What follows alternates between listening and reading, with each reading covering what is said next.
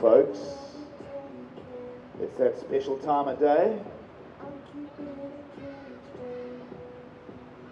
The African sunrise. In Nkosi Sikelel Africa.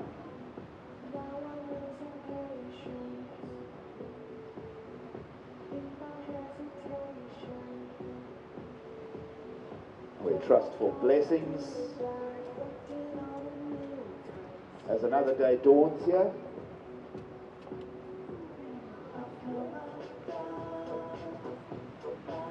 Good morning, Jeffreys Bay.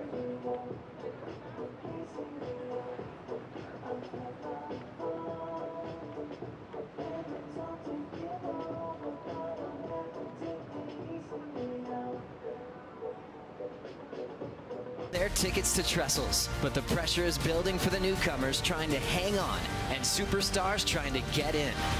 Only 2 events remain to clinch a spot in the final 5. The hunt for the Rip Curl WSL Finals continues at the Corona Open J-Bay.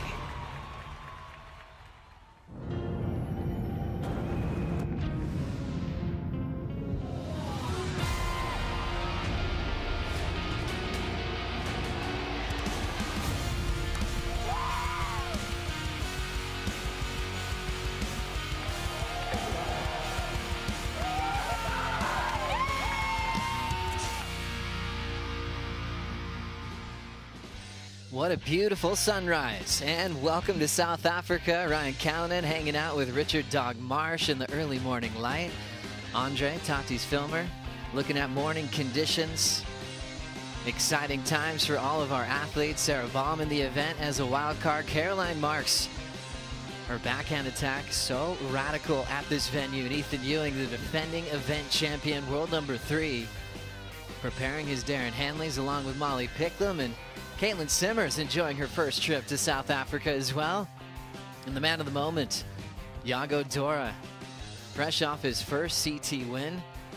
This guy doesn't mind traveling. That was Rio before, straight from Brazil all the way to South Africa. The home break of Matthew McGillivray, who loves hosting the best surfers in the world at the best right-hand point break on the planet. Thanks for being with us on Dawn Patrol. Joe Turpel, Peter Mel, Richie Lovett here for the morning call. Richie, first starting with you.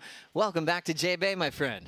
Thanks, mate. It's been 18 long years, and it's fantastic to be back. The last time I was here, and the last heat I had here, actually, was against the late, great Andy Irons. And, you know, what a magical place. The town's expanded, but one thing hasn't changed, and that's the magical wave. Yeah, and you think about that, this wave, one of the best in the world. Good to be back here. It's nice and chilly, which we like to see here at J-Bay. You know what? This wave has not changed, as you mentioned, Rich, and I can't wait to see what unfolds at this event. Pete, the energy is solid because the world's best were greeted to beautiful waves the last few days, even a solid swell. You know, when they're scoring perfect conditions, they're incredibly happy and ready to compete. That's true. You know, dialing the boards in, especially when you have a nice little swell to get kind of warmed up, it's very important. And also, Rich, looking at what, you know, the tools to succeed to have on a wave like this. It is perfect, but you definitely have to be on your toes to compete. Yeah, absolutely. Equipment, a huge part of the equation here, and it's a really, really difficult wave to surf. You know, it's perfect. It looks magical, but I can attest, I'm still trying to figure it out. I had a surf yesterday. I was like, man, this wave is just really, really difficult to surf, you know, and it's going to be fantastic watching all week how our competitors do figure that out. As we check out where we are in this beautiful world, we head over to South Africa. Long travel times to get here, going to the Eastern Cape, and you can see how all this southwest energy comes through and the wind gets redirected.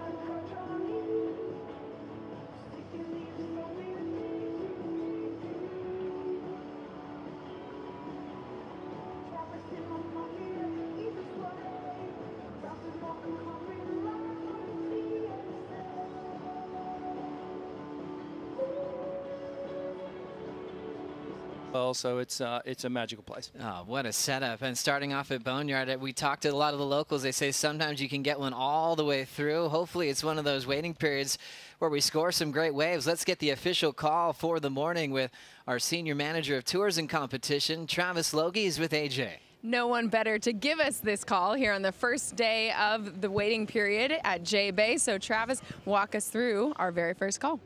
Morning, AJ. Yep, looking at the long-term forecast, today definitely falls within the top 4 days of the event. So easy call this morning. We're on men's opening round followed by women's opening round as the plan for today.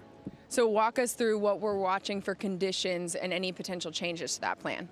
Yeah, this morning we have some light devil wind and then it should almost die off completely. This afternoon there is quite a strong onshore forecasted, which we'll keep an eye on. But it's still looking like a great day. The swell should actually slightly improve through the day, the size of the swell. So, yeah, looking forward to it. Cannot wait. Thank you so much. We'll send it back to you.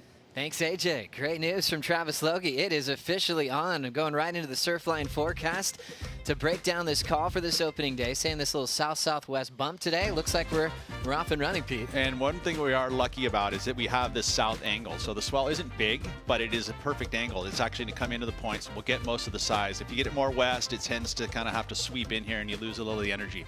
Looking out, in the next couple days here, there is some drop in the swell. Today is supposed to hold pretty darn strong. As you can see, it's almost going to increase by the afternoon. There is that onshore flow that is forecast to kind of come in this afternoon, but we have the opening round underway.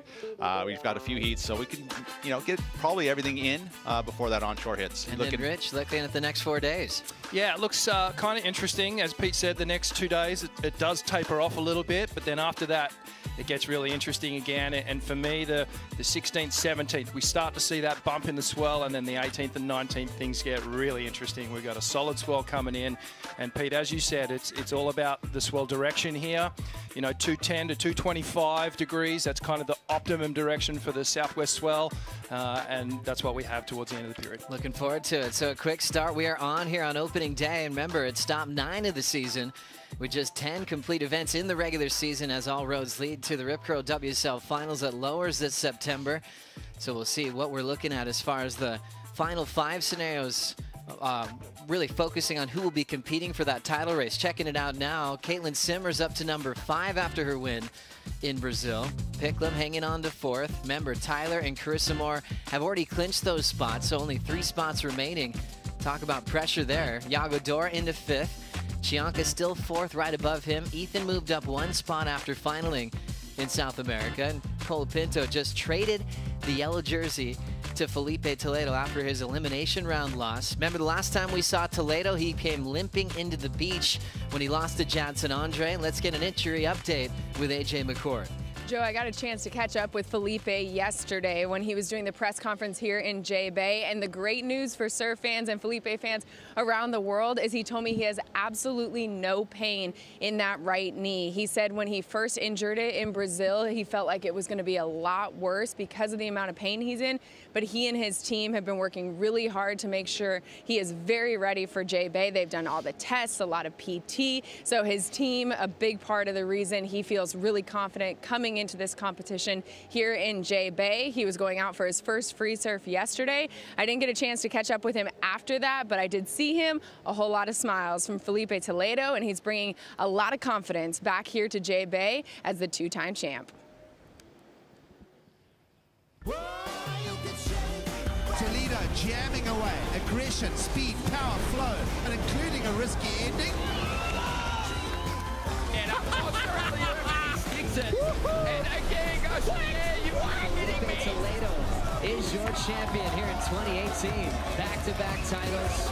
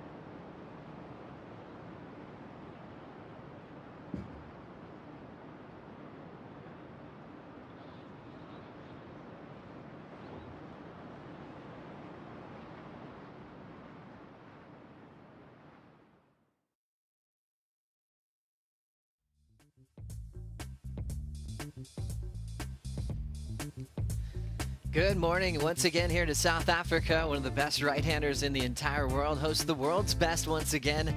This is opening day, a nice Thursday morning, and it is called on, starting with men's opening round of competition, followed by the women. Joe Turpel with big wave world champ Pete Mel, longtime CT standout Richie Lovett on his comeback tour to Jeffreys Bay. But gentlemen, we really got to focus in on the rankings. Things are getting very exciting heading into the back end of the season for a number of reasons. But checking this out, Dora member moved up to number 5 in the world.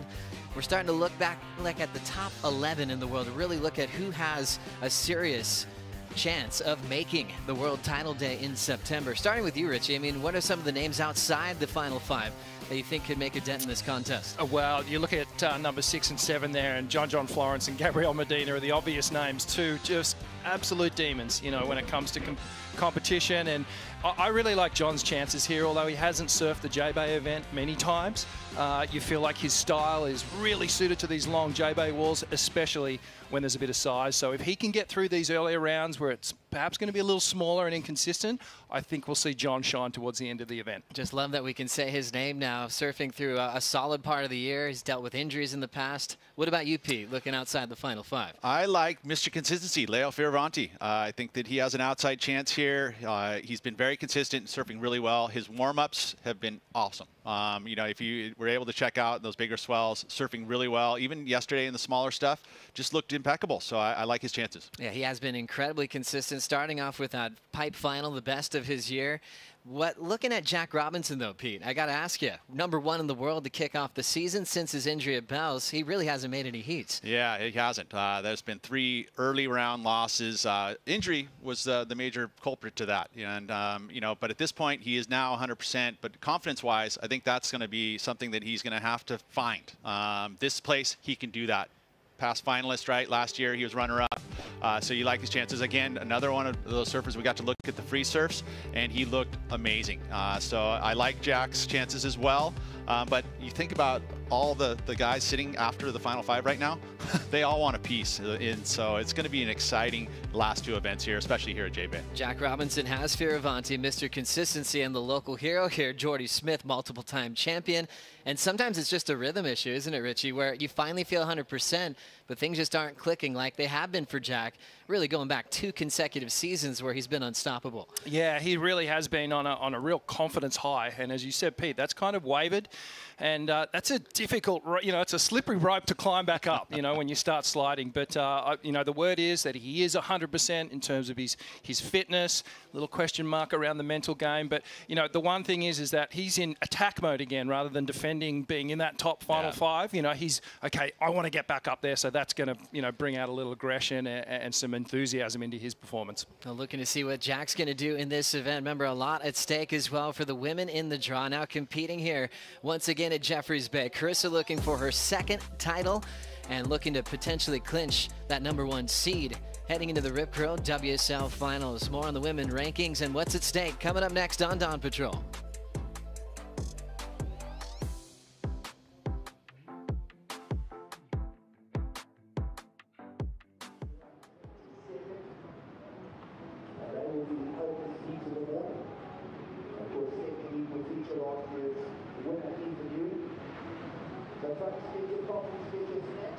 It's an 8 a.m. start.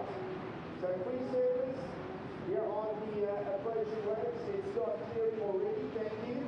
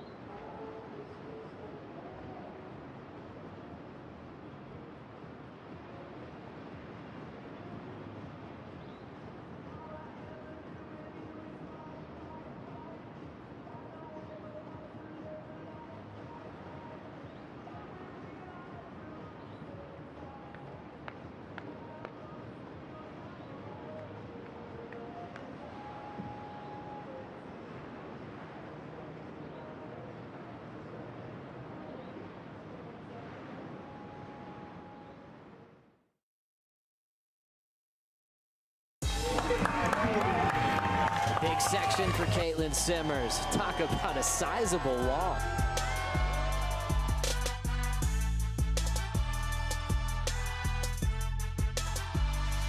Caitlin Simmers, champion of the Vivo Rio Pro, presented by Corona. The rookie female has been having a stellar rookie season. 2 big wins this year, putting her at number 5 on the rankings, right behind Molly Picklum, and now she takes her first trip to Jeffreys Bay. Caitlin will have Picklum in her opening round matchup later on today. Also adding Gabriella Bryan, who is world number 8, coming into stop number 9 of the season. Remember, 3 spots left to clinch as all roads lead to the Rip Curl WSL Finals. Joe Turpel, Peter Mell, and Richie Lovett. Richie, we're thinking about the youthful movement with Caitlin Simmers, kind of naturally taking big wins against her heroes. Now coming to Jeffreys Bay. Will she stay hot since she's had some up and down results this year? I think she will. The question mark for me is whether, you know, she's going to adapt to the J-Bay lineup and how quick she can do it. You know, I keep coming back to it. It's one of these ways where you got to figure it out. Similar to Bells, it's got its moods and it can expose you. So she feels like she's that switched on that she can just tune in really quickly. Some of the performances yesterday, I saw her surfing and she was absolutely ripping. So. It's interesting because you look at comparisons to Caitlin Simmers. We're always going Tom Curran, names like this. Those types of surfers tend to have a direct connection with the walls of Jeffreys Bay. Are you expecting that natural connection with Caitlin Simmers? I am, absolutely. I am almost Dane Reynolds is kind of somebody that I really correlate her to. And Dane always was surprising no matter what. You know, we could always look at, you know, she's a rookie. She's never been here before, doesn't know the boards. I mean, there's a lot of questions that she has to answer, but she's so talented that I think it's just she's going to blow our minds. Kind of what's going to happen. So we saw Caitlin Simmers move to 5, but the big story is Stephanie Gilmore, Tatiana Weston Webb outside the final 5. Rich, in your mind, who has more pressure here at Jeffreys Bay? Well, you know, Steph's one of these women who you would just expect to already be in that top 5 situation, but she's not. But, you know, Steph came straight from Brazil to J-Bay, so she's had some incredible waves in the lead up, and that just tells me in itself that she is ready to go and prepared to put in the work. So I actually bought a board over for her because she felt like she didn't quite have all her equipment dialed. You know, we can digest that and we'll break it down, but a little bit heavier in the glassing, just trying to tune those boards in. And I mean, she's won this event before, and when you think of Stephanie Gilmore and these long right-hand walls, I mean, it's just a match made in heaven, you know. So we may not see that typical offshore groomed wave. So then, you know, is Steph going to be able to adapt to the condition changes? Feeling some pressure. Interesting. You kind of think maybe don't let it go to Tahiti if you're Gilmore for a chance at the final 5. What about you, Pete? Who's feeling the pressure? Well, and especially when you think about Tati, right? And going into Tahiti, you'd have to say that she's a favorite here. But you think about Tati's got to defend a title. You know, she's last year's champion. She's got to get herself into that final 5. So a lot of pressure is going to be on her shoulders here. I expect her to, you know, feel it, but perform in it. I think that we've seen it from Tati in the past where she can perform with that high pressure. We've also seen her kind of buckle. So, you know, again, where was she and how's she feeling? Well, I guess the question will be answered in the first round. We get to check it out. Really cool to see Tati in this kind of form. I saw her traveling over here and she looked really comfortable, really solid in her confidence, just well prepared. And I think that goofy foot approach out here, she's not afraid of hanging it up on the lip and going for a free fall. That's been scoring really well for her in the last few years, Rich. Yeah, absolutely. And you could just see in the replays there was some size to it, and she looked so comfortable squaring off the bottom and just hitting that lip. And that's the secret for the backside, is that timing needs to be perfect. As we look at all roads leading to the Rip Curl WSL Finals, we also need to update you on Olympic qualification as well.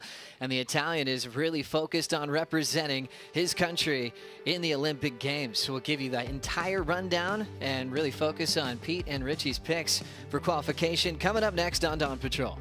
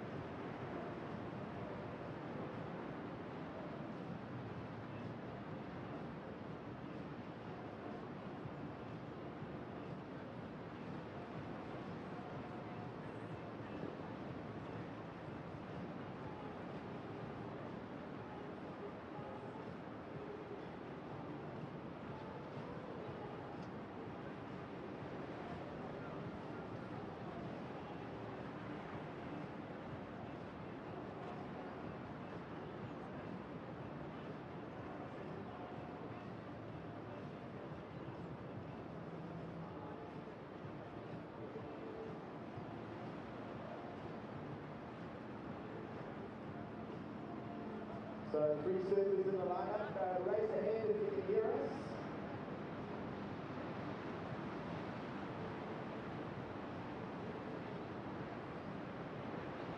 So servers in the lineup.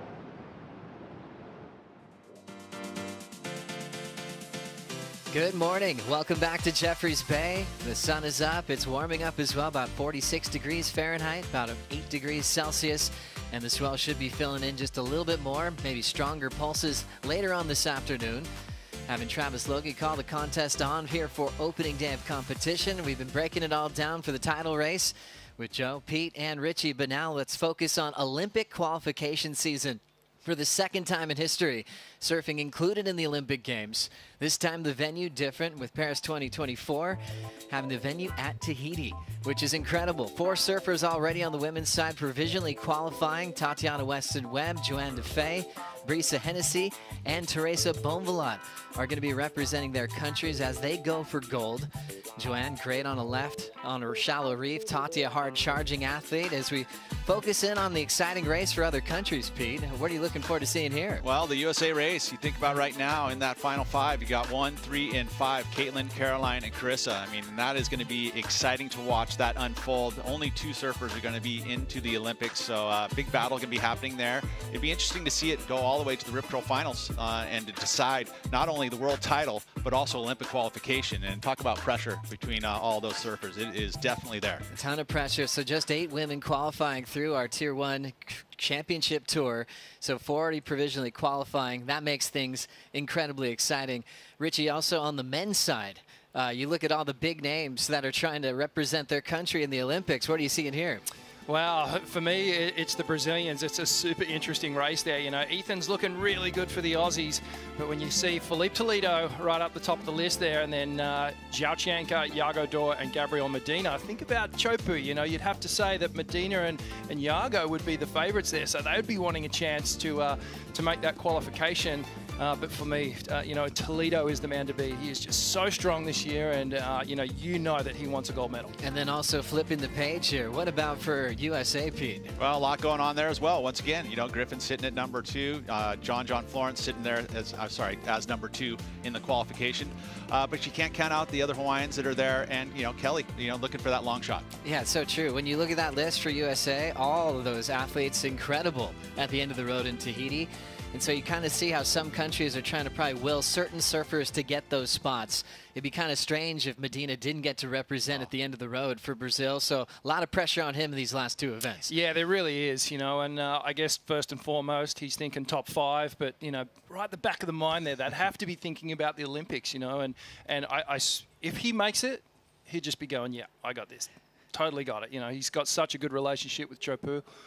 So I feel like, you know, if he does qualify, he'll be one of the real standouts. We will keep you posted with all that information for Olympic qualification. But let's check out our conditions here for opening day. First heat will be Joao Chianca, Baron Mamiya, and Seth Muniz. Things starting off really fun and rippable in the warm-up session. Pete, what are you liking about the waves this morning? Well, when I got up early, I was up at 3 a.m., I was actually out looking at the ocean at about 5, which is still completely dark. And when you can see waves in the dark here at J-Bay, generally that means there's going to be waves during the daylight. Matter of fact, it kind of almost increases. I don't know why that's the case. Maybe you see the lines a little bit better, but other ways, you know, and I think with the increased little extra energy coming in this afternoon, it's a good call to get the opening round done. No one's going to be going home. There will be inconsistencies throughout the day. That's just typical J-Bay. Even when it's kind of pumping, that'll happen. But the wave quality is there. Winds are good. It's going to be nice and light, so it's going to be a high-performance J-Bay day.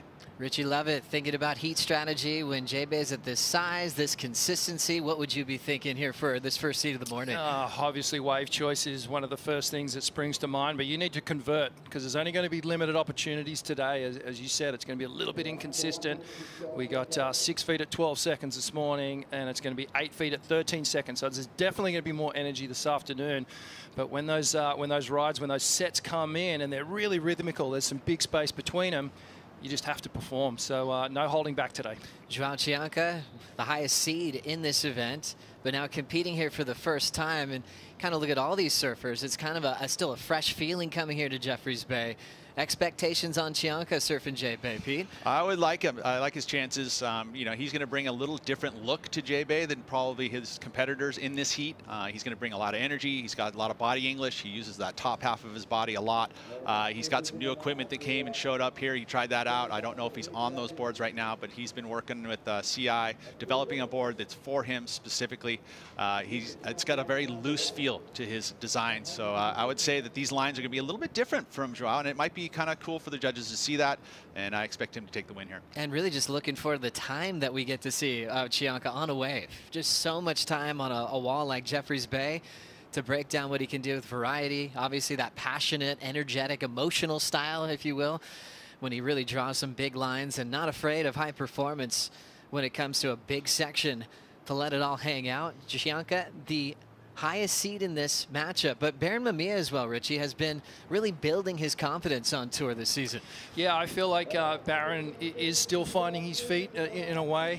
We've seen some real standout performances, and then, you know, to be honest, a couple of lackluster performances as well, where we've gone, oh, we're kind of expecting a little bit more from Baron, but I feel like it's coming back. The energy, the rhythm, the confidence is coming back. He's got some incredible moves. We know he's one of the best aerialists as well on the tour, so perhaps on a day like today, we will see the airs come into play. And then Seth as well, looking really good. It's on here on opening day. Pete Mel, we'll give you a break. We'll see you at heat number 3 for the call. Awesome. Thanks for having me. Thanks for joining us on Dawn Patrol. As we get started with this one, Joao Chianca, world number 4, headlines the matchup. Baron Mamiya and Seth Muniz from the island of Oahu. Mamiya getting close to a top 10. Seth Muniz has been working through some injuries in real time. Even had to miss out on an event at the Surf Ranch in Lemoore, California. But his warm-ups have been looking great the last couple of days. Seth has connected here on some J-Bay walls, and he's feeling good here in South Africa. He's been kind of the braai master, if you will, for his team. He loves cooking, throwing on a fire, and so he's having a lot of fun these days on tour. But I guess the main goal, you know, performance-wise, Rich, is just seeing Seth really connect again and show us that he's really at 100%. Yeah, you know, the injuries are one thing. Performances, I think back to last year and places like Margaret River, and perhaps it's kind of there's something missing here, whether it was the boards or whether it was, you know, what was going on between the years. But Seth is definitely back. You know, he's surfing really strong, really quick. Caught up with him just yesterday, and he had a couple of boards down on the beach, and the warm-up surf was just fine-tuning, just getting that real special, the Ferrari ready. But yeah, he's been looking really good, and you know, his style is really suited to this particular wave as well. It really is. So remember, 40-minute heats, so a ton of time scored on your top two. No wave max, so you can catch as many as you like, but I love how they gave him a ton of time just to catch 2 perfect waves. That's a great system for pro surfing, great system as well for Jeffreys Bay. Time management today, how can you work it in your favor, Rich? Look, we're going to be talking about rhythm this whole week, and there's a rhythm with the wave. There's also a rhythm with the sets as well. So the coaches, the surfers, they would have been down here at daybreak timing the sets, and you've got to, as a competitor, go out there and just be confident that in that 40 minutes, there's going to be a number of sets that come through, but you need to make sure you're on them, and you need to make sure that you convert once you ride those waves. So, you know, you blow those opportunities, and already you're starting to get on the back foot. So, you know, they're 2 and 3 wave sets at the moment. We've seen some fantastic waves coming through this morning, and, you know, we may see a little bit of hustling going on at the start of these heats, and no priority. And it looks like Zhao Chianca, he's positioned himself on the inside. It might be one of the favorite things to watch, the start of a heat at Jeffreys Bay. I remember sitting next to the Hobgoods, 2 of the greats that competed here on their backhand for many years. And I remember Damien was like, hey, don't forget to watch the start of a heat. And there's certain characters that really stand out. You think of Joel Parkinson, who didn't mind going incredibly deep, almost up to boneyards, because 1, he knew he could make it, and 2, he knew he can control all the best waves that were coming through. We'll see who takes that role in this heat with a couple of, you know, newer names to Jeffreys Bay. Yeah, absolutely. There's a battle before the heat even starts, and there's a couple of different entry points as well. I saw Zhao. He came right down the point and started paddling. He entered the lineup, went all the way back up to the top and found the inside. There's other ways too. You can do the keyhole up the top or come right around from boneyards and really just hold that inside position. But looks like a little line approaching now, so we may get a start. Oh, and a lot of energy, the whole pack right in the same part of the point break, and trying to man this position is Zhao Chianca. The high seed demands the start, and he's just much too deep. The rest of that wave is going to go unridden. Yeah, these guys are way up the point at the moment, Joe, and we're sort of looking over our shoulder here, and there's some beautiful lines just feathering down the point at the moment, so we can mind surf these ones while our competitors, they'll start moving their way down. But, you know, strategy. If you were in maybe 2nd or 3rd priority position, possibly could have been a good idea to let those guys go up there and sit further down the point. You'd already have a score on the board right now. Really interesting there. You can see the risk involved with going that deep, trying to force the issue with priority and not paying off for Chianca. So he's in the back of the order now.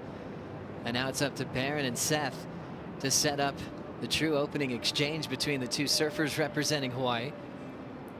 And we'll see if Chianca adapts now. Looks like he will be drifting down the point, which actually might put him in a better position now, Rich. Totally, because, you know, he can leave that priority battle to Barron and Seth now and just put a little distance between himself and those guys, move down the point, maybe get another one of these wide sets.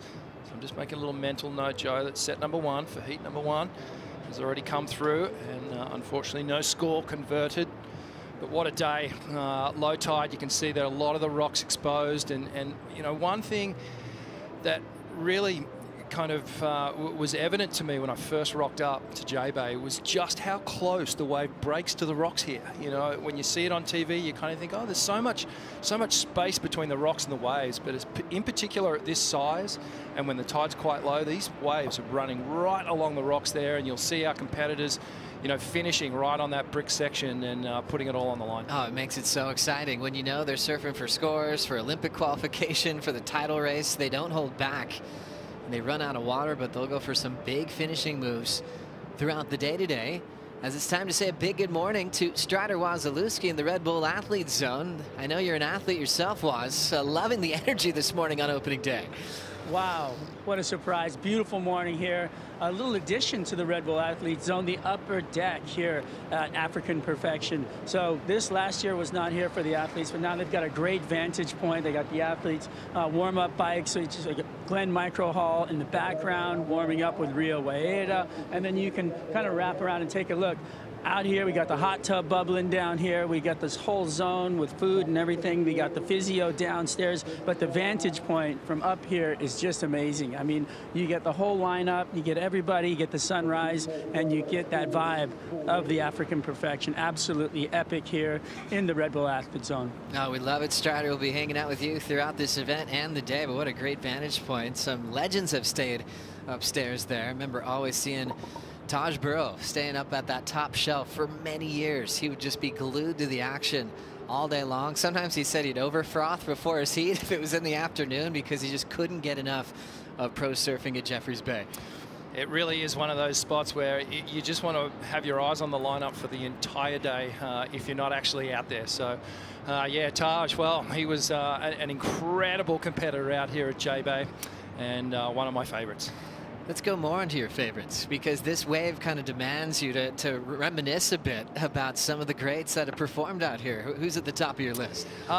Look, for me, Kelly, his performances, you know, for over sort of 2 decades were just unmatched out here at J-Bay. You know, he was one of those guys that created so much space for himself to do the maneuvers and really started doing those big wrapping turns where other guys were kind of fanging down the line and just sort of doing half turns. But, you know, Kelly really opened up the way that we could surf this place. And then, you know, post Kelly, you know, I think of Geordie Smith and I think of Joel Parkinson as those 2 guys, real standouts.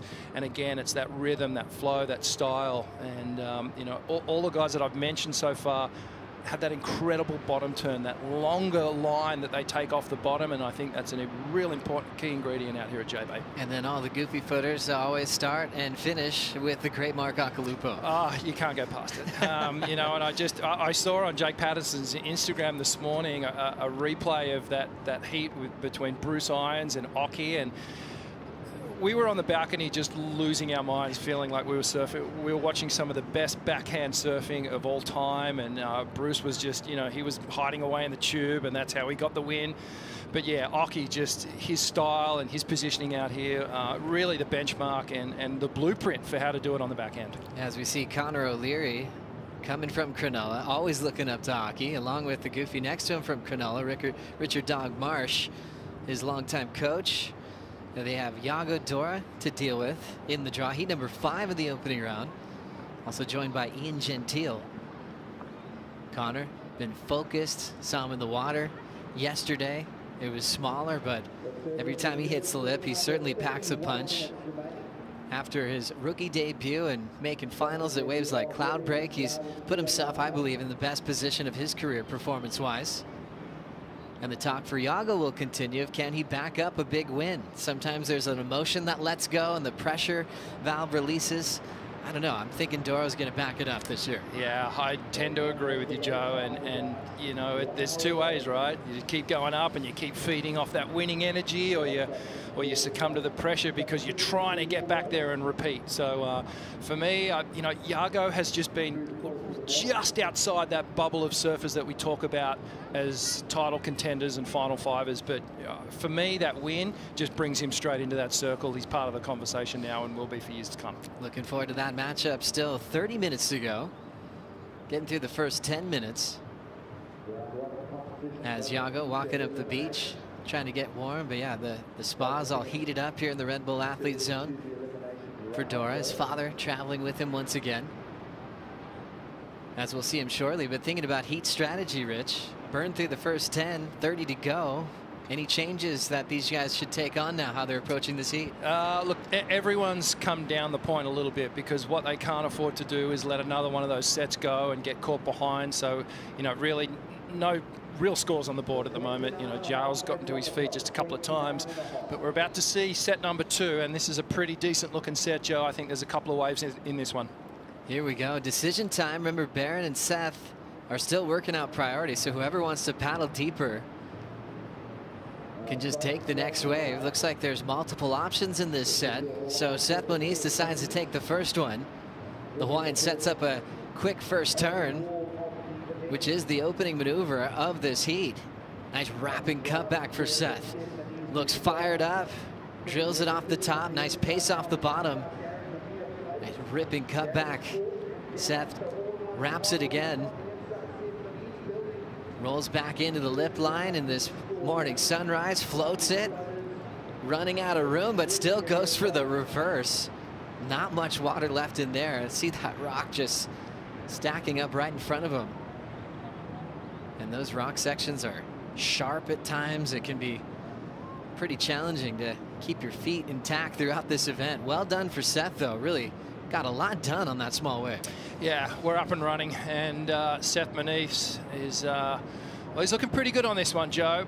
You can see a little bit of texture on the surface, which does make it tricky when you get up into that sort of top third of the wave. It's hard to take that long, smooth line, but Seth does well here. Gets caught on that little foam bounce, but that's a better wrap there for Seth.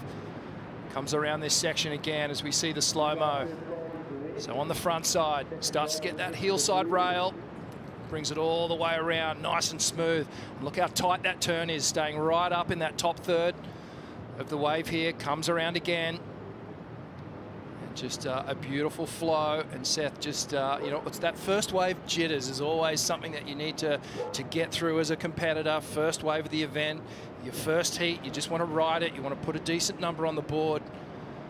And this is going to be a fairly good wave here. So we see Seth just a little check turn down the line. Comes through this inside section, a long projection floater, and then finishes off with that air reverse attempt. Right, I mean, there's probably a 12 inches of water there, maximum. So a bit of a high-risk move to finish off, and unfortunately not pulling it off, but he got some good work done outside. So now the judges getting a taste of the first real wave ridden of the morning. But just looking at the energy from Seth, he looks solid. Great decisions with turn selection.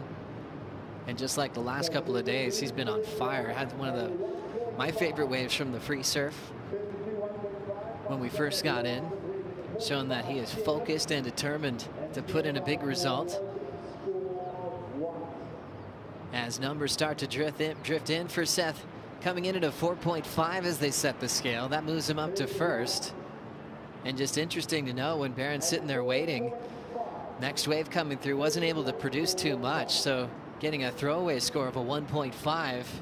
And now you've got to be able to drop anchor again and wait and hope that you won't get left out of this heat. Yeah, it's, you know, pressure's starting to build just a little bit here for Joao and Barron.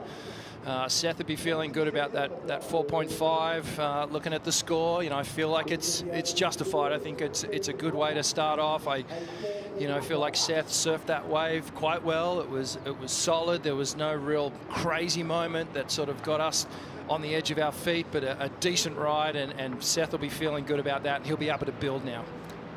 Seth Manise famous for a big final result at Pipeline in one of the best events ever in history of pro surfing, seeing Kelly win his 56th CT win. Seth got past John in the finals day, and then went on a tear against Kelly. It looked like maybe both of them could have run out of gas with all the beatings they had taken. I mean, Seth's one of the hardest charging surfers on the planet, but he still had enough left in the tank to completely send it on a backdoor bomb. Got into the 9s in that final. Backed it up with a quarterfinal result at Sunset, and saw himself in the best position of his career. Injuries then hit him towards the Indonesian leg of the year last year. Right now it looks like he's in a great position physically, as we'll see Barron Mamiya look to open up. Digs in for the carve, the slide, tail release. He lets go of that one. And he'll be incomplete on his second effort.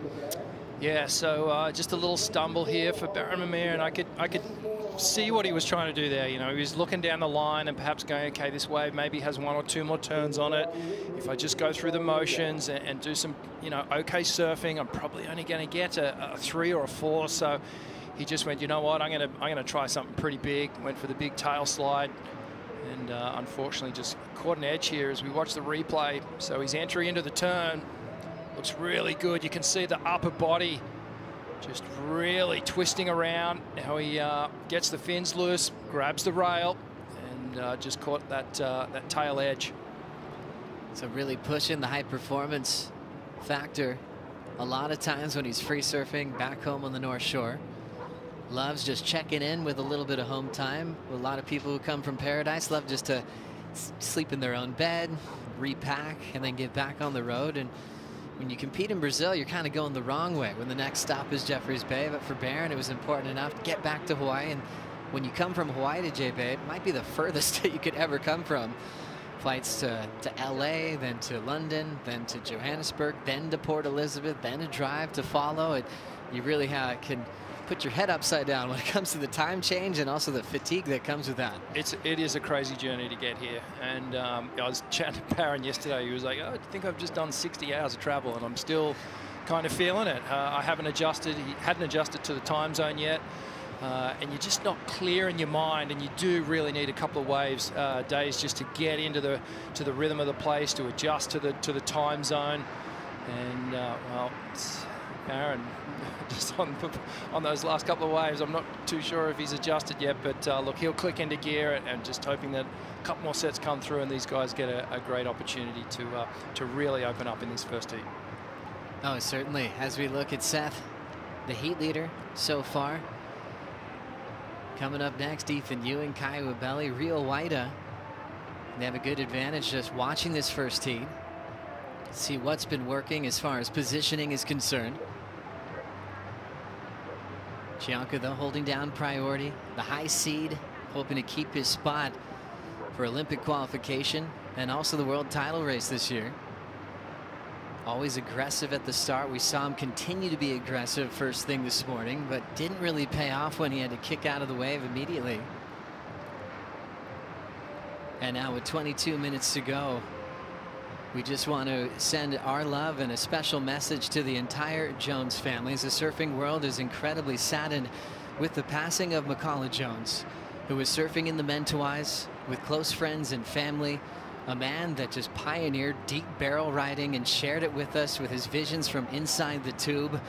An absolute class act of a human, always sharing the aloha spirit, and a big impact and an inspiration for a lot of our championship tour surfers and everybody that he met around the world.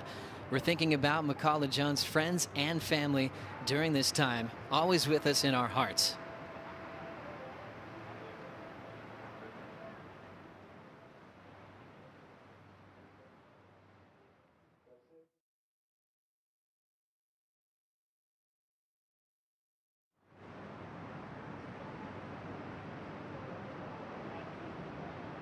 On the clock.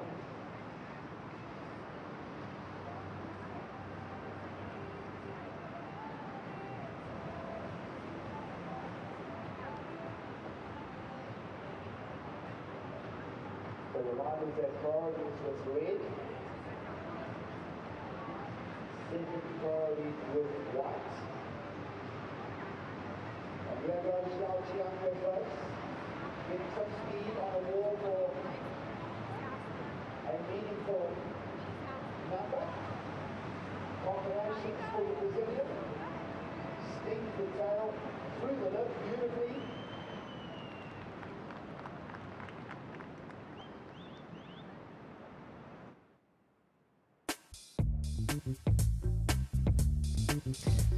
Opening round continues here, and you can see that red jersey paddling out with a little bit more excitement.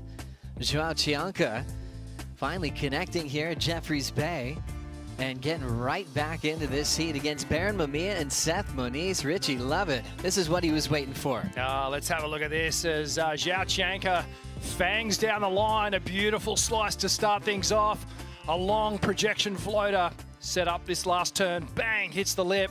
But no, hang on, he's got one more and just tags that final section. A big drifting re-entry, and we're going to have a good number on the board, Joe. Gosh, so spring-loaded off the bottom. How about that connection? Almost could have gone for a snap and kind of a wrap carve. Great transition there. No, he did really well to time that and not overextend on that first turn, because he could see that this wall was gunning down the line, and this wave travels just so fast. Nice bottom turn here, gets vertical as he drifts over the lip and then sets up this final turn here.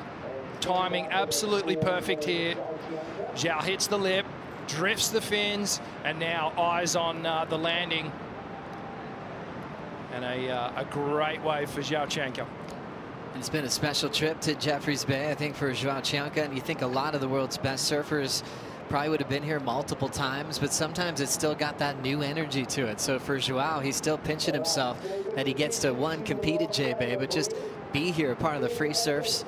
He keeps posting photos and he says, check my location, look where I am. And there's really that cool part of celebrating that part of knowing that you are officially on the Dream Tour. Yeah, I know when I qualified and, you know, J-Bay was on the schedule, like for me, it was one of those events that you were just so excited to go to. And if, you know, if surfing had the equivalent of sort of the 4 golf majors, for me, J-Bay would be one.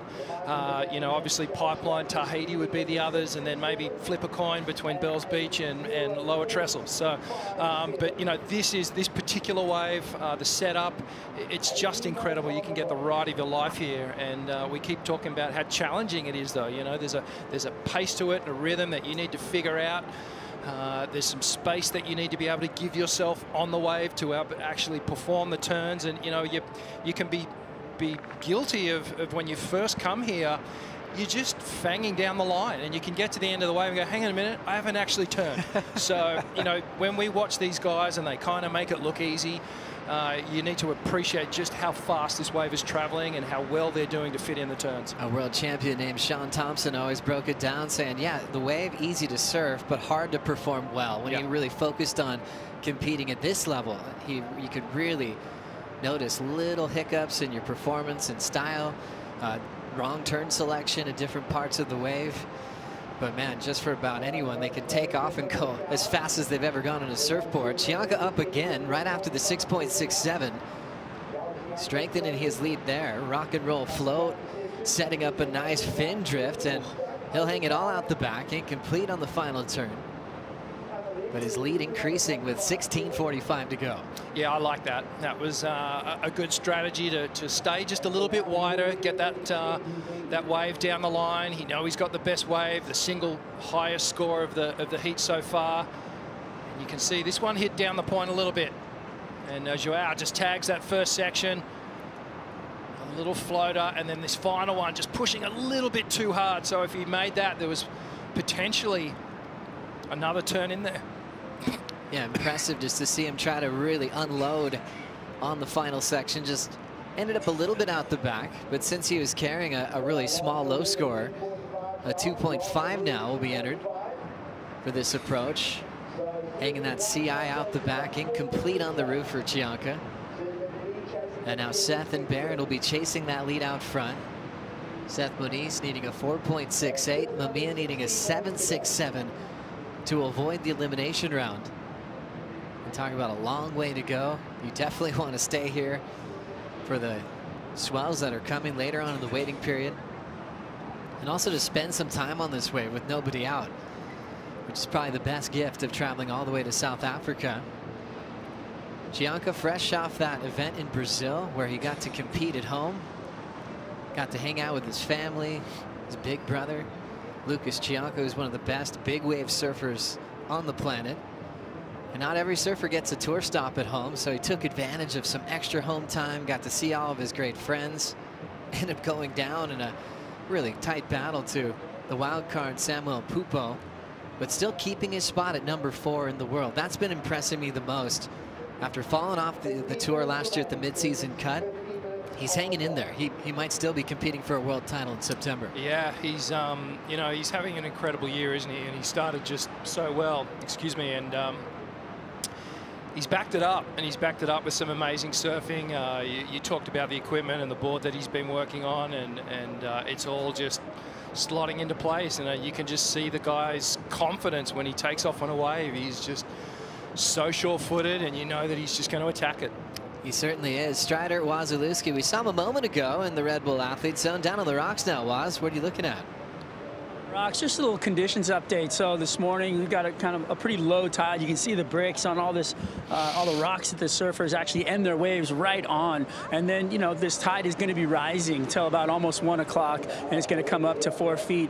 So that's going to bring that even right in over onto the rock sides. They're finishing their waves. They're literally landing on the bricks, which is pretty heavy. Bust out a fin, a lot of action down here. But then also the wind. So we've got a little bit of a chatter on the face. I've seen the surfers kind of battle through some of those turns. There's a little north in the wind, which makes it a little bit more, it's a challenge to, push through all that water. So you're going to have to really sure-foot that confident turn and hope not to catch. Later on this afternoon, though, the winds are supposed to pick up out of the southwest, which will groom this, condition, kind of give that face a nice groomed face, and you can come up and just rip right through a lot of the turns. So I think the performances will actually be getting higher as the day goes on. But right now, just waiting for more sets as they come through. It looks like it's almost a small day, but then when they arrive, what a beauty. Oh, it certainly is. Thank you, Strider. And that vantage point is incredible. It's fun to come down here to, one, identify the keyhole of where you paddle out and also where you come in. It's really easy to miss if you haven't been here before. And next thing you know, you're just bouncing off on your back, trying to find the way to come in. Everybody's watching, nowhere to hide. And you're trying to just get back on your feet to get out of this lineup. The lower the tide, the easier it is to watch. When it's really full, it's really hard to find those keyholes, especially when you're coming in. But you can also see all the wildlife where Strider was sitting. Found an octopus in there yesterday, which was really cool to find. And gosh, there's more shells on this beach than maybe anywhere in the world, maybe next to Fiji. Yeah, absolutely. A lot of mussels, covering those rocks so that get fully exposed on the lower tide. But as that tide comes in, these rocks are going to disappear. And it's amazing that the shape of this wave between the low and the high tide, it seems to stay fairly consistent, and that's all to do with the reef here and how it's formed. And it is just it's a wonder of the surfing world, this place. So impressed to see Joao Chianca, how he started off this heat, demanded the inside position over the Hawaiians. Ended up going down, but adjusted well. Took a lower spot in this lineup, turned in a 6.67 and overcooked his final turn on his 2.5, which is keeping Seth in the game since Moniz had his 4.5. And no matter if a surfer has a personality of being really active, sometimes J-Bay just does this too. You look at a heat sheet printout at the end of an opening round, and sometimes it's the fewest waves surfed in a heat because you're waiting for quality. It doesn't make sense to catch small insiders on the bricks that you can't perform on. So it kind of almost forces everybody to adopt the same type of game plan. Yeah, and you really do need to be able to hold your nerve through these long liles, and you can't get too impatient. You just have to trust that those sets are going to come. And as we look at the screen here, I'm actually a little bit confused as to why Joao is going so far up the point. Maybe he's seen one of these insider waves, but the other two are competitors. They can take this wave from him, but let's see if it works out.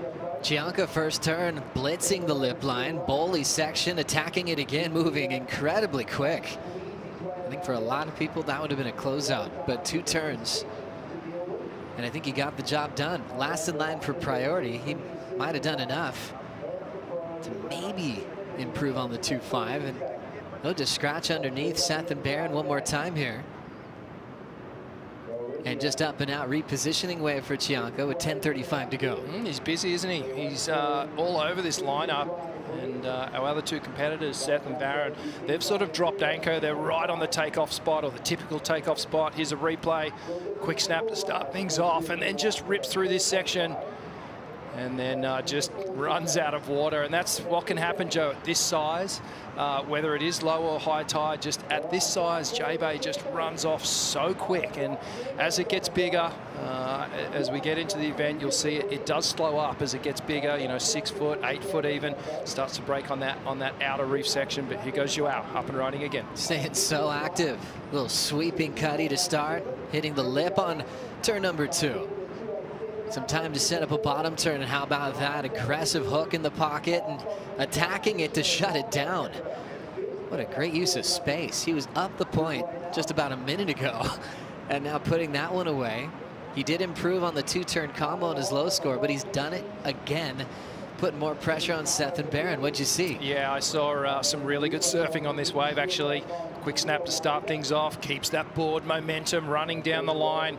And this turn here, look how settled he gets before this one, then opens up, gets the carve, and finishes strong. So look, this is the beauty of having 3rd priority and a good score on the board. He can take these inside waves. Oh, it's impressive to see how much space he can create for himself. Being as quick as he is, and then all of a sudden it felt like he had all the time in the world for that section. He created that moment for himself.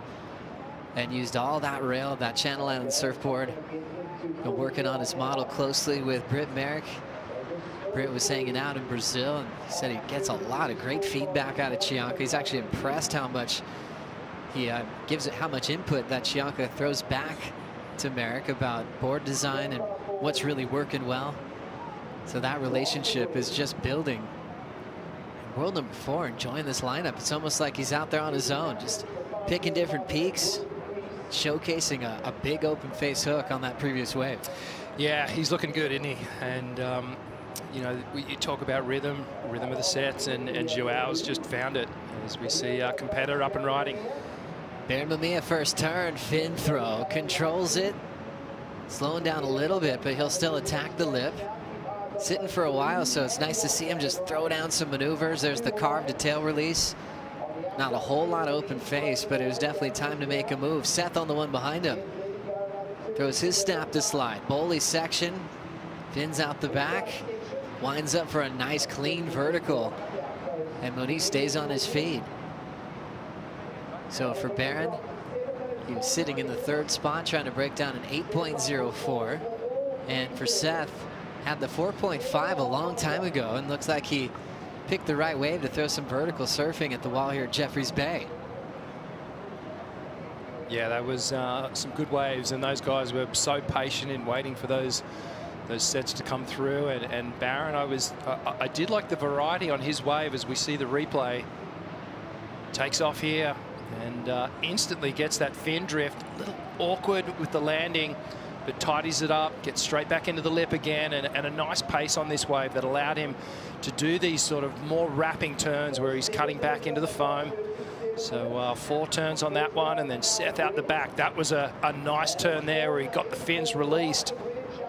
Tags it again, then comes through. So a bit of a better ride for Seth in my mind. Just had a better pace to that one, slightly bigger, and the turns were bigger as well. Just had a big wall that really just was reliable for Seth Moniz from the carve, and then repeat verticals. Always are going to look good. Yeah, you can see here just drifting over the lip. The board just drops down back onto the wave face here. Seth resets. Takes more of a more vertical line to get to the lip on that one. And you can see just exploded out of the top. And then finishes nice and strong with this final maneuver. And again, just gets that little fin drift there. Just using the upper body, throwing the hands up a little bit. That helps. And that final inside section there. So you can see again those hands just keeping the momentum of the turn, heading upwards, heading vertical. And then getting that compression as he re-engages with the wave face. So well done for Seth Moniz, getting back in this heat. 5.67 for the effort. Baron Mamiya turning in a 3.5 and a 1.8. So still chasing Joao Chianca in first. Chianca's last a 4.27, where he featured that big forehand hook. And now Joao in a great spot. Big lead, heading towards the 5-minute warning and first priority here at Jeffreys Bay. So putting this one together like a veteran in his first start here in South Africa. Yeah, it's been a really good, you know, composed heat for Joao Chianca, and it's really the difference is that 6.67. That's allowed him to really scour the lineup and look for that backup score. You know, that 4.27 that he took off on. Those other guys wouldn't have taken off on that wave, or they didn't take off on that wave because they were waiting in the priority situation for something bigger, something better. And it looks like Seth Moniz has done well to drop a good score as well. We're talking about Olympic qualification season this year. All 3 of these guys would do some damage at the end of the road in Tahiti for Paris 2024. Chianca is the surfer that is in position at the moment to potentially represent Brazil. Toledo out front, so potentially that would be the 2 surfers heading to Tahiti next summer. But we know Medina's coming just outside the final 5 talk at the moment. A guy who has the best consistency and track record when it comes to competing at Te Hupo'o. More lines coming through here, though. 4:15 on the clock. Joao with priority, looking to better a 5.27, or instead of 4.27. Up and out is Seth. Chianca unloads. Great timing with priority and that first turn. Speed float to get out in front. Jams that cutty in the pocket. Nice vertical again, but so much enthusiasm when he lines up the lip. His open face hooks are fast and speedy. And that 5'10" CI Pro is looking like the perfect choice for this morning. Yeah, it's looking good under his feet, no doubt about it. And I was really wondering with Joao how he would go with adjusting his approach to the wave. You know, we see him so aggressive and putting so much energy into it. J-Bay's a wave where you've got to just gear down a little bit and make sure you fit the maneuvers in the right place. That's certainly what Joao did on that final wave that we saw him ride just then, and he may have replaced that 4.27, Joe. Just rapid fire with his approach. He's a passionate human being. We often know how he feels in the heat of a moment when something good happens or something challenging. And he just says he's always been that emotional type of guy. I've seen him after great results, you know, even let go of some tears. He has so many dreams and goals that he wants to take down in his career.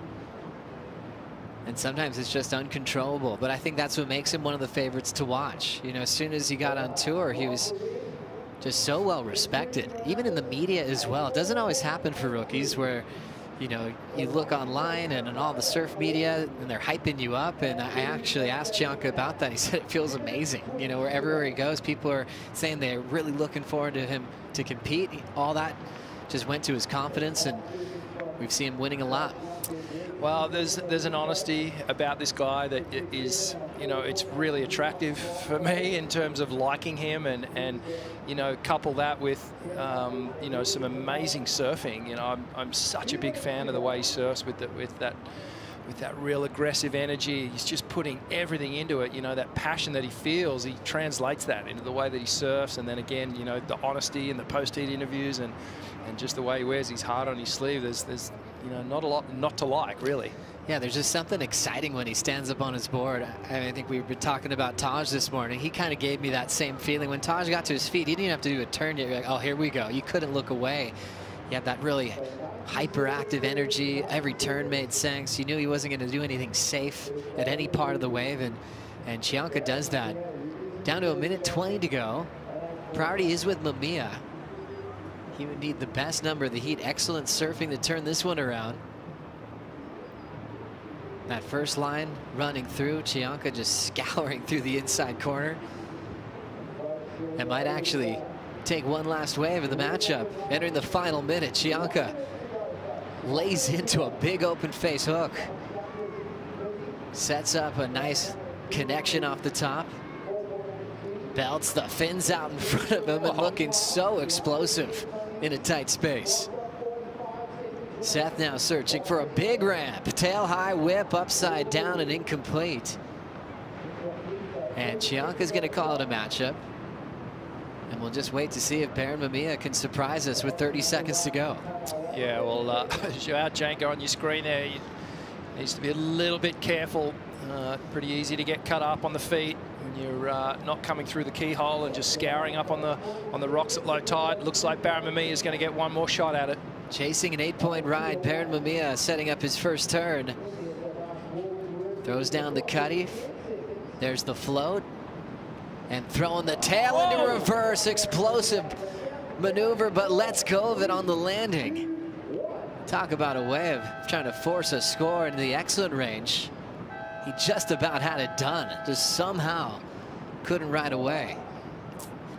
Yeah, well, the man on your screen there, Joao Cianca, he is going to be the winner of heat number 1 with some great surfing. And just looking at the wave count, 8 waves, Joe, compared to Baron.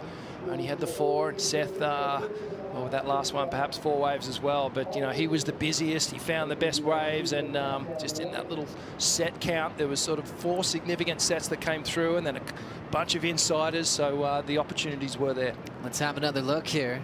Last attempt from Seth Moniz. Well, you could see what Seth had in mind here, just gunning down the line, looking for that air section, that special moment where he could take to the sky. And a lot of time down the line. And unfortunately just had to let that one go, just over-rotated. So Seth staying in second. Last score coming through for Baron Mamiya will keep him in third as well. So 3.5. Chianca officially gets the win and moves on to the next round. Seth and Baron will be reseeded in the elimination round as this event continues.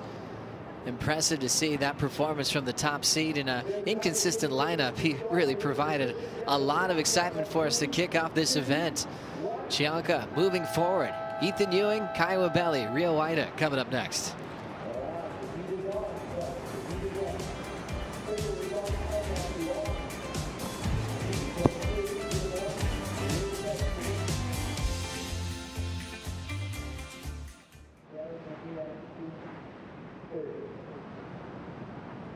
Introducing your new heat in the lineup, folks.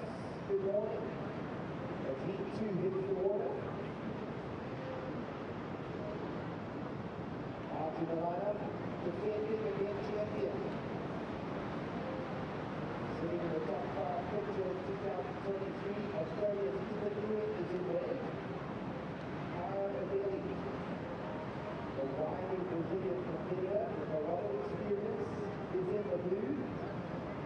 Watch for Indonesia's Rio Waida in white.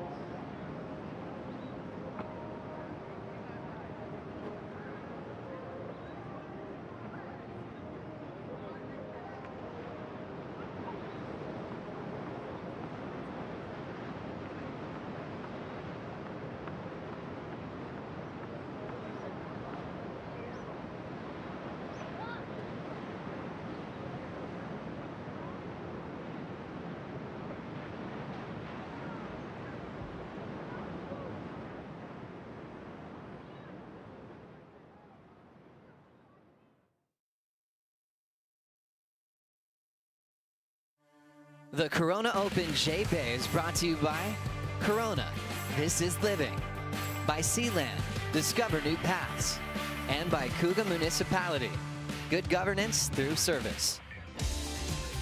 Thanks for being with us. Heat number 2 just getting started. Rio Waida representing Indonesia, Kaiwa Belly representing Sao Paulo, Guarujá, Brazil, coming in at number 14 in the world. And the man to beat, the defending event champion, now world number 3, Ethan Ewing, is always going to be the talk of the town when it comes to right-hand point breaks and maybe the best carver in the game. Joe Turpel with Richie Lovett for the call. And Richie, there's been a lot of hype for good reason on Ethan. Well, even before he qualified for the tour, but now he's absolutely shining. Not only did he win his second event this season at Bells, but he also finaled in Saquarema, showing that he's got everything when it comes to beach breaks, point breaks. He's probably hoping that we start talking about his beach break game a bit more, because we kind of stay on the rail these days. Yeah, we do. And, you know, after that sort of false start when he made the tour, geez, he's come back just so well. You know, he's found his place on this tour and he's really thriving right now. And, you know, the win down at Bells was incredible. And when you think of Ethan, you know, that's automatically it's that smooth flowing style, that rail game. But there's sort of this electricity about this guy when he slices off the top. The speed is there. And, well, you know, again, you think about people who are completely matched to J-Bay, and Ethan's one of those guys at the top of the list. Had an all-Australian final last season and got his first win, which was last year here in South Africa, over Jack Robinson in pumping conditions. Is he still just as dangerous in smaller conditions at Jeffreys Bay? Oh, I think so. If yesterday's warm-up is anything to go off, for me, Ethan was one of the standouts. He put a lot of time in the water yesterday, and he looked really good. So, yeah, I'm expecting that he's just going to pick that up again. And, you know, coming in as the defending champ, there's a little bit of pressure that comes with that. So let's see whether that gets managed. It's his first time experiencing that role as a defending event champion and the man to beat. Deep on this one, Kaiwa Belly trying to create some space. Working hard for that first turn. He gets there. Swinging off the top again. 2 great turns from Ibelli. Oh. And then falling on the climb. Seeing falls like that are tough at J-Bay. It seems like one little mistake, even in a disruption in flow, is hard to recover from, let alone a fall when the judges see more opportunity letting go there. Yeah, I just cast, you know, my view over the shoulder there, and I just saw Kaio's wave just reeling off down the line. He did so much good work at the start to really get around that wave because he was way up the top of the point. He definitely left some points on that wave. Kaio Belli, exciting rookie back in 2016. Had some famous heat wins over John Florence, gave John some tough times in Florence's first world title campaign, where he produced some just heroic moments above the lip. Great in wave selection, great barrel rider as well for Kaio, and just witnessing all that speed. He was incredibly deep on that wave. It'll turn into a 2.5. But talk about a turnaround for Kaio Belli, a guy that's always been around, world junior champion, doing all the right things in his career. But it kind of took a moment where Kaio was about to fall off tour, that everything changed. When Medina made the announcement that he was going to take the first half of last year off, that's when Belli got the call up last minute, back-to-back thirds to kick off the Hawaiian leg, and he's just been a different type of athlete ever since. Yeah, and you know, Kaio is one of those guys that you can just never underestimate. This guy, more often than not, will put 2 good scores on the board, and you know, he is potentially a little bit overshadowed by the Brazilians that we talk about all the time. You know, Gabriel Medina and Italo and Felipe and now Joao. But you know, this guy, he's right there, and he's put in so much hard work in the training and in the equipment department. So he's definitely a threat. Ethan Ewing just having a quick look at that wave, deciding not to take it, but down the line. It's going to set up for Kaio Belli again. First snap, quick transition to the float. Well done there. And then driving through an aggressive frontside arc. Looking to stay on his feet on this wave, throwing down the carve and running out of water. He'll kick out. So it's some great energy from Belli. We'll see if he kind of takes the same approach as Joao Chianca in the previous heat, trying to stay active without priority. Yeah, well, I mean, that was a good move. I think it was a decent little wave. It's going to obviously be a huge score, but you know, he's getting some reps up. He's starting to feel out the wave, settling into the first heat of the event,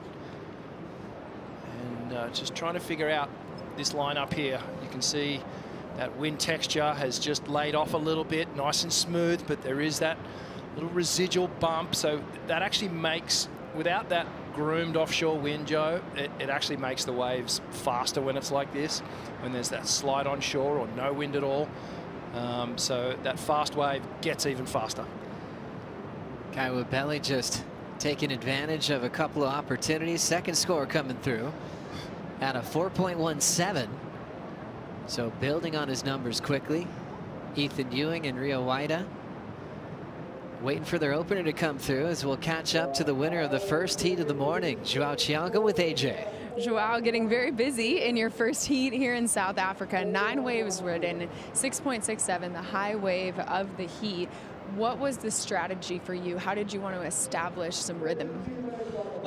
Actually, I started off like committing like a huge mistake on that first wave that I didn't caught up with the session, and I don't know, that just put me into a rhythm that like anything that I would catch further in the heat, I would have to capitalize and like not make any mistakes. And yeah, it's a point break, so it's always kind of like hard to like see that and like just think that you can get like high scores like in any wave. So I was just fortunate to like find myself with priority in 21 minutes, and that set came, and I was able to surf like pretty calm. I've been having like good moments in my free surf session, so that was kind of a similar ride to what I've been doing, and yeah, it felt great. E você acha que essa onda é boa para o tipo de surf? Sim, acho que eu tive bons momentos aqui no free surf. Eu acho que a gente pode sim conseguir um grande resultado aqui. Só botar a prancha no pé, deixar a prancha correr. A onda é muito boa, eu estou apaixonado por esse lugar, então estou muito feliz. Parabéns, até o próximo round. Obrigado. Well done, AJ, first with your Portuguese there. Impressive, getting better and better each and every event. And Joao Chianca I think was impressed with it as well, moving through into the round of 16 where he's reseeded. And he was excited to get on a really cool rhythm. Was explosive with some big turns and some small sections. As he's into the round of 16, still world number 4 as we have a rider up and out quickly for Kai Webeli. As he's still in the driver's seat, nothing on board yet for Ethan or Rio Waida. Just noting on Joao's comfort factor on tour these days. Stressed out, emotional year last year, recovering from the midseason cut, and then having instant success from Pipeline to Sunset to his first win in Peniche. He's learned a lot in a very short period of time, but looks like we have more waves on the way here. Ethan Ewing, defending event champ, sets up that first turn. Perfect timing. Tail dropping hack into the flats, and Ethan's on the board. Indonesia's Rio Waida looking to sit on top of the lip. Comes down with more speed. How about the windup? Down car for Waida. Jamming through that off the top. Moving through a vertical. Well done for Rio. Still with some room to move. Floats it and sets up a nice tapping float to shut it down. That was amazing. I loved that opening ride there from Rio. The speed, the commitment to the turns, timing, all on point, and just a two-turn combination here as we watch the replay for Ethan Ewing. Look how low he gets driving, getting all the speed. Just tags that first one, and that big drifting floater to finish off. Did well to hang on to this one. Just watch how much speed, just slicing off the lip there. Perfect control and a great transition to just jump straight back up into that long floater again. And did well to hang on to that one, Joe. And then Rio behind. Just had to get some speed down the line. Gets that little lip line start off. But watch that first big slice. Just really committed to that rail turn. You can see here, like Rio's actually getting the board, bringing it all the way round, which is very difficult to do down at this wave. And gets this final turn, sticks it. So advantage to Rio in this opening exchange. Gosh, love the technique, how quick he got there. And comparing it to Ethan's two-turn combo, Rio just benefited from his speed, getting so many maneuvers done here. Oh, I'm impressed. You know, this is, well, we haven't seen much of Rio in ride these walls at J-Bay, but these opening signs, very, very good. He looks very comfortable. Obviously putting in the time. He's actually staying in the same place that I'm staying at. He had a ton of boards all lined up there. He's been putting in a lot of work. Yeah, I talked to Rio the other day, and he said he got to surf that real big day a few days ago. He said it was just incredible, seeing the size of this place, the power of Jeffreys Bay. A guy that just takes a ton of notes and applies it as soon as he can. Look at that score for Rio. 7.5. One of the better numbers we've seen this morning, and Kai Webeli is down to second. Ethan Ewing, two-turn combo, still gets a 5.33 for a tight transition, but definitely having the spread in favor of Rio Waida. His speed, his commitment, threw down some variety as well, Rich. Yeah, really good judging. I like it. Ethan's two-turn combination, both those maneuvers really critical, on edge, but in perfect control. And I like that number for Rio as well. We saw a real variety on that wave. It was a little bit of a bigger set. And he kept that pace going, kept that rhythm of the wave from start to finish. Finished strong, critical maneuvers, and hence the good score. Rio Waida had a pressure situation like a lot of the tour back at Margaret River. And after he went down in that event, he decided just to hang out there because he's like, well, I'm here to learn, so I'm not going to run away from it. I thought that was a real mature decision. A lot of surfers just exit stage left and wait for a positive text message to come through with their fate. And Rio was sitting right there, so everyone got to celebrate with him when he got the news that he'd be completing not only just the rest of this year, but also qualifying for the start of 2024. It means a lot to Rio and means a lot to Indonesia. Yeah, absolutely. You know, it's I feel like he belongs on this tour. His performances have been incredible.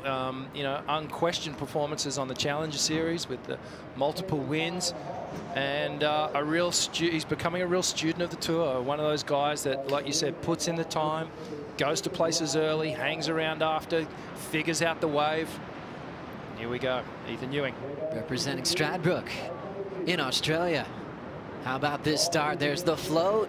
Almost caught a rail in transition. He'll throw that one away as he started moving quickly down the line. Well, you know, if Ethan Ewing can't get around a section, that the wave is a quick one. One of the fastest surfers on the planet. But got this smooth, stylish element to it that makes it look all so easy. And that's why he's, well, at the top of many surfers' lists of favourites to watch. I've been seeing a lot of grommets lately, trying to imitate the Ethan Ewing style. Yeah, it's funny, isn't it? Yeah, it starts happening, doesn't it, Rich? Yeah, and that's a real compliment to Ethan Ewing. And when grommets start to try and surf like you, and the hand positioning and the stance and everything, you know you've really made it. One thing we notice about Ethan, going along with how talented he is on riding a wave, is just how big he's getting. He's really applying a lot of power in his legs. We talk about the conversations he has with Darren Hanley, where they're almost saying, okay, let's find that right size. They feel like he's right there at a fighting weight. You don't want to get too big, you know, and you definitely want to have the right type of flexibility and precision to perform. And I think Ethan's found what's working best for his body at the moment. Yeah, it's a real science, isn't it? Getting it all right and figuring out, you know, how your body's going to work, and the boards and the equipment that can work alongside it. And there's a lot of time that goes into figuring out that equation, you know, and the shape is a big part of that. Boards are looking just incredible under his feet all year. And well, Darren Hanley, he's got something special going at the moment. It's always fun looking at surfboards in the surf shop, and it's even more fun looking at surfboards for the best in the world in the Red Bull Athlete Zone. Professor Pete Mell, what do you have?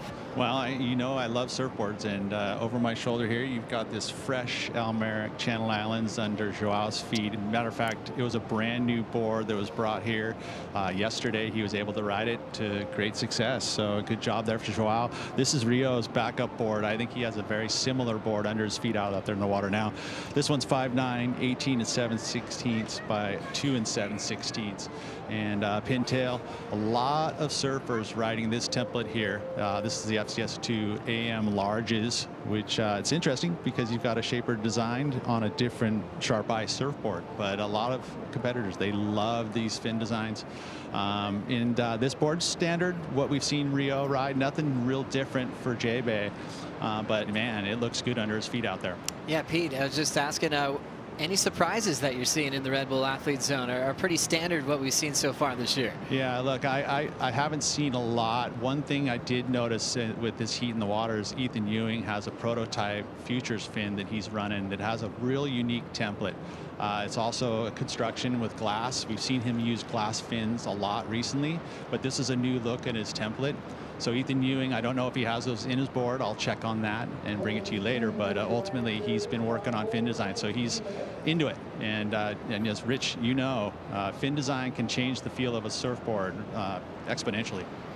It certainly can, Pete. And you know, it's like putting tires on the F1 car. You know, the different conditions, different fin templates. I thought you brought up a really good point, Pete, about the solid fiberglass fins, the prototypes that Ethan is running. I know a lot of the surfers have been doing that as well, Joe.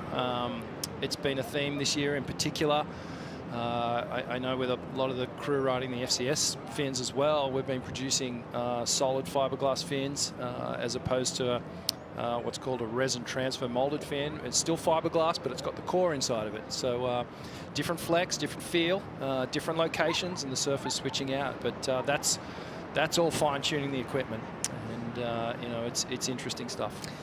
Well, you're always reminded as well that all the innovation is happening here. You're on the championship tour, and the best surfers in the world are experimenting, are pushing the sport further than anybody.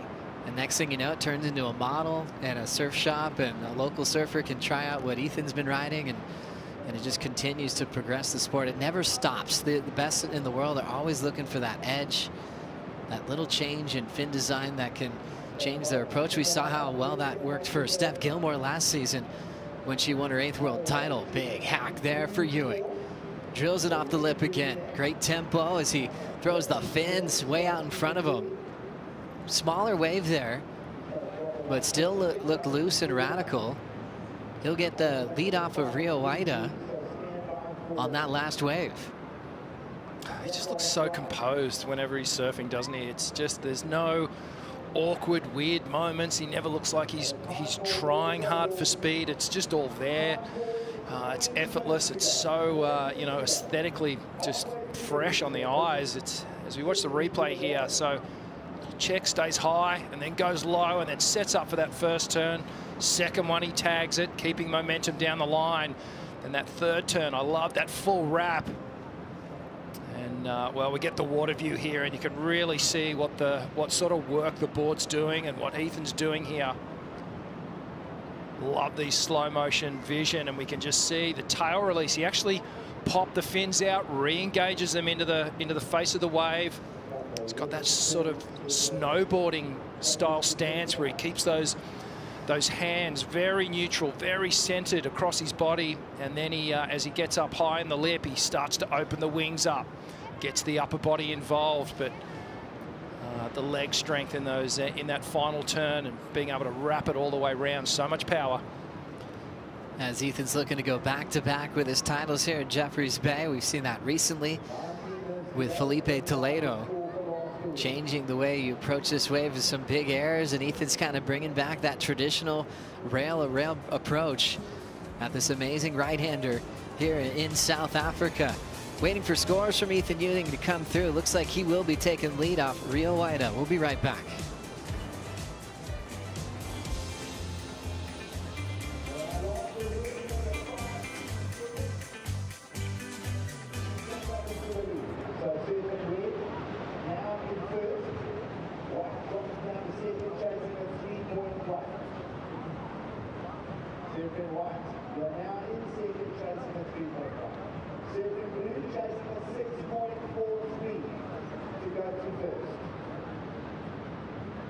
You have the throw. 18 minutes on the clock. 18 minutes to go.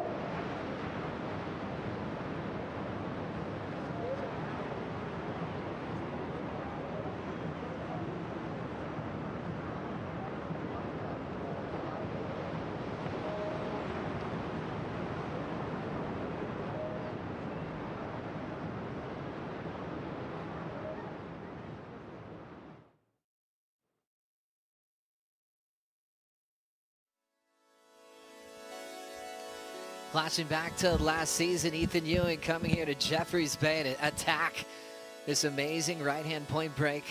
Was unstoppable. The event got underway immediately in the waiting period. Look at all the size we had last season. It ended up being Ethan Ewing and Jack Robinson in the final. And when you could pick an event on the calendar for Ethan's breakthrough win, it made a lot of sense that it happened at Jeffreys Bay last year. Big celebration for Ethan Ewing. He was absolutely over the moon. That result ended up featuring him in the Rip Curl WSL Finals last year for the first time. And now he's even a higher seed at this point, number 3 in the world, as Ethan is up again.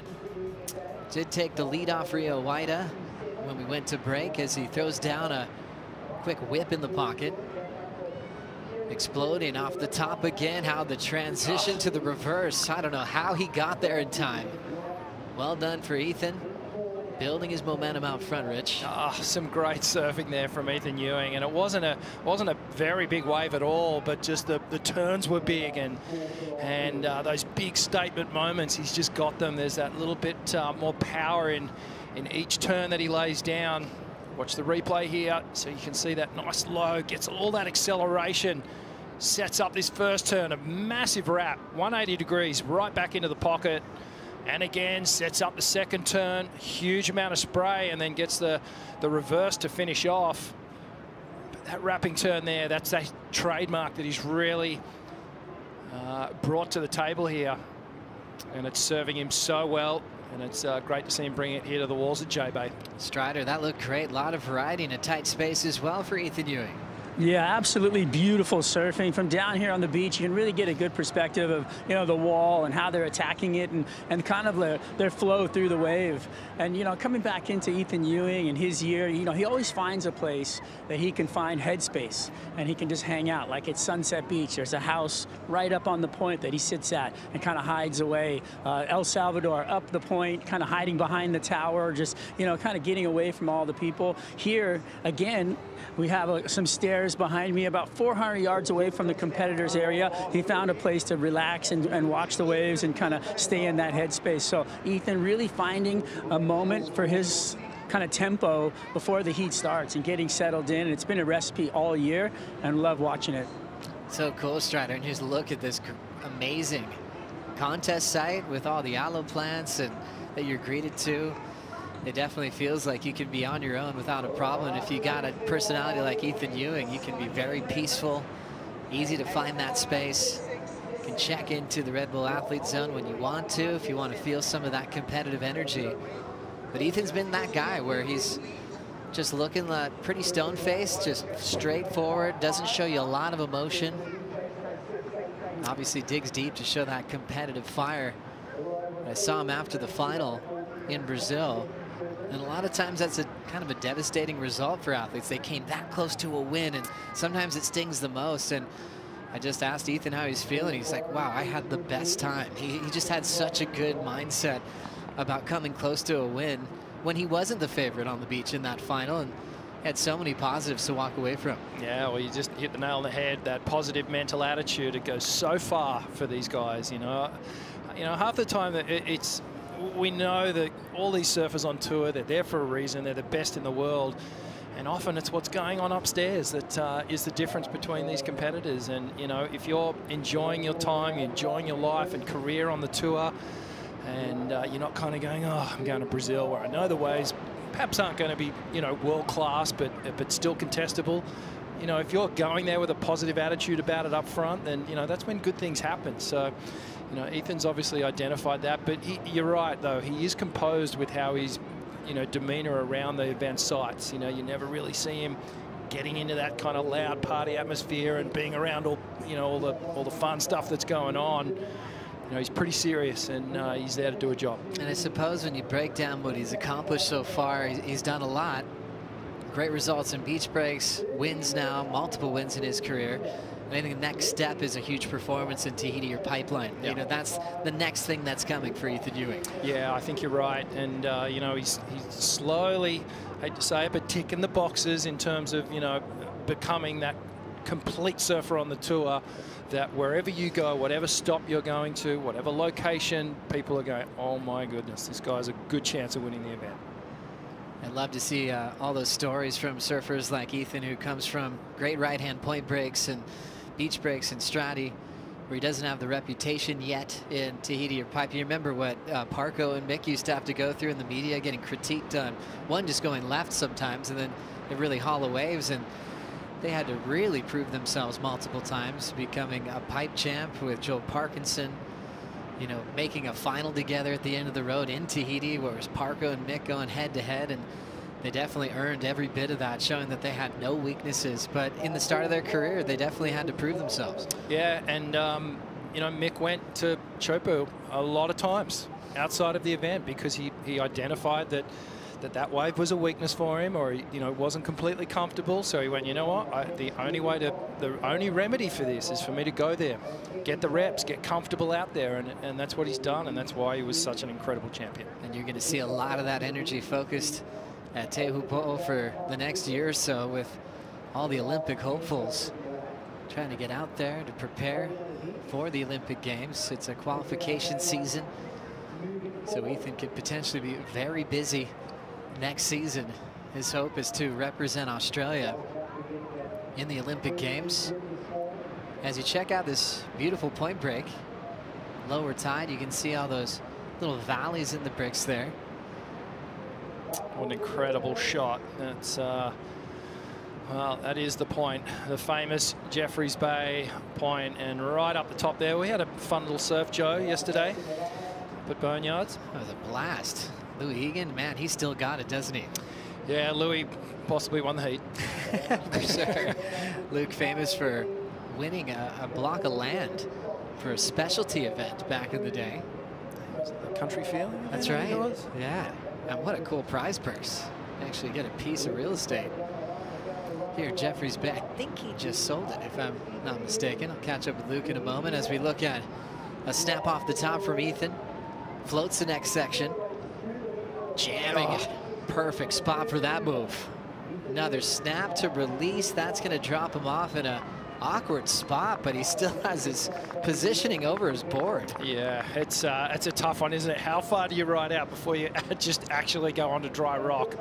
Ethan, I think the perfect amount of time to show the judges. You can see there, look, he's literally on dry rock there. So got to be careful of the equipment and the body. But what a wave. Free surf, you're never riding out of that. You're just, okay, protect my board, but when you're surfing for points in a title showdown, you'll ride over the rocks if you need to. Here we go, Rich. Yeah, so this first turn just snaps it off the lip. Another drifting floater to stay down the line, but that turn there, I loved it. Just really lays into it. Just almost slams on the brakes with a real critical redirection on the surfboard pathway. And over the floating section here, and watch out, we'll probably see some fins fly out the back and a ton of spray. But let's look at the angles here. So just sort of drops that back arm, and that allows him to pivot on that back fin just a little bit tighter, and then backs it up with a beautiful slash. Stays a little high, got caught up for just a minute, and was able to ride out. So I think the judges will deem that complete. And then going for the big punt, Kiowa Belly got the lift off, no landing. Well, Kyo in that priority exchange, he had first priority, took that first wave and was caught behind. So that was a priority error, made the mistake, picked the wrong wave, and Ethan Ewing capitalized. Kiowa Belly kicked off this year in a great spot for the WSL Final 5.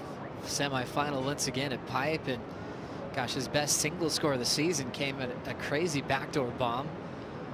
Then since then he's been slipping a little bit. He's down to 14th in the world, so his chances are going away for a shot at a world title this year. Had some struggles at the surf ranch, lost incredibly early there, and just trying to surf his way into rhythm. Nice little chat underway with Griffin Colapinto and Tommy Whitaker.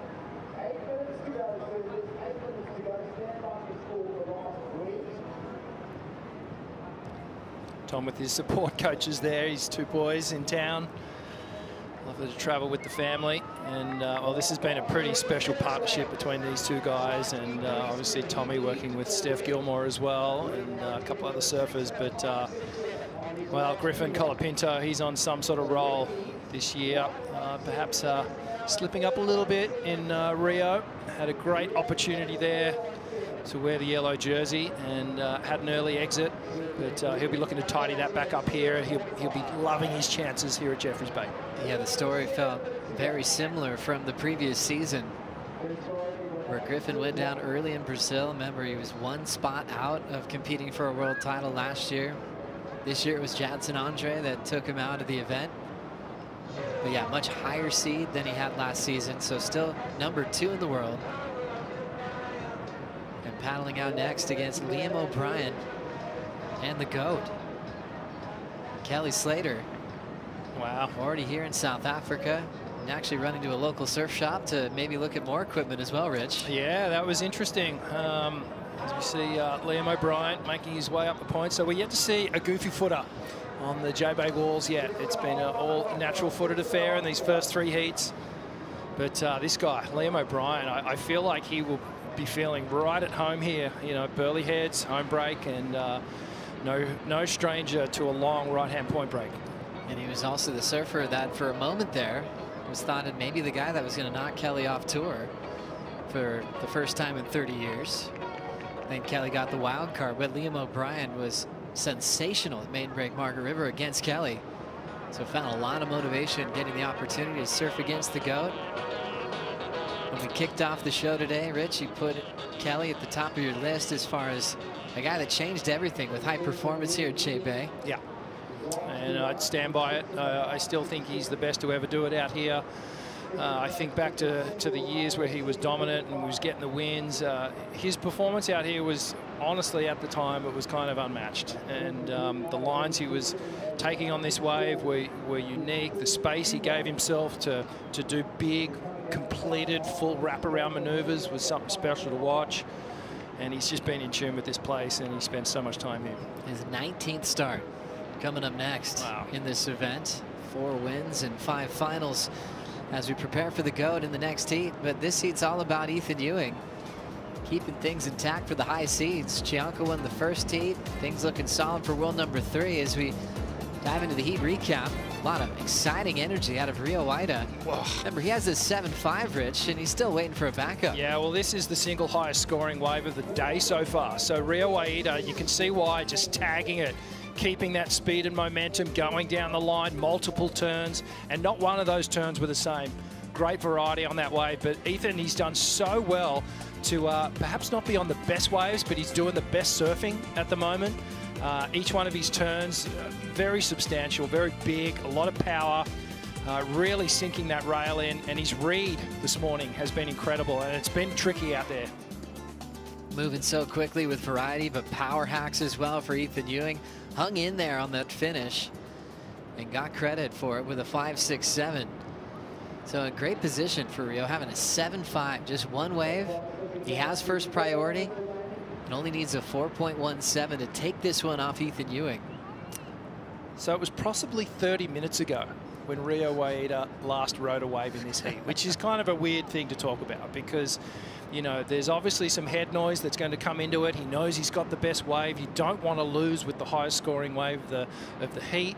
And, you know, he only needs that 4.17, so desperately hoping a set is going to march through. Looks like there are a couple of lines starting to come through into the takeoff zone, so he'll desperately be wanting to pick one of these up, and it'll be interesting to see whether he surfs for the 4.17 or whether he attacks it like he did on the first wave. Exactly, he was just letting everything fly on that 7.5, and I think for Rio, as he watches these sets coming through decision time, he really wants to convert one of these exciting opening round performances. We saw him back in Rio doing those crazy extension kind of rock and roll straight airs. He looked like he was ready to take a big win, then he ended up losing that heat the last second, so he wants to really convert one of these big performances early. Ethan up, looks almost a little distracted with the wave behind him, and he'll let go of that turn. And now setting up an opportunity for Rio Waida. Wrapping carve, big section here, knifes it right on the lip line, drills it again. So far so good for Waida. Big bowling section, frames it well to ride away. And belly on the wave behind him, throwing the fins into reverse. Tries to back it up with a wrapping turn, but the wave's getting pretty challenging through this inside section with all the foam on the face. Forces a punt again and runs out of water. But looking like Rio Waida is in a good position to upset world number 3. Yeah, we're going to see a lead change here for sure, and smart competing from Rio. Geez, he did well to not take their first wave in the set. He saw something bigger, went deeper, got the best wave out of that set for sure, and well, he answered the question. He didn't really attack that defensively. He just was in full attack mode, and the score's going to be here. So watch this wave, this first turn here, just a longer carve as the wave slows up, and another one gets back into the power source. Now he settles into it, does the layback hack, down the line, tags it again, lots of spray, and at this point, I think in the back of his mind, he's thinking, okay, I've got that score already, let's finish this wave. Love this water view, Joe. Oh, it looks so great, hollow right behind him, and able to use that big attack off the lip. Framed it up with some style as well with the fin ditch. And then Kaiwa Belly on this effort forces that reverse, comes down and really trying to put in a few more maneuvers, but I think the real focus will be just basically on Rio and Ethan Ewing. Yeah, an exciting finish here, and well, not a bad wave there for Kaiwa Belly, just to mix it up a little. And and I think he knows that that wasn't going to be the wave to turn the heat, needing that 7.5. But we're waiting on a score here for Rio, and as I mentioned, I feel like we're going to have a lead change. It's a big one. Rio Waida, one of the lower seeds in the event, is now anticipating a big lead change. You can see how the judges are feeling now on your screen, and it's official. Rio Waida takes the lead off Ethan Ewing. Ewing down to second, and now 20 seconds to go. Wow, only takes 2 waves. That's all he caught in 40-minute heat. Well, he might prove me wrong here and just get a little victory lap, but not seeing anything big on the horizon. But this is Kiowa Belly, just a final wave. Kiowa Belly at the buzzer just ends up going for the float. Will step off and now prepare for the elimination round along with Ethan Ewing. So number 3 seed and defending event champ gets sent to the ER by Rio Waida. That was an important win for Rio, especially when you think about Olympic qualification for Indonesia. 7.5, waited patiently to back it up with a 6.6. Managing that time well, knowing he has 40 minutes. Why rush? Well done for Rio as he moves on to the round of 16. Let's now prepare for Griffin Colapinto taking on Liam O'Brien and the GOAT. Kelly Slater coming up next. We'll bring in Paul Evans and Peter Mel for the call.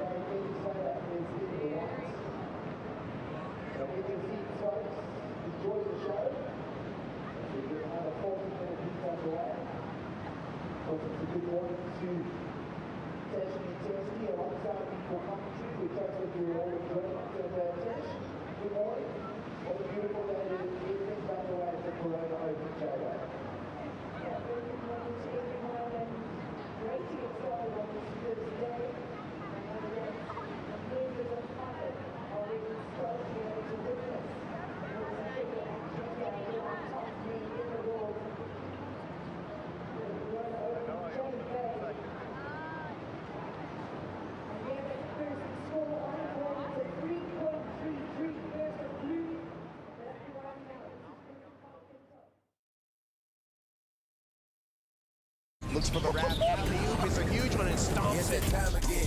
Leveling up, doing my thing. Yes, that time again. Defending the title, king of the ring. It's that time again. Don't wanna win, I'm cutting you off, cause it's that time again. Yeah, it's that time again. Yeah, it's that time again. Leveling up, doing my thing. Yes, that time again. Defending the title, king of the ring. It's that time again. And Gilmore getting busy.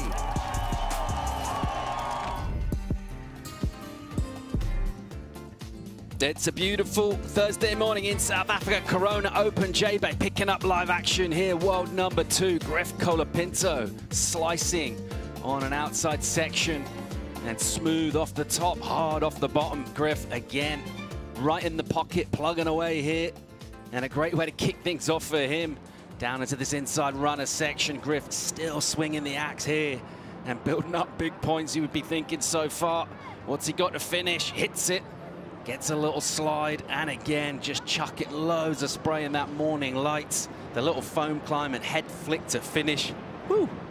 That was a lot of work right there. That was absolutely insane how many turns he got off on that wave. It was just in rhythm, too. You know, you think about it, you know, the wave has a pace to it, and not every wave is the same. Those ones that run off down the reef are really hard to catch up to. That one just allowed him to just get in the zone on every turn. Griffin Colapinto taking on Liam O'Brien and Kelly Slater in the water right now. Heat number 3 of our opening round. Talking you through it, John South, Paul Evans, Peter Mel, Strider Wazalewski. How are we feeling about this morning's action so far, chaps? So far, so good. And I'm liking what I'm seeing. I know that, you know, you think about J-Bay, there's a certain look to J-Bay, but I I think that we want to get to the best possible scenarios later in the event. So there's enough waves out there to run. We're going to see this opening round. No one going home today, but how incredible start for Griffin Colapinto. Feels like he's close to excellent here. One of the better waves of the day. Just mixed it up so well. Kept that speed and pace, like you mentioned, Strider. Just kept it going down the line.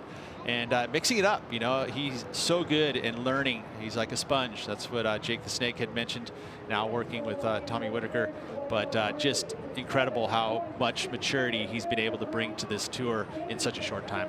He's identified also the judging criteria and the theme of the year and the fact that they've been enjoying power surfing.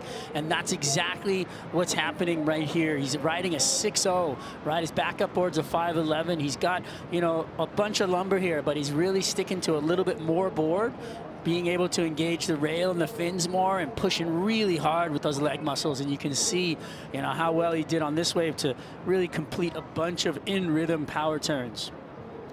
Just relentless on the attack for Colapinto, and at this size, this kind of shape as well, there's no real downtime between those maneuvers, just going straight from one turn spray, still diffusing in the air, and then into that next bottom turn, belting it hard, numbers in, it is decent, 7.67 for Colapinto. So after a little bit of speculation of how he'd respond to surrendering the yellow jersey, fairly meekly in the last event. Great way to kick things off here in J-Bay. Big time, and that would be a huge confidence builder, especially when you start off the heat with the best number of the day, up against the GOAT, obviously, who is one of the best here at J-Bay.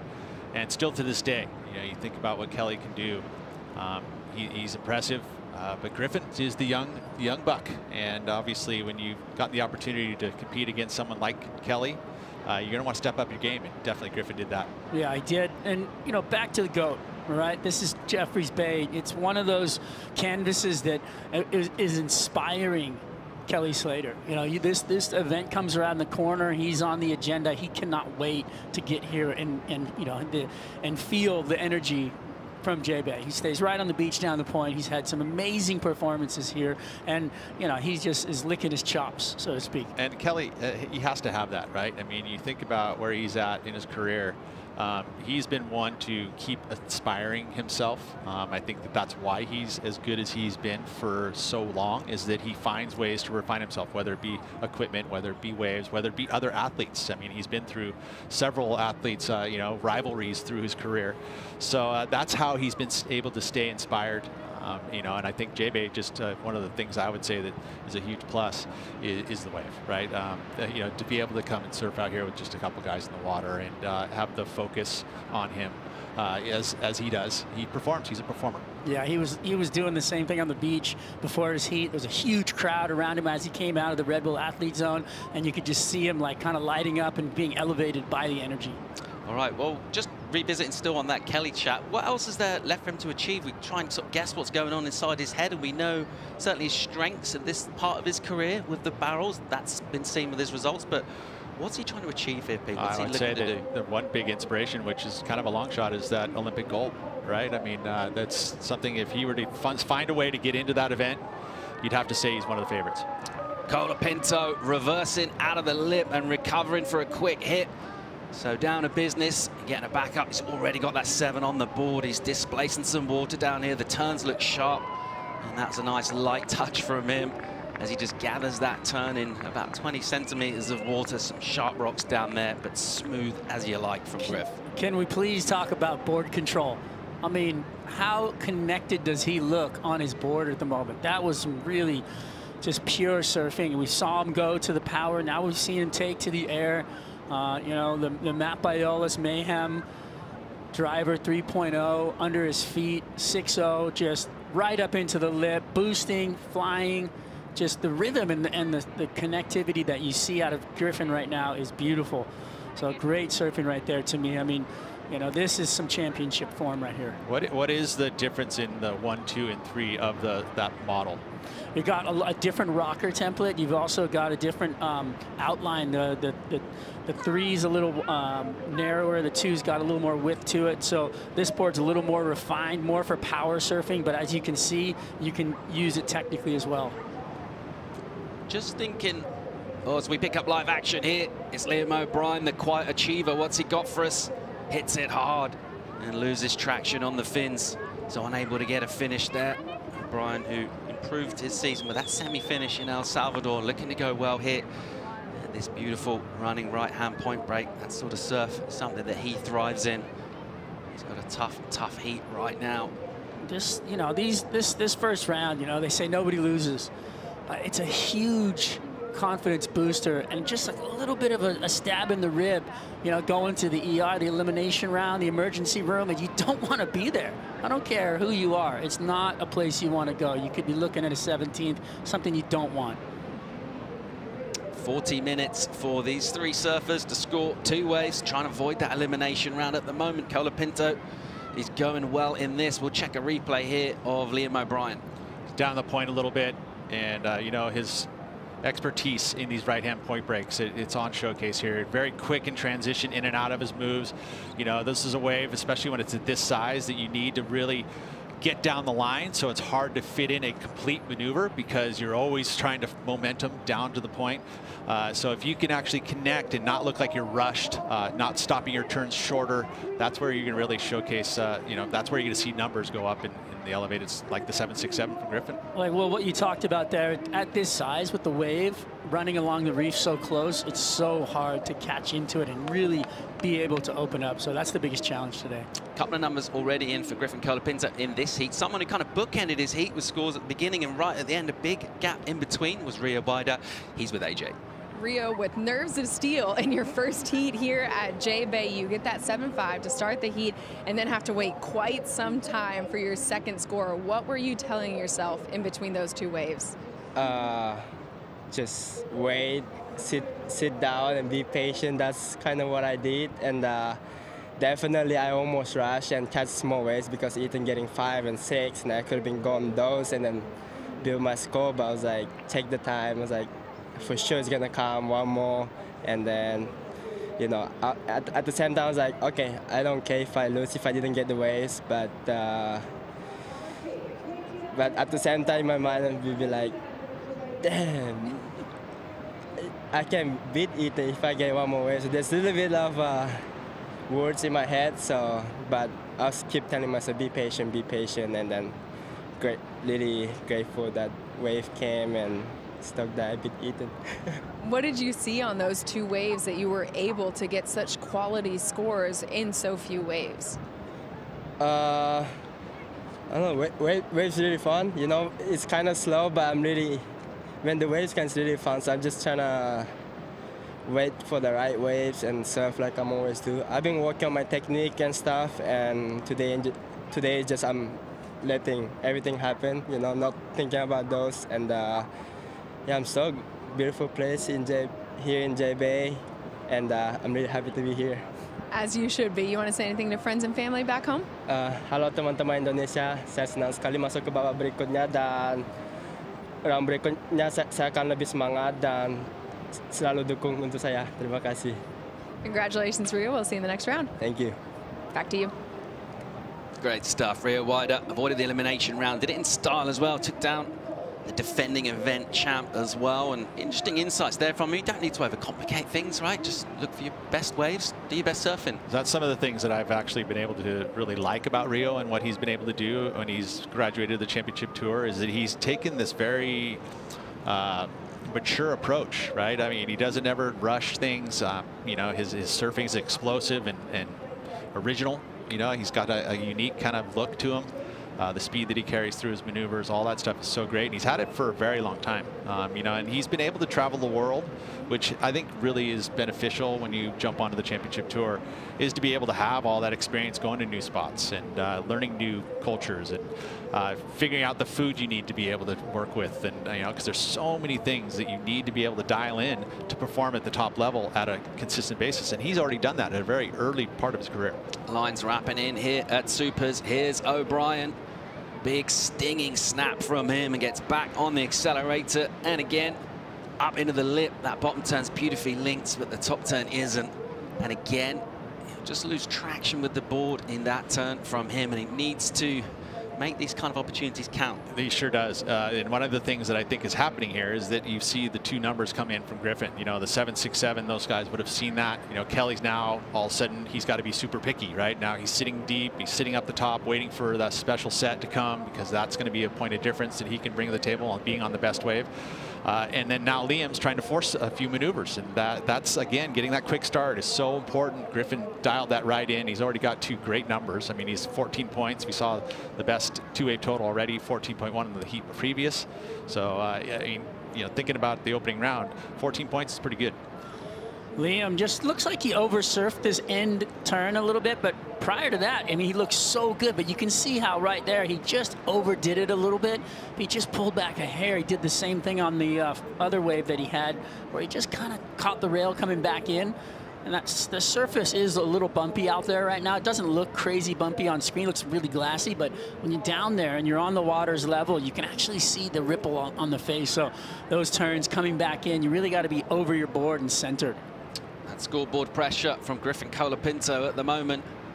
He's asserted himself on this heat already. Still plenty of time left to go, though. Over 25 minutes in it. Nothing in terms of any interest really from Slater thus far. He's been the picture of calmness, holding down position at the top of the point here, and a couple of lines of sneak through, and he's had a little bit of a cursory look at them, but no real interest from him. Just think of all that experience he's got here. We talked about what he's been able to do down the years. On a day like today, at this kind of size, maybe slightly more of a level playing field in terms of maybe not so many mysteries in the wave. Yeah, we touched on earlier in this heat, you know, in regards to small J-Bay, it makes things a little bit more challenging, because ultimately you want to showcase major maneuvers, but if you're always chasing it down the line, you need those bigger set waves. But look at this. I mean, Kelly's patience may pay off here for him. He's pretty deep and far out, so hopefully he's going to see this here momentarily, and we might see the first good wave from Kelly. One of the things he's been able to do down the years, as well as his achievements on the wave itself, is dialing in with that energy from the ocean. We talk about those almost sort of metaphysical type of relationships, and he's waited patiently for a set here. And up and swinging Slater, we're watching him from above, and he's from real deep, having to come behind a section. He does that well, and keeping it really tight in the pocket. Floats over a section, comes out with speed, and just bleeds a bit of that speed with a turn, and going down the line here. Kelly setting his feet and throwing that away. So on his way to a number there, not the finish he was looking for. Yeah, never looked really comfortable on that wave. He kind of was, you know, as it began, he looked like he had a little bit of a rhythm, but then the wave was running away from him, and he was kind of in between 2 minds there about doing turns and trying to get to the end of the wave. So not what we wanted to see from the GOAT to start this thing off. As he waited for that wave, he had an opportunity and kind of squandered it a bit, if you ask me. Yeah, and watching this here, this wave did load up kind of further down the point, which means that he's going to have to chase it. So a lot of lateral surfing, because he had to get to the open face, you know. And again, just one moment there where he was able to actually kind of go more vertical, but then the wave just keeps running, and he had to chase it. Looking probably for an alley-oop attempt here, just being that was going to be the last section. Dug his nose, speed was sloughed off, and that was the only major turn that he had on that wave. Not going to be a number that he's going to be too pleased about. And I don't think he was too stoked actually on the call this morning. You know, he definitely made his voice heard early in regards to waiting it out. But you got to kind of, once that, you know, the decision's made, it's not like they're going to change it. So you kind of have to just go, okay, you said your opinion, and now get to work. He looks good, though. I mean, I think he's just warming up. He hasn't been here very long, right? So he just got here. I think he was you traveled in with him, Peter. So he has not had a lot of time here to warm up and get comfortable. I mean, he's got a ton of experience here, right? He's ridden this wave for years on end. But the reality of getting comfortable somewhere and actually getting into rhythm, once again, is a key factor when you come to these locations. Well, and he's also coming from, I think he traveled from, Sydney.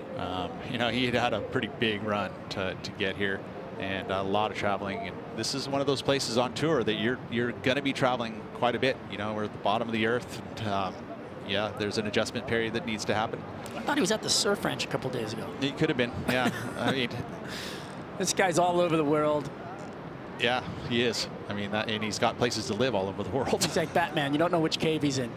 Looking at his last 10 years at this venue, at this event, Jeffreys Bay, He's a 4-time champion here, but interesting that point you make about comfort strider as well. There's also an element of you think in your own mind how comfortable you are with the wave, and yet suddenly maybe find yourself a touch out rhythm early on in a heat, and those doubts start to come in. No one's been able to deal with that mental pressure better than him down the years. Let's see how he goes here, but it is a smaller day for him and not necessarily something that would kind of scream his strengths.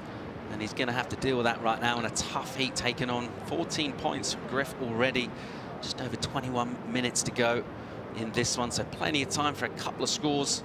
Let's see how he goes about doing that. Liam O'Brien, he's had 3 opportunities, not been able to finish those off real strong thus far, so he's thrown up pretty small numbers as well in this heat. And Colapinto's been able to just relax and breathe, and we talk about that comfortable headspace. He's been able to get himself in, out the water before he says, but right now I reckon he's feeling pretty good in the lineup. That's for sure, especially when he's got the P next to his name now. Control of the heat. We're at the halfway mark. You know, it's a long heat today, 40 minutes. That's with that inconsistency. They added an extra 5 minutes to this round. And again, you know, you've got to be able to pace yourself. I mean, think about what Rio Aida did. You know, literally in 40 minutes, he rode 2 waves. That's difficult to do when you wait 30 minutes, you know, to get your next wave and be able to perform like that. It's good on Rio to do that. Griffin, on the other hand, was able to get it done very early, which makes you go like, oh, I'm pretty stoked now. And it's a lot different type of pace. You know, the heart rate's lower. You know, now that he has priority, he can sit wherever he wants on the point. Look at Kelly. I mean, he's going to separate himself, you know, with 3rd priority, go way up the point. Kelly Slater finds himself a bit of room out in the water here at Super Tubes. He finds himself in 3rd position in this heat at the moment. It's been the world #2, Colapinto, able to get good work done so far. More live action from the Corona Open J-Bay right after the break.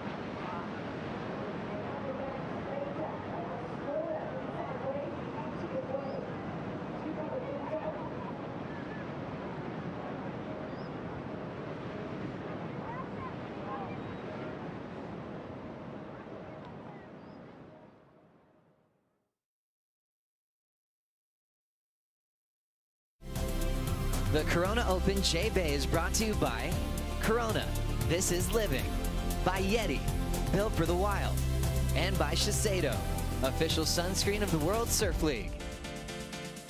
Welcome back to live action from J-Bay. Here's the GOAT, top of the point here, and he has to give way. Priority is with Griffin Colapinto. He's got a big lead in this. What's he got for us here? Opens up, just sluicing off the top, some speed here. He is flying down the line. Massive ollie, stomps that. That thing was huge. And finishes it with a big foam climb as well. I love it. Gotta love the big slob grab, right? I mean, that was the ollie, but he did get the grab in. Amazing stuff. I mean, that was, had the amplitude. You don't always see that type of surfing happening at J-Bay, but when you have glassy conditions like that, this man will perform it, and that felt really good. And that's because he was so relaxed at that point. It didn't matter, right? He'd already had numbers. He just started to build on a 6.33, so incredible stuff. How much distance did he cover with the grab? I mean, maybe even more. He's traveling on this wave. Take a look at it, Strider. Here's the setup. He comes in, does a nice quick crack to set it up, identifies the stretching section, boosts, leaves the surface, grabs, and then just re-enters for a lip. I mean, that was just one of those things where the timing was so precise right here into it. A little bit of north wind, so catches it perfect. Look at the grab, just touches the rail. Click. Grabs it, and then he's just leaning over that back foot, identifying the landing just so beautifully. Clicks back in. Taps the tail. I mean, really, come on, that was technically perfect. Okay, does it go bigger than the 767? I certainly hope so. I just feel like that kind of surfing is excellent. I mean, that's just that's what we're looking for, right? We, you know, it's something, a wow factor, right? You're throwing in speed and technical ability. Griffin connected to that 6-0, boy. Let me tell you, he said that that board felt better than any other board that he's had on tour this year. Oh, okay. Well, it's showing. Good look at that. Numbers in for Griff, 8.5 for him. He goes excellent. So look at that. He's happy about it. Oh, that's so cool. Absolutely delighted with that. And we talked about that 7, the multiple turns. He did about 9 maybe hits on that opening ride. That one, a lot of that score really coming on that massive air, the big grab, maybe going down 12 steps with that one. It was huge, and the landing stuck so well. Griffin Colapinto, the confidence from him will be absolutely sky high right now. Let's have another look. Just the perfectly timed pop. That's one thing that youth will give you, is the pop. And he's got it, definitely. And also the fact that he can use the rail. So he can do it any which way, which is something that I think, you know, when you're thinking about the Final 5 and thinking about World Championships, you got to be able to do that style of surfing, but also lay that rail down. And he does it both. Excellent. Man, I'm impressed. I think it was obviously excellent surfing, and I just, you know, seeing that kind of activity, it just gets me all excited, you know. I'm sorry to say, but this is what we came for. And I'm, you know, the forecast, you say Slater wasn't so excited about it, whatever. You're all in the same sandbox. You all have to deal with the same toys. That's dealing with the toys. Absolutely doing it really well thus far. Colapinto coming off the back of a 9th hit last year. Some of his free surfing performances around the event last year were super impressive, but didn't go as deep as he would have hoped in a crucial stage of the year. And it does feel every time we see him, each year, each new event, he's growing, he's learning, he's improving in all sorts of ways, and opening up real strong here in Jeffreys Bay on an inside runner. He's got himself a glassy little section. Colapinto way out in front in this heat right now. Goes a little awkward on his first turn, but he could afford just to surf now. 14 on the clock. He's got a pretty big lead. That's a good example, though, how the surface is not an easy surface out there right now. Even though it's glassy looking, those little bumps and those little tiny things can give you disaster under your feet. I mean, there is you know, you can see on this shot actually how undulated the surface is, and then just kind of over the corner there, it kind of comes unstuck. The fins, you know, drift out on him, and he goes down. Yeah. You off balance. Just again, that's that down the line speed. You know, you're trying to do this maneuver, but you're trying to also get down the line. So you have to cut it short. You get off balance, and at that point, no harm, no foul, because you know, 16-point heat, you'd be pretty happy about that. Priority is with Slater. He's up the top of the point right now and looking for an opportunity, really, just to put something of quality on the board. Obviously, winning this one or avoid the elimination round, but other than that, also just finding a bit of that rhythm that you mentioned, Strider. That's what he wants to do here, find himself a runner, get a chance to tee off on it. I mean, I'm sorry, there's 13 minutes left in this heat, and I'm throwing it in the Yeti 110 cooler. I don't think anybody's going to catch Griffin Colapinto in this heat. No comment. No comment. Yeah. Always on the fence there, Pete. Well, no, I feel like, hey, there's you got the goat in the water, dude, and look, a major second. When was the last time the goat hit an excellent number on turns? It's been a while. Yeah, he's got 16.17. It doesn't feel like one of the great outside bets, Strider, from you. I mean, it's, yeah, okay. It's fairly safe. But, hey, let's see what happens. Plenty of time left to go. 12.5, some lines marching in. It's been a pumping winter in South Africa thus far. All sorts of swells hitting this part of the world. It's been kind of a cold winter, too, with snowfall in Joburg for the first time since 2012. Right now, it's sunny and it's warming up. We've got really light airs. Pretty glassy on the face. A little bit of bump, as Strider mentioned, just going up. And that does provide a little bit of loft for aerialists like this guy. What's he got here? Plugging away. Colapinto going down the line with some speed. What's coming? Oh, please. And he'll just throw that one out the back, but really enjoying this. And the crowd here, we talked about how good this spot is for watching surfing, and they are loving the show so far this morning. The greatest of all times out in the water. He hasn't done loads in this heat so far in terms of the entertainment. Colapinto stepped up. Yeah, you know what? He thrives on the fact that he has control and can kind of become the showman. You know, in Brazil, where he squandered the yellow jersey, but before he went out, he was jumping up and down on the stage and getting the crowd all riled up, and that's exactly, you know, what he's doing now. He's just enjoying the moments, you know, and I feel like when you're in the moment and you can enjoy them, you become very dangerous. Just over 11 in this. Colapinto prowling back out the back. He'll just sit in here and stay out of trouble, really, in terms of going to the top of the point and just keep surfing. Here he is, beautiful vision from above as this one stretches out in front of him. A speed hit, and that's it from him. You know what I'm noticing is a lot of sand on the reef. You know, you get that drone view and you look down there, that's a lot of sand filled in the holes, and that's good for, you know, if the future, also even good for right now, because it's definitely flattening out and smoothing out the wave. Well, primarily this wave, you know, there's sand on the beach, then you've got the bricks, the reef that you see along the shoreline. But the reality of where this wave breaks is mostly off of the sandbar, right? So the sand kind of sweeps around the point, fills in those little patches like you're talking about there, Pete, and really that grooms it out to having a nice edge for the wave to come down on. Now it all looks peaceful from above. I wonder what kind of thoughts are going through this guy's head right now. Kelly Slater still maintaining that position at the top of the point, still with that priority. Not a lot of quality in terms of points on the board thus far. It's not been a great campaign from him this year on tour.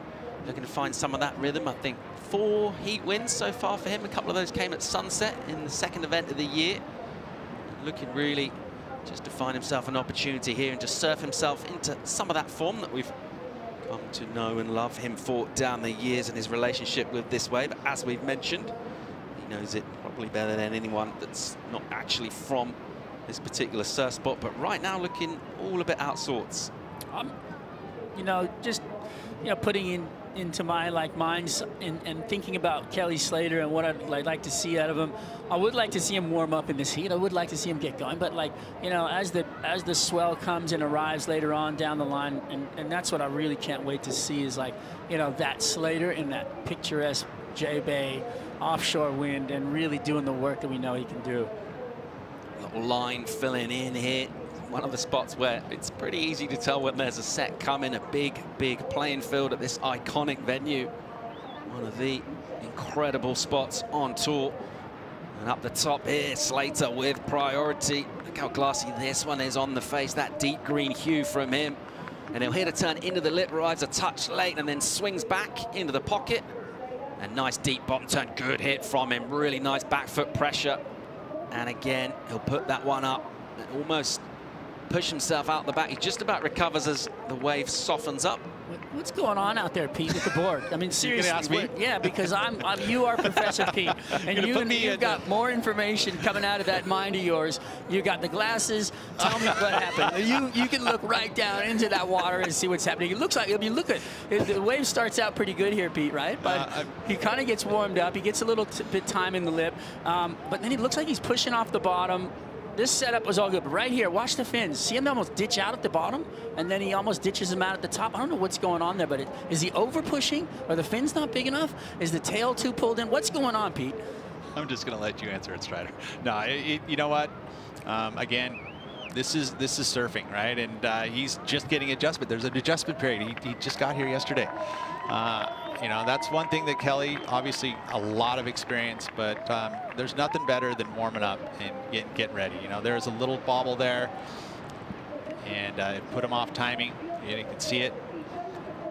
And it's unfortunate, really, because it's not going to be easy heading into the elimination round without, you know, not feeling confident. I mean, look at that wave. It looked like one of the best waves of the heat as it's set up, right? Came in, set wave, was perfect, taper, everything was there. It looked like a rhythm, and then wind came out of the counsel for the defense. It was a shorter wave, though. Not much happened out of that. Maybe he realized he was kind of running out of room, running out of road, just pushing a little too hard to finish. Good analysis there, Paul. I'm not wearing glasses, but, you know, I still feel like that was quite a grown-up response from me. 6 minutes and 50 to go in this one.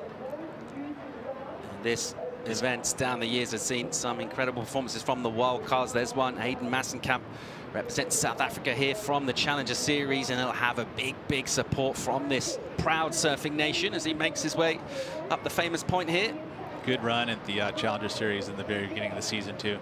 Slater opens up, big hook in the pocket, and gets a little clip a couple of times from him. He's finding some rhythm on this wave and pushes hard again and goes down as that one runs away. So he got a 4 for his previous effort.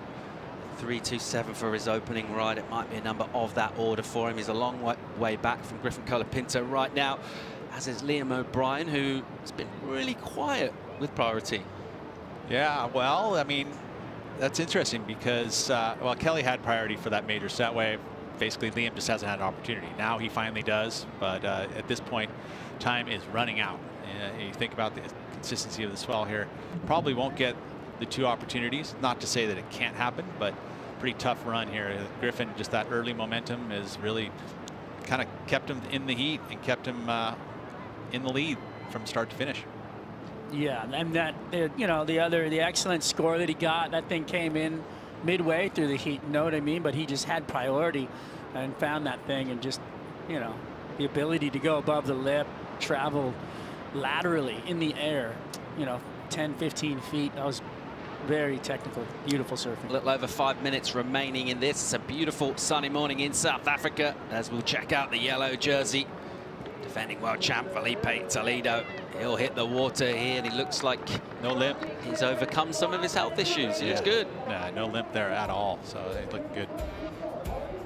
Let's check out the recap, and it was this guy getting it done early on. Well, there's 2 turns, right? And cutbacks at J-Bay, so the pace of this wave was just ultimate, right? I mean, it gave him a lot of time, didn't have to chase it, just turn after turn, bottom turn into mixing it up, different angles in the lip. So this was an awesome start for him. Just the wave choice, really good for him, and the early momentum, and he kept it. That's his 10th turn, 11 turns right there on that wave. That was amazing. And you can put that many turns up on the board. And here's the big air, just leans it out there. Beautiful work, a lot of momentum to fly down the line like that. Beautiful surfing right there from Griffin. And again, so 3 turns, still producing an excellent number. And so that's why that style of surfing, that exciting, above the lip, progressive, is going to get numbers. We want to see a mix of it all, and he's been able to showcase that. He's one of the best right now on tour to be able to do that. Him, Felipe. Did you see Felipe running down the beach, and he looked just thick? He just looked like powerful. That's what I mean. He's got some good hair going right now too. Yeah. Yeah, we talked about in terms of defending a world title and how challenging that can be, and keeping up that relentlessness really almost between events. So far so good for Toledo, wresting back control of the yellow jersey at a critical stage of the season. Just 2 to go. This one before we head to Tahiti. Looking really strong. Toledo in all sorts of conditions this year. It's been one of the features of his campaign, just how well-rounded he's been. Yeah, and Pete, you were calling the heat where he was doing, I think he got 10 points on his big alley-oops on those waves, where he was just lofting huge frontside alley-oops and really changing the way J-Bay was surfed. Yeah, you're right. And it was one of the few times that we saw that style of surfing being brought to this venue. All right, Slater up the top. Meanwhile, priority with O'Brien. Big hit from him. And this one cupping out for him here. He'll have to get on the front foot and get down the line. Fits in some turns nicely. And then just slashes and slides in the pocket again. Similar kind of turn from him. Look how shallow it is in there. It is so crazy shallow. The way these guys are stomping around barefoot out there, I can't believe, you know, more people aren't getting cut up on those rocks. Or wearing booties. I mean, I wear booties just for those rocks and all that stuff. I mean, it's a good thing to do. But I caught a cramp yesterday and had to run up on them. It was not good. Yeah, I think the only competitor we may see wearing boots would be Ian Gentile. This is the only surfer I saw with booties, and it's, you know, probably the main reason why you'd wear them. Obviously, there is kind of chilly, but the water really isn't that cold. It's more the air than it is the water. But it is the ability to be able to tromp out on the rocks and not cut your feet up. But it's interesting that you don't really see too many people wearing them, and I feel like it's just the connectivity to your board and that feeling of your barefoot on the water. There's nothing better. Yeah. There's nothing better. How about the one boot? No. Maybe Indo style. No, not feeling that. Come on, Paul. Help me out here. No. I'm sorry. There's no mic. You just killed me with the one boot.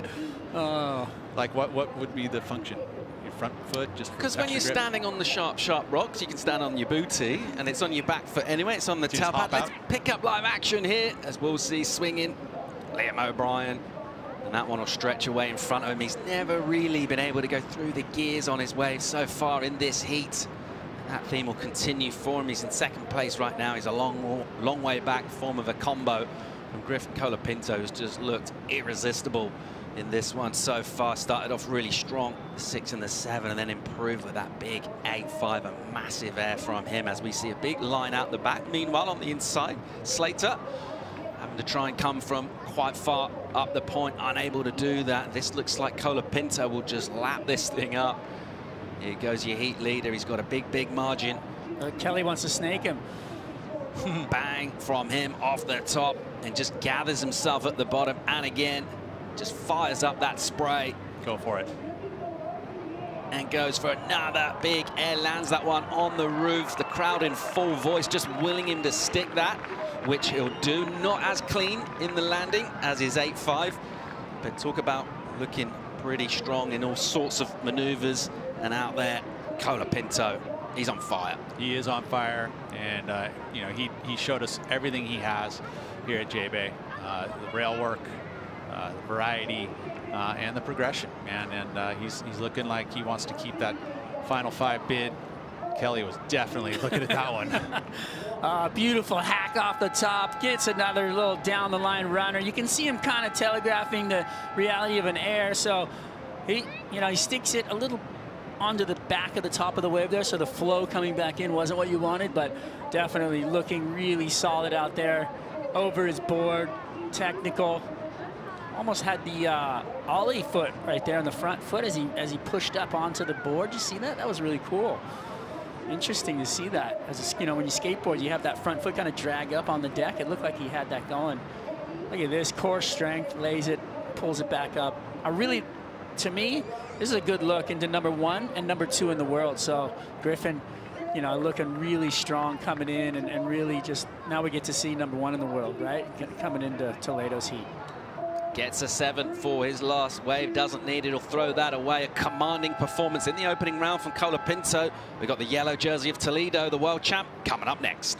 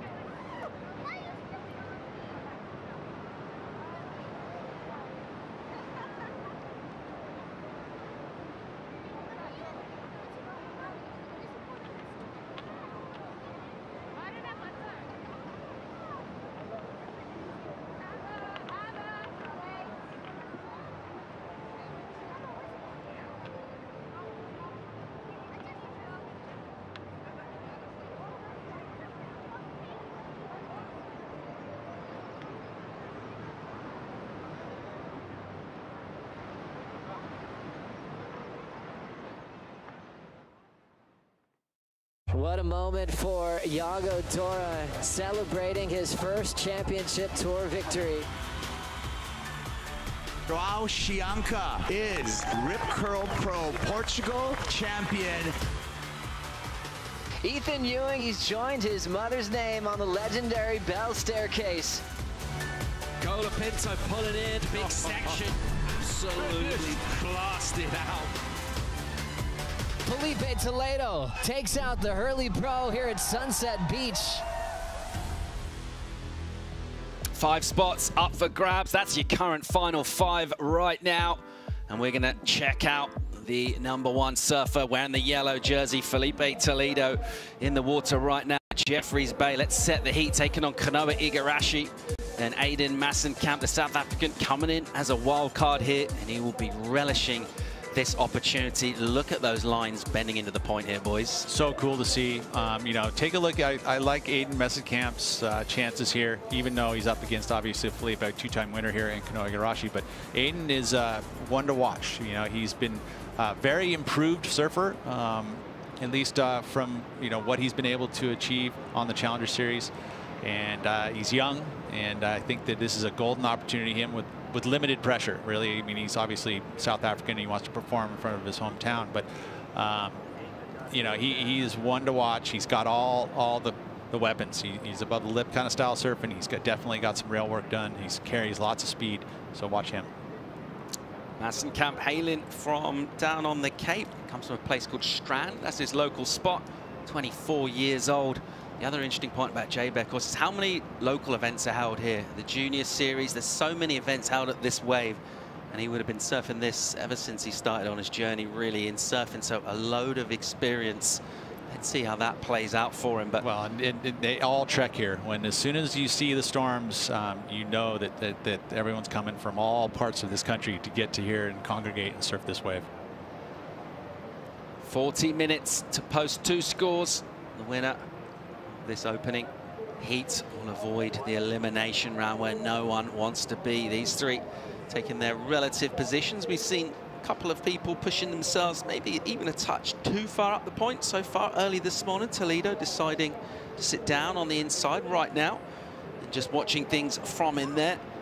He'll be coming into this one feeling really good about sending himself to those finals. No one locked in terms of the men thus far, but sitting with the yellow jersey with 2 events to go. Yeah, I think he'd be feeling fairly confident, Strider. Yeah, and coming into a place that just you're so comfortable at as well. You know, coming, with JBay, and if he makes it, obviously looks like he's a sure bet into the finals. Not yet confirmed, but, with Trestles, just the type of surfing that he can do there, be so fun to watch. The text that went out this morning from Pratomo Rent, the head judge, to all the competitors, talking about this wave specifically and what elements of the criteria that you're going to want to see. They're talking about the long wave here, so ultimately you want to see multiple maneuvers. With the barrel sections, judges will take into account the overall approach, like how you connect that long wave and make it look like the overall performance of that wave. They're going to talk about the ability to maximize their speed and power to show good flow and connection between these maneuvers. The high scoring maneuvers and factors will be maneuvers that are explosive and tight in the pocket, high in the lip line. Degree of difficulty is elevated when progressive elements are added. So you look at what we saw from Griffin. He read the text. I wonder what the text was that day when Toledo threw down the double alley-oop. Good question. Full rail carves and gouges with extra speed, power, and flow throughout each maneuver. Barrel rides, the deep and technical, and then the big progressive airs is what the judges want to see. Those big progressive airs. Almost, he basically rewrote the book, really, here, Strider, to Felipe Toledo with that wave. Yeah, we talked about it a little bit earlier, but just the way that he attacked it and went above the lip, right? Everybody was in the lip, doing their turns, carve, the face work that they do, and engaging the rail into the fins, and then Toledo just goes, okay, well, what about this? And just, and traveling down the line in the air like we saw with Colapinto, but, doing it with rotations. I will say that one of the things about that day specifically that Felipe identified was the fact that there was some devil wind, right? Which is a different wind than you normally have here. I mean, generally you're going to see it coming from the right of your screen to the left, right? That's your predominant, wind that you're going to see, especially when JBay is going off. But occasionally you get these kind of north winds, and that blows the opposite direction. It actually blows up the face, and he identified that morning. In the morning winds, you'll see the devil winds will come into play, and he utilized that wind to do that type of maneuver. He would never have been able to do that style of surfing if it were that normal southwest wind. It just, his board would have flown out from under his feet. So identifying that and showcasing that style of surfing here. And today, another reason we're seeing probably error moves is because we have these light winds, and the forecast is supposed to be wind coming from the kind of the more easterly direction, and that's going to play a role too, because as that starts to strengthen, which it is forecast to do, we could see some more errors, that style of surfing happening. You can see the ruffle out the back there. It looks like a little texture. Maybe the southwest picking up. That's what we do want.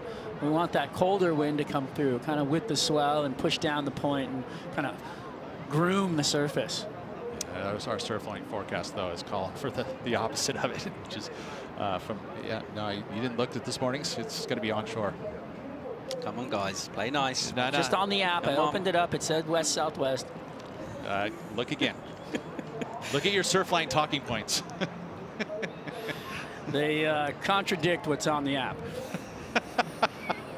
8 minutes gone so far in this. No one really landing a blow as yet. It's patience. And let's see how this plays out as we wait for lines to come here. An opportunity for surfers to get points on the board at the moment. What we're looking at is very, very light airs. It's a really smooth water surface. Looks dreamy from above. You mentioned that sand strider, giving it those turquoisey colors.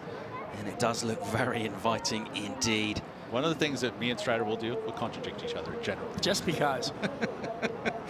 Just because. And he'll complain. He'll say he's right, no matter what. Well, no, they changed it. I looked at it. It said west, southwest this morning, and now it's southeast. Yes. So. Which is what I saw the whole time, but that's cool. You have glasses on, though. Either way, high-performance surfing is going to be done, and that's what we're here to see. So far, we're anticipating this one getting going. No action really to bring you in the opening 9 minutes or so of it. A little set standing up on the outside. Igarashi looks like he's pretty far up the point there, and he might find something that tickles his interest. Lines wrapping in out the back as well. And Kanoa looking to finish off a season which, by his own pretty high standards, been a little bit lackluster so far. He's been found a little bit wanting in terms of results. He is a great match for this wave in these kind of conditions as well. Let's see how he goes in the opening round here.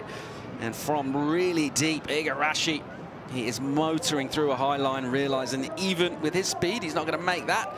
Here goes the wild card, Massenkamp, the South African. Great looking wave for him. Just slashes at speed into the bottom turn and laying that one hard on a rail. Another vicious, venomous snap. And again from Massenkamp. And he'll regather and hit it again. Just knifing through sections here. Gets a little weird on a floater, but a brilliant wave from him. And those maneuvers done with a lot of vim and vigor. Let's see where that goes score-wise. A little anxious for my eyes, a little bit, you know. Obviously, you know, first wave in this championship tour event, you know, spotlight is on him. But yeah, there's, especially towards the end here, you know, he got a little anxious, I think, especially when he came out of that with a little limited speed and then had to push hard here, and unfortunately goes down. But a little wiggle in the float. But you know what? Again, yeah, I mean, it's definitely settling the nerves. And that's always helpful when you just all of a sudden you get your first wave.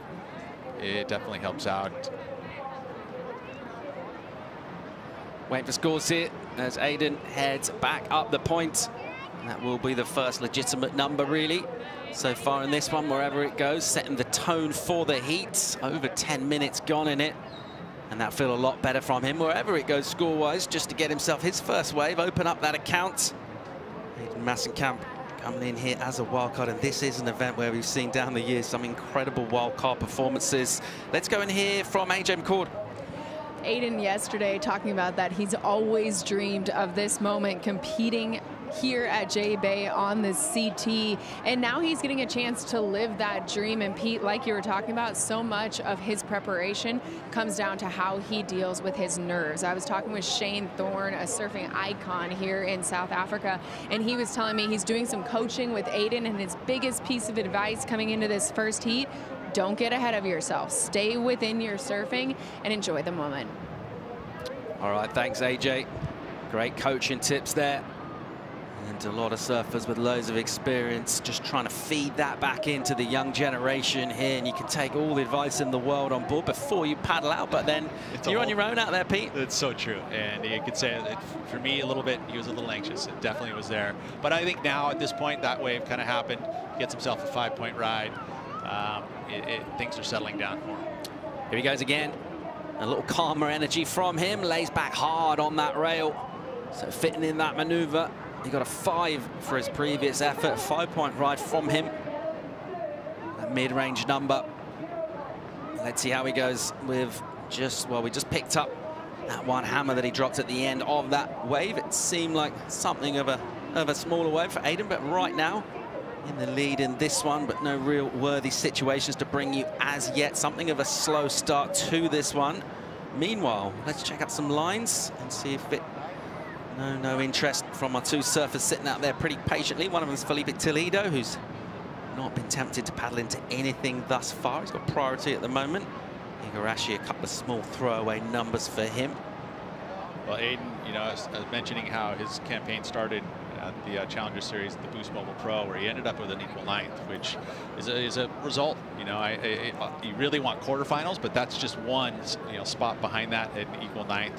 So that's really helped him out. He had a 17th at the Sydney Surf Pro, so he made a few heats at the beginning of the season.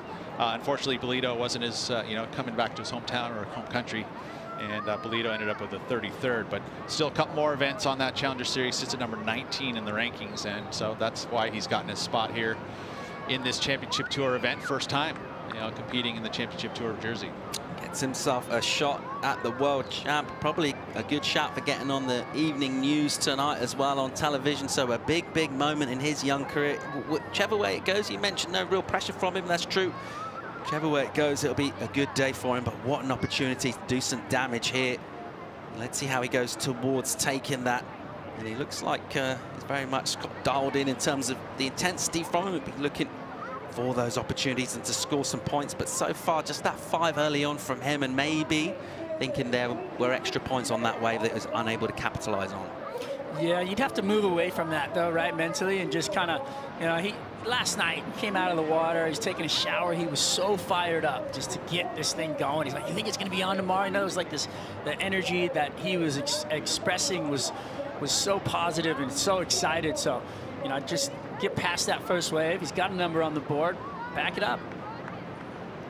Little lumps showing up at the top of the point here at Super Tubes. Toledo, the world champ, holds priority, sitting there glowing in the yellow jersey right now.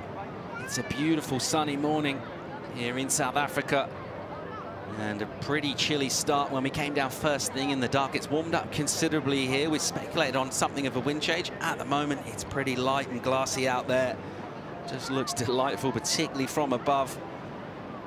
And waiting to find some of that energy fill in. We do have some slightly irregular lulls at the swell at this size. Some of those extended lulls, obviously eating into the clock time. Great call to go 40 minutes, offering opportunity. Check out one of the goofy foots to have made the finals in recent years. Italu looking at some opportunities here. Saw him warming up in the free surf, trying to catch his waves, trying to get his wave count up. Hanging out with Reynos Hayes, Billabong Pit. Reynos, a finalist too of himself over at Pipeline back in the day, so he's a definite amazing wealth of knowledge when it comes to, you know, being in the water and having heats and understanding movement of water. Right now, there's this interesting, you know, look at the water out there. It's just the way the swells are hitting the point. They're kind of broken up, so they don't really hit the point at the same place every time. So it's an interesting note on where to sit. You can't be everywhere all the time, so you have to just kind of feel like you're in the right spot. One of the things I think that Reynos brings to the table too as a coach is that he has this great kind of life purpose, kind of cool, calm demeanor, which I think is, as a coach, is something that he's able to deliver information in a way that you almost feel like, you know, you got a family member talking to you. So I love Reynos. I've known him for pretty much my entire life, really, since I was 14 years old. I think it was my first time hanging out with Reynos. Man, he's been the same for many years, working with the Moniz brothers over time, and man, yeah, he's a great person to have in your corner. It's a beautiful morning for spectators on the point here at Jeffreys Bay. It's been a good morning for Griffin Colapinto. He's with AJ. Yes, standing by with Griffin Colapinto, who had to work his way up here to the glass to do the interview. The reception for you here in J Bay is something really cool to watch. What was it like to come up the beach and have to sign all those autographs, take the pictures? It's really cool. I mean, it's a beautiful morning, and the waves are pretty good. So, yeah, it's a really big turnout. A lot of people here, and I don't know. It seems to be getting bigger every year. So I mean, that's a good sign for surfing, and yeah, it's cool that people appreciate me like that. So yeah, just give it right back. And that first heat, you said you were a bit of a wave magnet, but I know you did a lot of prep to be ready for J-Bay. What about this session that you were able to find the rhythm?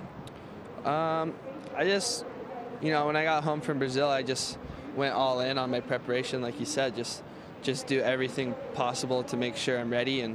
And not only that, but my whole life I've been doing that. So really just trusting that my preparation my whole life has been top notch, and there's no really need to overthink everything, because at this point I've learned most every lesson in the book, and I've worked really hard on my surfing. So, you know, I just gotta let it happen. I know the result in Brazil is not what you expect of yourself. How did you reset mentally to come out and have such a strong first heat here in J-Bay? I think just going over it and seeing like where I was at then, and even just being able to go home for like 5 days was really nice. Like by the time we got to Brazil, I think we were on the road for over a month already, and you know, it gets kind of draining at that point, you know. And so you're just getting that like 5 days at home and seeing all my friends and family, and then now my brother and my dad are here. So yeah, it's really helpful, and I feel in a super like light, like kind of fun mood, just having fun and, you know, not worrying about all these little things. So yeah, just keeping it light. And one of the things you worked a lot on is your equipment. Walk us through the tweaks that you made for J-Bay. Yeah, I've been riding the Driver 3.0 pretty much all year, and it works really good out here. And I was kind of debating between like the 5.11 and my 6.0, and I just thought maybe I'd have a little point of difference with the 6.0 and like a little longer board. So, and that slob air I made, I felt like that really helped with my landing, because you just a little extra board, and it was a really like, felt like the landing was pretty like compact. So I think if I was on my 5.11, I might not have had as much control. So I'm really glad with the choice I made. As you should be. We'll see you in the next round. Congratulations. All right, thank you. Colapinto showing some resilience after that. Something of a setback in Brazil, looking very strong in the opening round here in South Africa. Meanwhile, Igarashi here loading up off the bottom. And a big stinging turn from him. It's smooth, goes the lip line, lands that with speed, wraps one in the pocket, and gathers again here. And he'll go on a rail with a little bit of release out of the tail, back into the lip again. A trademark turn from him. He taps that tail at speed, lets the wave do the work. Really good body position from him. This wave maybe a touch soft through here. Nevertheless, he'll keep swinging and goes with a big air reverse. Nice and tail high. It's clean, lands it straight-legged. And a good wave from Kanoa. Yeah, that was a great way to battle into the heat, right? You had to you got to get into this thing and really find yourself and get some numbers on the board, and he did that right there. That was, you know, he did not have priority when he took off on that wave, and he was way up the point. And so positioning was key for Kanoa. I loved how he surfed that wave. I think he's going to get the best number of the heat, and momentum is going to shift here, because it was a quiet start for Kanoa. Really wasn't in rhythm, but he waited with that second priority to be able to get this wave, and it worked out well, because Felipe definitely had priority at that point and didn't take this wave. So good job for Kanoa, especially at 19 minutes. You know, the time's starting to wind down, and his surfing is definitely spot on for this style of wave. You know, again, he has this like that tail drift that moves down the line. That's a maneuver that he's pretty much patent. And Griffin's got it, and then also, you know, he can go and do that kind of stuff too. So this is a nice, well-constructed wave for Kanoa, and it's the best number of the heat, so it's going to put him right in this one. Technically, you know, Kanoa's he's just on the money. Interesting, you know, the boards that he's been riding seem to be a little bit thinner, or he has just put on more weight, and he's got crazy control over his equipment. It's just, you know, the way that he can push his board around, the way that he's utilizing his power to technique is insane. Kind of an uneventful year, really. I mean, considering if you look at his results, a quarterfinal finish in Surf City, El Salvador Pro, and other than that, you know, a bunch of 9s and 17s. So uncharacteristic for Final Five surfer. I feel like it's what we were just talking about. I feel like there's the body mass to surfboard ratio and the amount of foam that's in the board, I feel like there needs to be a balance there that's not there. 17 minutes and 45 remaining in this one. We're still waiting for the world champ, the yellow jersey wearer, to open his account. Meanwhile, we'll pick up Igarashi, who's absolutely flying down the line here, loading up. And he'll go a big extended floater, puts the hands behind the back up there. It's not something you see all that often. A quick whip in the pocket and stabs it to finish as well. So with his last 2 waves, really stamping a bit of authority on this heat. Dropped to 7 prior to that and picked that one up. Paddling back out. We'll wait for that score to drop in when we come back from break. We're up to heat 4 of the opening round here at J-Bay. The world champs in the water. More live action real soon.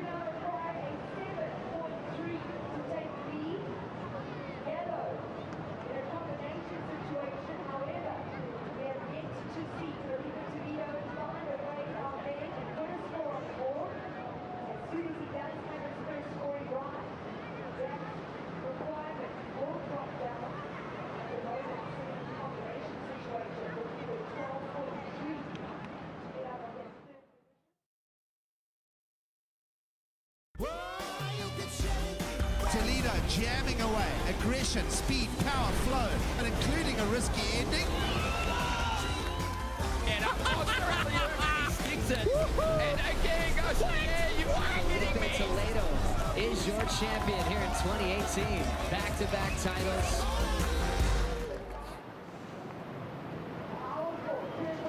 Welcome back to live action from J-Bay. Here goes the yellow jersey worn by Felipe Toledo. And he's waited a long time for this wave. 25 minutes, big stinging snap from him. Just unleashing. And again, going up into the lip, getting a little slide, and has to be patient to line up this turn, which is a precise wrapping hook in the pocket again, just forcing himself into the lip, and a strong, strong finish from him. So after a quiet start, 20-odd minutes without riding a wave, Toledo's got something to say. He sure does. 25 minutes, yeah, for his first wave ridden. So he was being a bit more picky as he waited a long time to see that wave done, but it paid off. Yeah, he just needed to find the flower, right? And he found it, and stinging like a bee out there. That was beautiful work. Didn't completely open up to the Toledo that, say, we're kind of looking for or used to, but in this heat, that was by far the best wave, and, you know, an incredible finish down the line for Toledo. We were talking about different parts of this point where some of these different waves have been popping up, and it did feel like up until that point he was sort of in different parts of the point from where the waves were, but when he connected with this one, he did it really well. He sure did, and the number's already in, and it's definitely one of the best numbers of the day. And that's his, you know, he's got this ability, even when he's not even working that hard, he's still so quick in transition, top to bottom, and excellent number, 8.5. Puts himself just into a great place in the heat. Even though he waited over half of it, it was worth it. It was worth the wait. He was identifying the fact that he needed a certain type of wave to do surfing like this. And, you know, all day long it's been kind of the tempo of the heat winds. You know, they're just getting those good waves. It's what matters, and that's exactly what he did.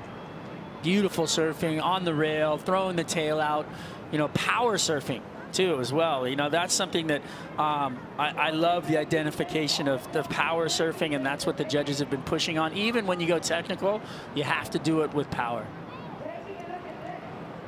Great number in for Toledo, 8-5 from the panel. Excellent surfing to open his account in this one. That wave had a little bit extra height on it, maybe a foot or so.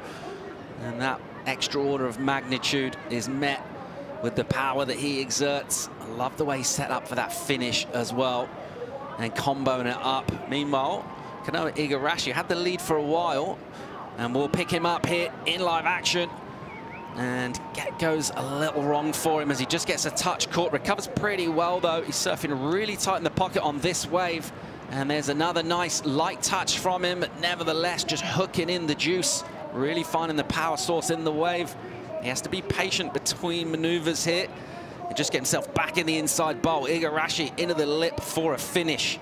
So from a position where he'd be thinking, right, these guys are going to sleep, then Toledo hammers out the 8-5 and a good response from Kanoa. Well, and he'll improve his situation. I mean, he's in the lead for the moment and probably will keep it after that one. He's going to improve on that 5.3. There was that little stumble, and again, the judges had mentioned, or at least Bertamo, the head judge, talking about the entire package. You know, if you have these little moments that little loss of control or little hitches, they're going to factor into the score. So we'll see where this number comes in. Definitely feels like it's going to be better than the 5.3, but it definitely got hindered by that little hitch and that one section. Live action, Toledo doesn't like it, realized that one's going to be soft. Elects not to put a backup score on the board there. It's interesting to see how that goes for Kanoa with the number. And, well, it's in, and he gets himself, sorry, we're still waiting for his last number to come through. Still waiting for Kanoa's last effort, but Felipe Toledo with just a quick in and out there. He will hang on to priority, though. Massenkamp sitting wider. And on the inside, here goes the South African wildcard. And he'll dip in, first turn, wraps one into the pocket. Off the bottom, big stinging snap from him again. And then back on that rail and carving it up in the pocket here, dealing with some white water on the face, keeping that rail nice and crisp. Quick snapping hit from him into the lip, and again just sits down and loses control there. Didn't have the legs for it. That's unfortunate, because that wave looked like it had the opportunity to definitely improve his scoreline with the fall. It may do it, but it's not going to do it enough, you know, especially when you look at the numbers that are already been put in by Kanoa and Felipe. And he had to match, you know, probably in the mid 7s to get himself even close to a heat win. The wave had the opportunity here, though. It felt like to me some good surfing outside, but that falter at the end, it's unfortunate. Interesting, you watch his board. He's either on the fins or trying to get to the rail, but the transition between the two doesn't seem to happen very seamless, right? There's not a fin to rail kind of combination, but you know he's pushing hard on those fins.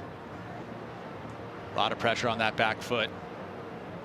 And, you know, the best of the best, you know, there's a balance, right, of how much pressure you put front foot to back foot. And again, with all the experience here, I mean, this is a wave that you can kind of put a little more pressure on that back leg for sure.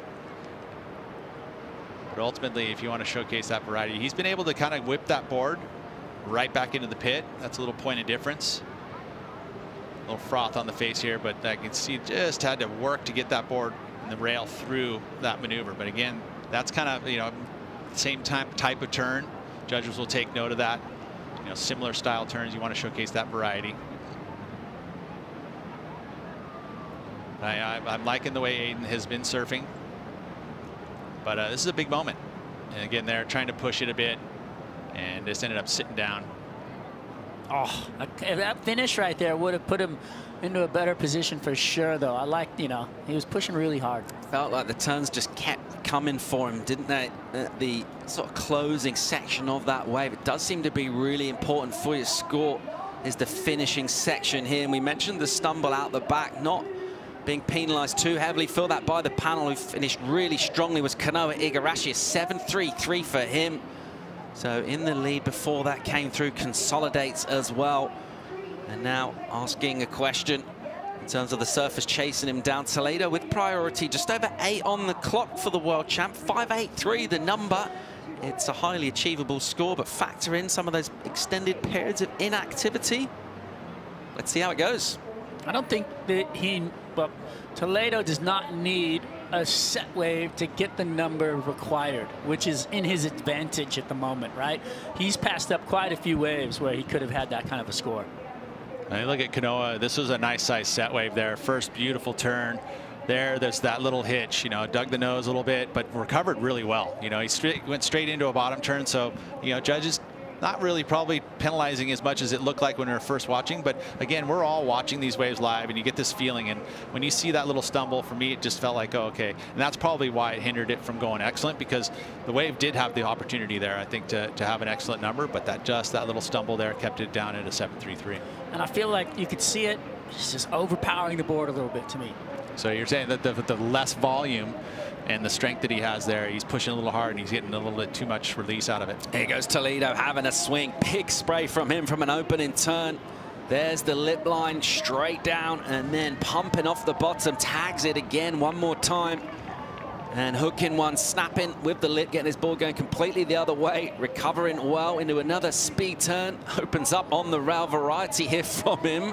And for good measure, he goes in the reverse, out of the lip to finish. And if you're looking for, well, he needs a high 5, you'd be feeling pretty good. Oh, no, it's done. Yeah, lead change. Going to go to the yellow jersey there. Still some time, though. And Kanoa very well and capable of getting an excellent number. So this isn't over yet, but definitely lead change for Felipe. Job done. Oh, just on the rocks. Looks so brutal. But the way he, you know, he rode this wave. If it wasn't, you know, like we said, he didn't need that big of a wave to get the score.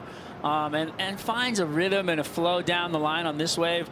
There was a little in-between stuff, but in the end, he really found a place to place the surfboard and find maneuvers. And that's all he, you know, that turn right there was beautiful. The variety was there. You know, there was enough on it to get himself into the, you know, 6, 5, 7 points that he needed to take over this lead. And I think he's going to get a little more than that. You do? Yeah, just in regards to the package fully. Yeah, he had a ton of variety, had the progressive element at the end. Yeah. You know, the tail drifts. You know, in relation to what we saw from Kanoa's, I mean, 7.33, we didn't see a whole lot of hitches in that. So it feels like it could be better than the 7.33. So we'll see what the judges think. There's a replay from Messenkamp. Looking for something in the lip. Comes up a bit short right there. I just feel like he needs a little bit more on that rail. But he's pushing. Yeah, the board feels like he's not keeping it on rail. It flattens it out in the lip. Even in the cutbacks too, the board flattens out a little bit. It feels to me like the surfing I saw and I was witnessing, even in his warm-ups, it looked different. So somehow the jerseys changed a little bit. Yeah, the nerve might set in. A little tightness maybe in the upper body. You can't help but make the inevitable contrast with Toledo. His number's in 6.77. I'm wrong. It's cool. Good job there, Strider. Settle down. What was the reasoning? What was the reasoning, though? I'll tell you right now. The flow. Right? Wasn't there. It wasn't there. He didn't. He's double pumping bottom turns. Connectivity. Yeah, there was a little bit of ticky-tacky in between there. Chasing it. Yeah. All right, I recant. He's having another look here. Gets himself in the lead and gets himself another wave, which will run away. Just in those 2 waves that he's scored so far, it does feel really dialed in on how hard he can push in each maneuver. He's sizing up each one and realizing how hard to go. He's really matching his surfing to the wave, and we talk about that rhythm and that flow, and he's got it in absolute spades here this morning. And even without catching loads of waves, I feel like he's able to dial into that from kind of a standing start, Strider. Yeah, well, I mean, at this level, these athletes can do it in their sleep. It's just, you know, when you're sitting in the #1 position, you're there for a reason. It's because your mindset is matched up with your physical ability and your rhythm in the ocean. And you know, there's just the combination of everything that comes together for these guys. It's just insane to watch. So, you know, beautiful surfing, fast, quick, and getting ready. Dora coming off the back of a massive, massive moment in his career, getting the win in the last event. Soaking it in. The mana, energy of the motherland. interesting as well. Do you think back to last year and one of those performers who, I'm not saying it was a surprise necessarily, but it doesn't not necessarily sort of scream the sort of surf you might identify at this kind of wave at that size, and he was really impressive last year, Pete. Yeah, in the backhand, a little point of difference. He brought something that was different on the backhand. You think about what we've already witnessed today, 4 heats, all regular footers. This is going to be our first look at a goofy footer. Let's pick up live action here. Igarashi, second place right now.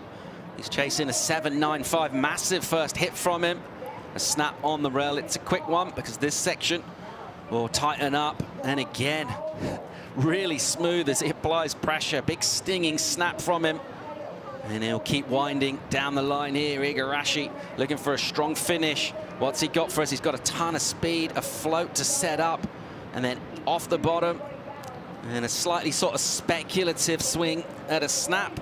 And again, going towards the inside, and it goes slightly awry. Doesn't get the banging finish he was after. Yeah, once he started to telegraph down the line and look for something else, he lost it. That wave started out with an amazing rhythm, flow, had power. He was really crunching into those turns.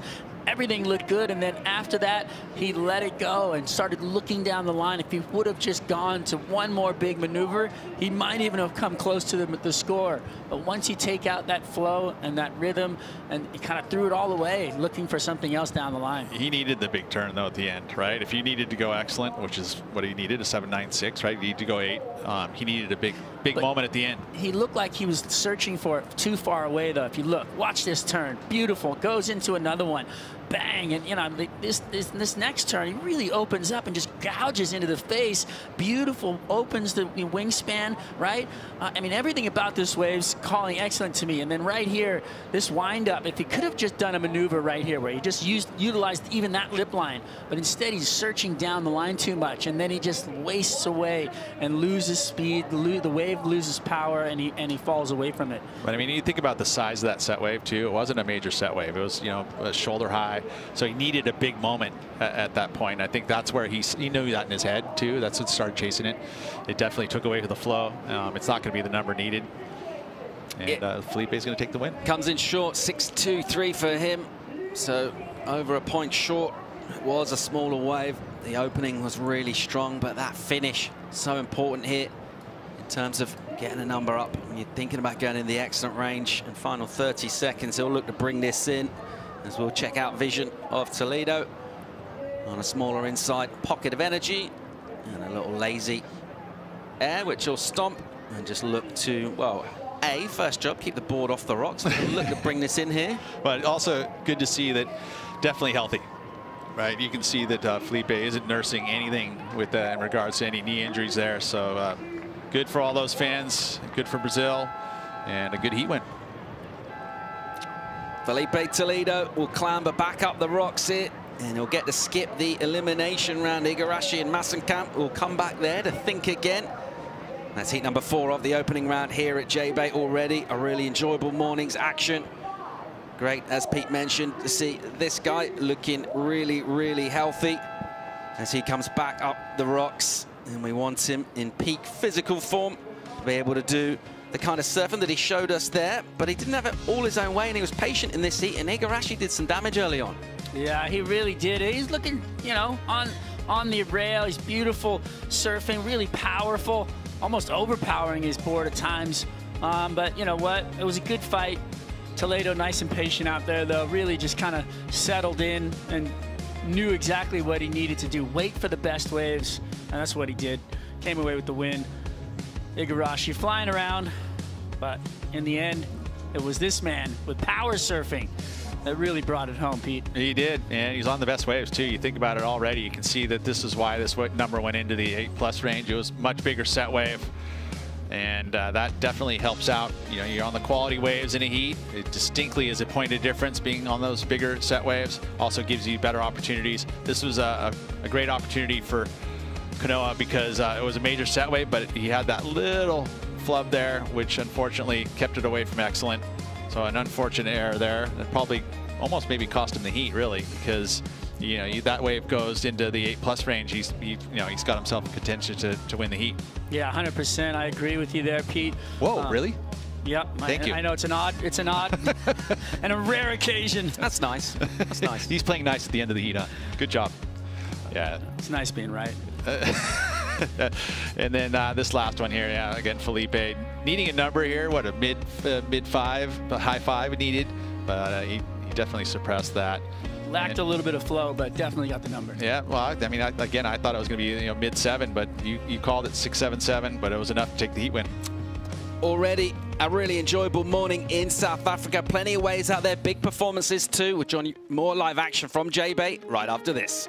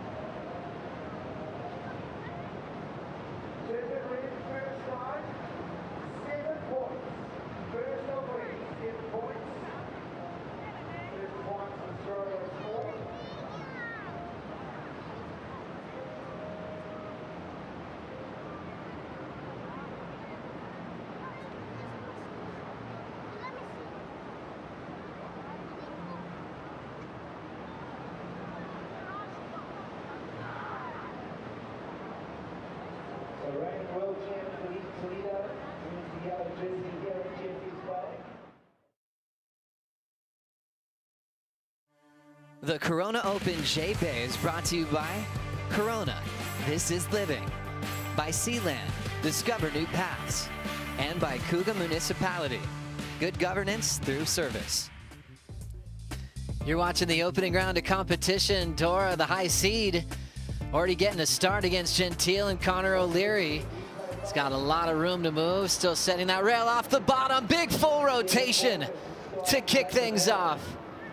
The man still fired up after his win in Brazil. And what a start. Big backside full rotation punt. Not everyone has that to transition over a section here at Jeffreys Bay. And world number 5 getting started in a big way. Dora taking on Connor O'Leary and Ian Gentile.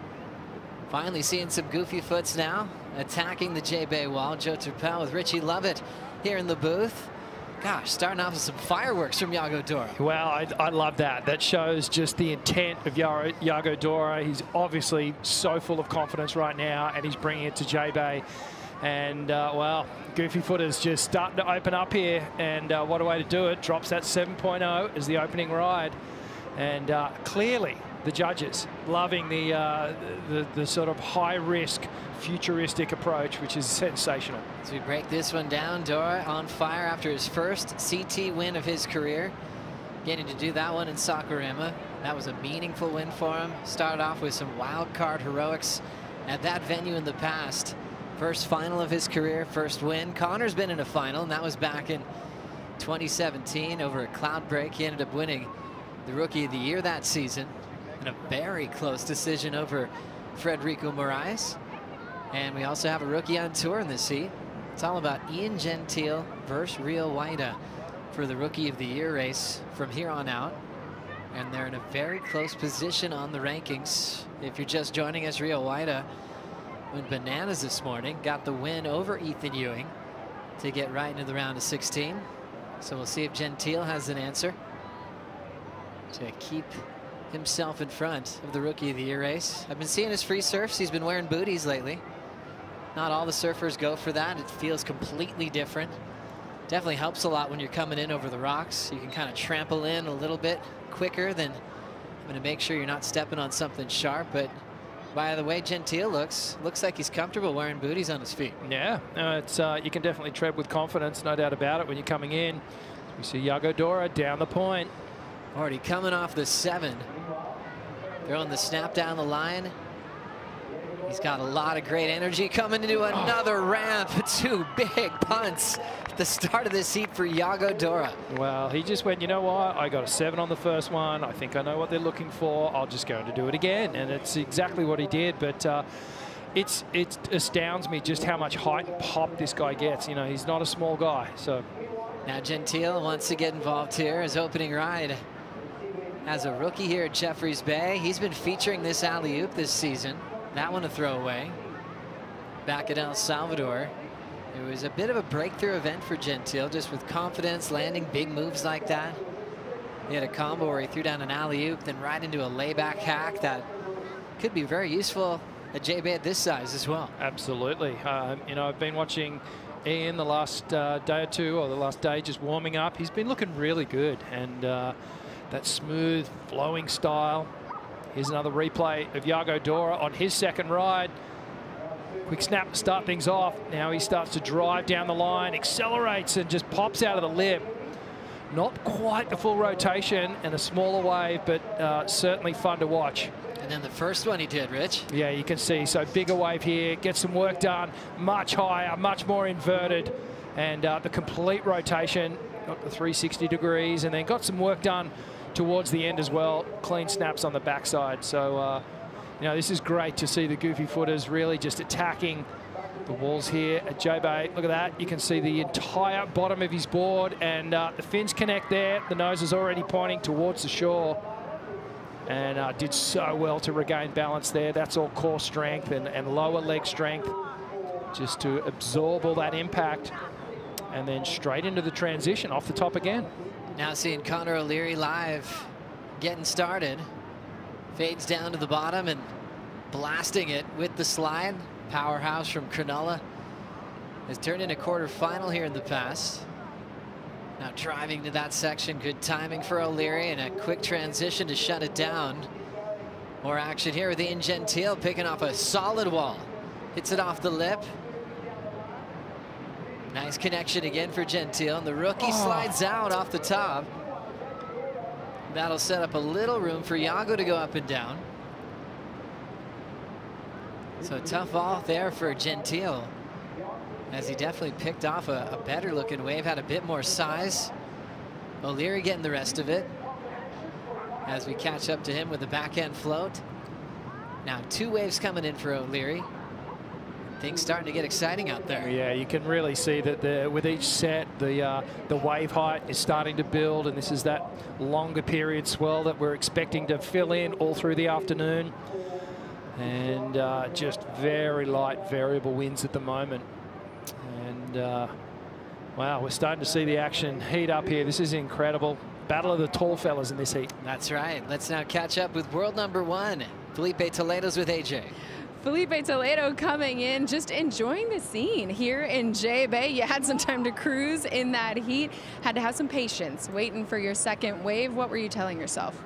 It was pretty slow, but when they come, they're perfect. You know, as J-Bay it is. So I knew I would have the opportunity, so I was like, okay, I'll be patient. And I see Kanoa and Hayden fighting for a priority at first 10 minutes or whatever.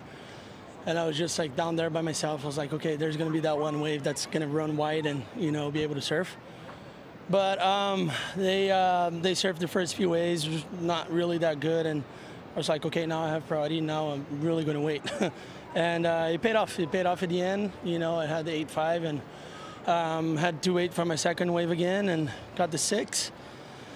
And yeah, I mean, coming back from an injury, you know, I still feel it a little bit, but you know, I felt 100% on that heat, and no pain, no bobbles, no lack of confidence. So felt great, felt really good. You are the 2-time champ here at J-Bay. So você é bicampeão deste evento. Você acredita poder novamente? Acho que sim, eu acho que eu tenho grandes chances, né? É uma onda que eu gosto muito, é um lugar que eu me sinto muito bem, muito confortável. E feliz de estar de volta e feliz que essa lesão não me tirou desse evento, que eu estava muito ansioso por esse evento. Parabéns. Obrigado. Thank you so much, AJ. Felipe Toledo remembering some great years here, back-to-back wins at Jeffreys Bay, and one of the famous waves that was ridden to double alley-oops, maybe one of the best rides in competition. And now he's ready for a third title this year, but he said everything felt good. We've been asking about how solid he feels because he had some back pain on finals day at El Salvador, but still converted with a great performance in the win. And then had the knee injury out of the water at Saquarema, and everything's fine. So great patient approach in that last heat. We're seeing a lot of maturity in how Felipe approaches a lineup like this. He definitely looks like a veteran just by the wave he chooses waves. Yeah, I agree, Joe. He's lost that, you know, that sort of frantic, busy approach where he was riding unnecessary waves and expelling energy that he didn't need to do. And look, I think we saw it perfectly in Rio Waida's heat that you only need 2 waves. And I spoke to him after it. I was just went out and had a quick breakfast, and he was down there, and I was like, how do you feel, man? He goes, I was a little bit nervous, but I knew that if I got the wave, I'd be okay. So I only need 2. Here we go. Here's a replay of Conor O'Leary. And just jamming it off the top there. Nice and composed. A little bit of foam on the face of this one. So this is his 4.57. Gets another nice snap. And 2-hit combination at the final moments of that wave was, well, that was where the maximum amount of points came from. So this is some fresh waves here for Yago Dora. This has just happened. Oh, just up and over the lip on that one. Did welder again. And a bigger looking wave here. Just love how square he's coming off the bottom, off the top. Just lost a little bit of timing there, but interesting. I was just chatting to Matty Bemrose, and I think Yago is actually riding the board that he transitioned to in the quarterfinals in Brazil, and then his backup board. So they're both obviously shaped by Matt Biolis, both 6.0s, about 19.25 wide, 2.5 thickness, 29.5 liters. Not bad. Yeah. 29.5 liters for Yago. What about the literage for Conor O'Leary, who appears to be a bit bigger than Yago Dora? Yeah, it's interesting. Same height, so 6.0 again, and obviously this is Darren Hanley's shape board. 19.25, 2 5/8, so just over 2.5 in thickness, but an extra couple of liters, so 32.2 liters. But Conor's a big, tall guy, solid. He's one of the biggest competitors in the field. So look at the broad shoulders on the man there. But for me, Joe, Conor's the most improved on the championship tour.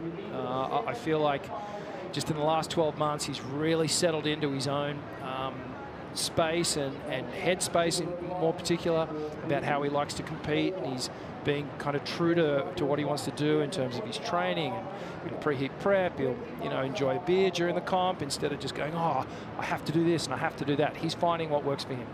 I'm loving the life of Conor O'Leary these days. It almost, there's certain surfers over the years that can sometimes you can feel a little anxiety from where they are on the cut, and then going back to the Challenger Series, and then he had to go over there to Hossiger and win France over Michel Perez to get his spot back on tour. I feel like those harder roads are behind him, and he's really getting to do his brand of surfing as we watch Ian Gentile. Nice sweep on the roundhouse. Off the bottom, he picked up a lot of speed for that arc. Floats it, tail drops to the bottom, and sets up that cool version of a layback. Right off the lip again, tempo, nice and sweet for Gentile. Tries to jam the fins out a bit. He'll hang on to that final turn before he runs out of water. And now the man from Cronulla creating some space here. All patience, belts it. A lot of power on that backhand. O'Leary kicks out. And Gentile maybe turning in his best so far.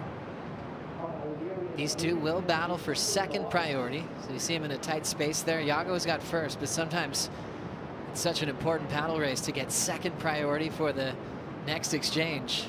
Conor with a little bit of a jump start on Ian Gentile.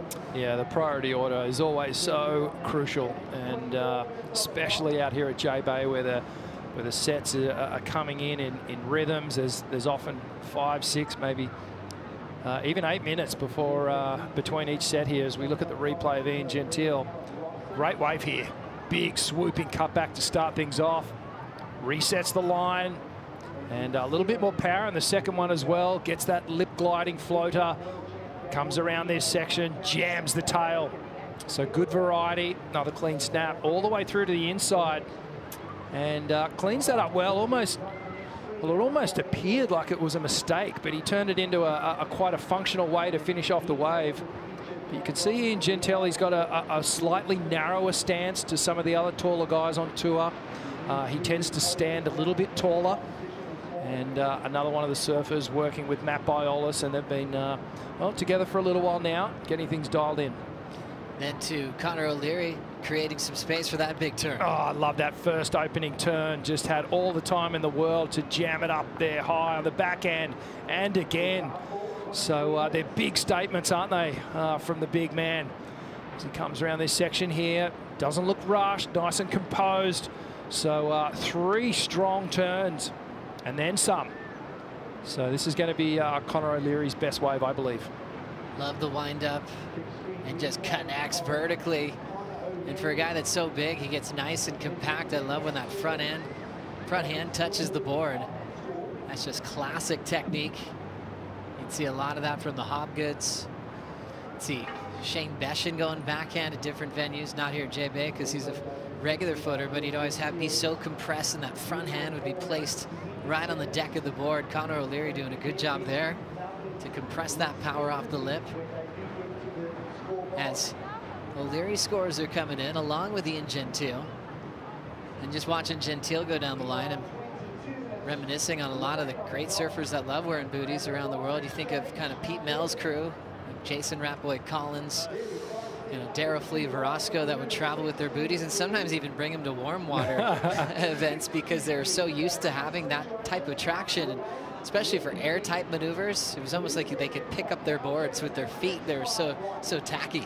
Yeah, it's an acquired taste, if you ask me. I was never one to really jump into the booties too. I always felt like I was, you know, wearing a pair of shoes, basically, and I couldn't get that connection that I wanted to the board. You know, having a tail pad, slightly different. You know, they're a little bit thinner, and but yeah, the booty thing. Well, it's, you know, we surfed yesterday. It's cool. The water's cold. You know, 3-2 steamo is okay for the earlies, perhaps a 4-3. But yeah, the obviously on a nice sunny day like today, perhaps even could wear a short arm steamer in heat. It's true. Yeah, it's definitely warming up out here. I remember traveling to J-Bay with Adam Rapogel in the past, and he loves his booties. And he grabbed my wax. It was a colder water wax, so it was really sticky. He thought it was his wax, and he waxed up his board. It was just so grippy, and he likes moving his feet a lot. He came in, he's like, hey, get this bar away from me, this wax bar. And where's mine? It was just, he has his own technique of what he wanted to use on his for his grip. But he knew the recipe to be able to have a little bit of footwork as well. And he made sure his wax wasn't too sticky so he could slide around a bit. Yeah, totally. And I think you've touched on something really important, and that's foot placement and foot movement.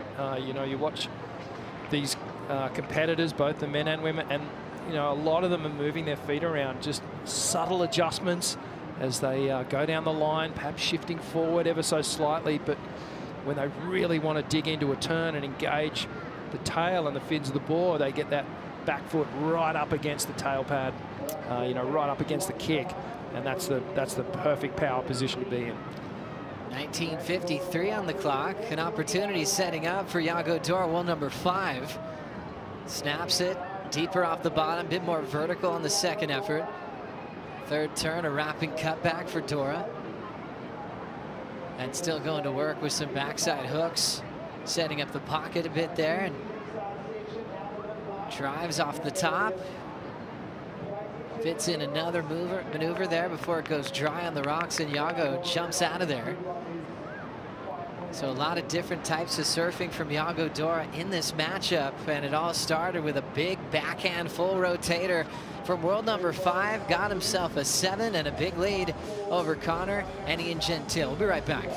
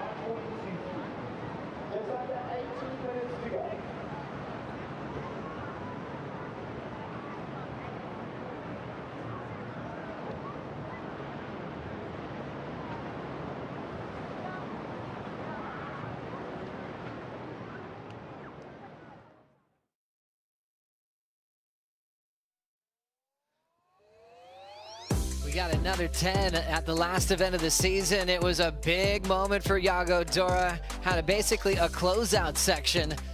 Perfect landing right when he needed it the most in the final.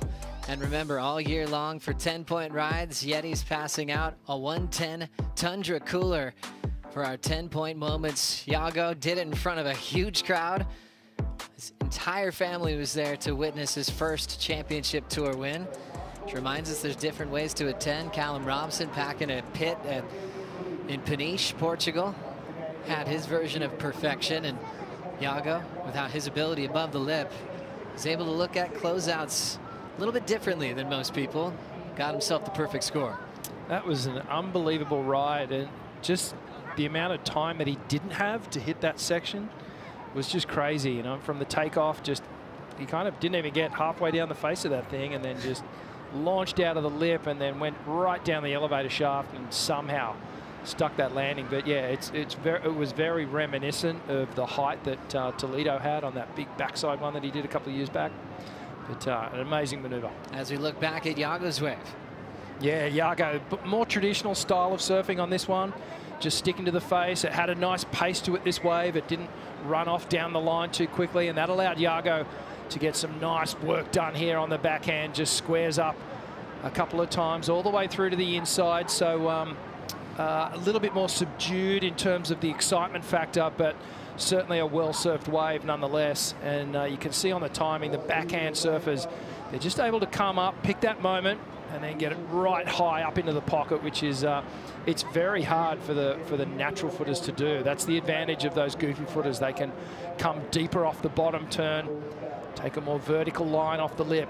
And, well, Yago doing some great surfing here. So out in front, but not safe yet, Joe. Looking at those last couple of scores from Connor O'Leary and Ian Gentile chipping away at it. So, you know, this is far from over this heat. Great to see his technique and flow down the line, but that's a throwaway score. Back to live here for Dora. 2 aggressive hooks off the lip this time. And a rapid fire wrap until that wave dies out. Here comes Ian Gentile. High line start. Sweeping bottom turn. Nice connection again for the rookie. Throws the fins out and almost pulls off a massive move. Got there quickly. And his technique above the lip is solid, even just those big fin throw type maneuvers. Yeah, and Joe, just, you know, he's perfectly going to show us the foot placement and the positioning and the movement of feet. As we key up the replay on this one, you'll see at the very start of this wave, Ian's back foot is up the board a little bit as he pumps down the line, then he brings it back once it's time to play. So you can see there, quite a narrow stance. Watch the back foot. Now he sets it back on the pad. That gives him all the control for that first turn. Nice slice with a redirection. But he knew he needed to throw a pretty big maneuver at the tail end there. So yeah, just zooming in here, you can see the front foot. Now he starts to shift it back, and then right there, gets it right back against that kick. Really able to control the board to the fullest. And that was a beautiful line through that turn. I liked how low he got, tucked that back knee in, gets nice and low. Oh, and then almost stuck that. Really impressed with the footwork there from Gentile. Trying to sneak in an explosive finishing move. Still third. Second is still a tough place to be in these opening round heats because you got to deal with the elimination round. So it's just the heat winners that get reseeded right into the round of 16. But we talk about regular foot dominance for the majority of the years at Jeffreys Bay. We talked about Aki this morning. We talked about great backhand approaches from the Hopgoods. As you see, goofy footers getting ready to go. Italo, a runner-up in this event to Gabriel Medina a couple of years back.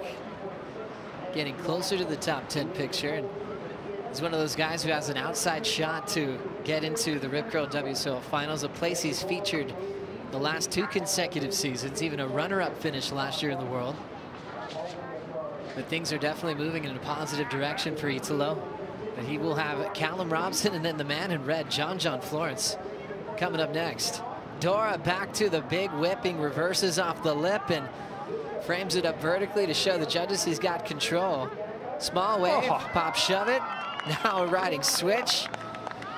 It's almost like a skateboard routine that we just witnessed. Wow, a little trickster, and starting to really tap into the variety of progression here. And as fun and spectacular as that was to watch, Joe, I just don't think it's going to be a huge score. But certainly a fun wave to watch nonetheless. But he's looking good, isn't he? He's got a lot of confidence. So let's watch this first one. It was, you know, it was very lateral and not quite high. But what I was impressed with was just how he got straight into the transition, back onto the bottom turn, up there again, and then a little pop shove it to finish off. As we see here, just on the slow-mo, so you can see there, upper body rotation, lower body following, and straight eyes back onto where he wants to go. Quick adjustment back with the footwork again. And then this is just the pop shove it, which is an incredibly difficult maneuver to do. And these guys make it look so easy. You see him recover switch right there, and you think, okay, maybe Iago gets a big section that could turn it into a huge score. Yeah, it's Josh Kerr used to do a lot of these maneuvers, and you can see there riding out of it in natural stance, natural position. He's having fun out there. More waves on the way here. This is Connor O'Leary winding up. Solid start with the backhand whip, backhand float, jams it again. Great transition through 3 different turns and hits it hard off the coping, belts it again. Connor O'Leary really feeling the magic on that last wave, making the quarters here last year, making the Goofy Foots proud. He's got mom and dad here. I ran into them in the grocery store. His mom, a longtime competitor representing Japan for many years.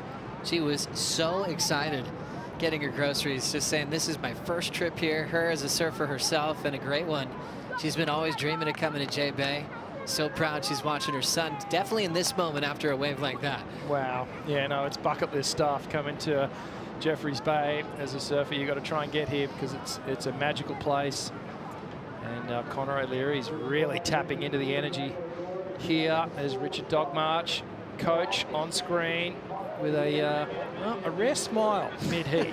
Don't see that often, but let's see why he's smiling. Straight off the bottom, blast the first turn. Keeps eyes down the line, little lip glide, and then bang, squares up on that one. You can see the board redirecting back into the power source. Backs it up again with 2 more really, really vicious snaps to complete that ride. Great arm extension here, and pivoting so tight. There's that arm, look at that hand placement on the nose of the board there, as you said, Joe. That's almost, you know, it's a subconscious thing. You can't, he's not forcing that. That's just happening in the motion of the turn. Gosh, love that wind up and how he frames it. Like you mentioned, a pivot. He can almost make sure he's vert and then get the whip and the extension, getting the fins free. Judges really enjoyed that last of Connor O'Leary. A 7.2 gives him the lead off world number 5. Dora to second, Gentile still third. But Connor now sits in the driver's seat.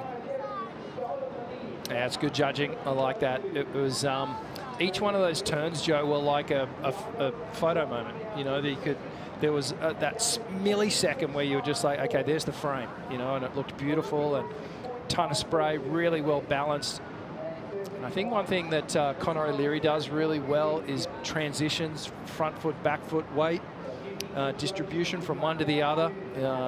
He does that really well, and that allows him to, you know, wait on that front foot, blast that tail out, get more of that pivoting tail flare action.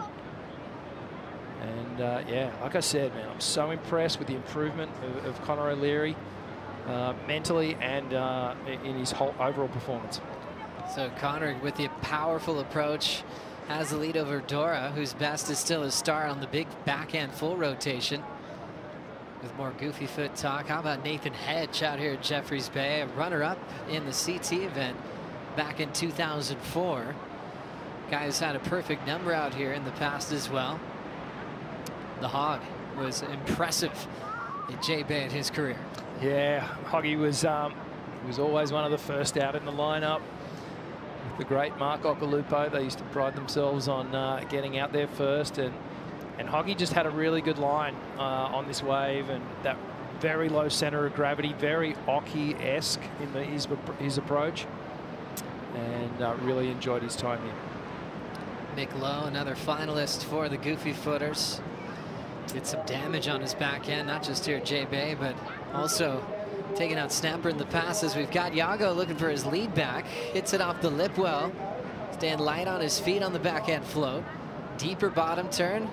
Set up snap for another big punt. The full rotation ends up working out for Yago Dora. Does he have enough space to show the judges he has control? I think he's done enough. Yeah, that's a completed maneuver. Took a little while to get there. The spectators think it's a 10. And you gotta love that energy. I mean, a space for an air when you don't have water. Only Yago's reading it that way, especially backhand as well, where halfway through that rotation, you're really trying to land it blind. What'd you see, Rich? Yeah, you know, as I was watching this wave, I was comparing it to what I saw with Conor O'Leary, and I'm going, he hasn't quite done enough. Where's that moment where he's really squaring up and blasting off the lip? But it's a different approach that Yago Dora is taking, and it's in the air. And it's worked for him on his opening 2 rides. You can see here, this one has been the hardest section to navigate as he's coming down to the landing. Lands actually on the lip as the wave's just about to break. So he did very well to ride out or kind of recorrect and get himself back upright and deal with that big explosion behind him. And it took a little while to get back on his feet there. But again, a lot of core strength. Completely disappears again, and he's just so compressed in a little ball. Just trying to hang on, and it's at this moment here where he's riding out with confidence and momentum. So judges with a decision to make. Was that enough to turn the heat for Yago? Just showing how he can land that air in so many different types of ways. He's done it now in a closeout section. He did it halfway through as a transition punt. He doesn't need the same type of ramp to throw that inverted backside rotator. He can land it full rote. He can land it halfway through. And just his make rate is unbelievable, even just focusing on this heat. Yeah, well, there's a lot of drama at the end of that wave with that big air, but it's whether the judges are going to buy into the drama element of it and the time it took for him to recorrect himself, or whether they're just going to go, no, it was a little bit untidy the way he finished that air. And just like when you're riding away, they've seen him grease a few of those perfectly. I mean, it was incredible that he did pull it off. But he had a little bit of downtime to emerge out with control. Judges still taking their time to make a decision. They're making their comparisons. They've got the video replay. We've got such a good view up in the tower right next door to us.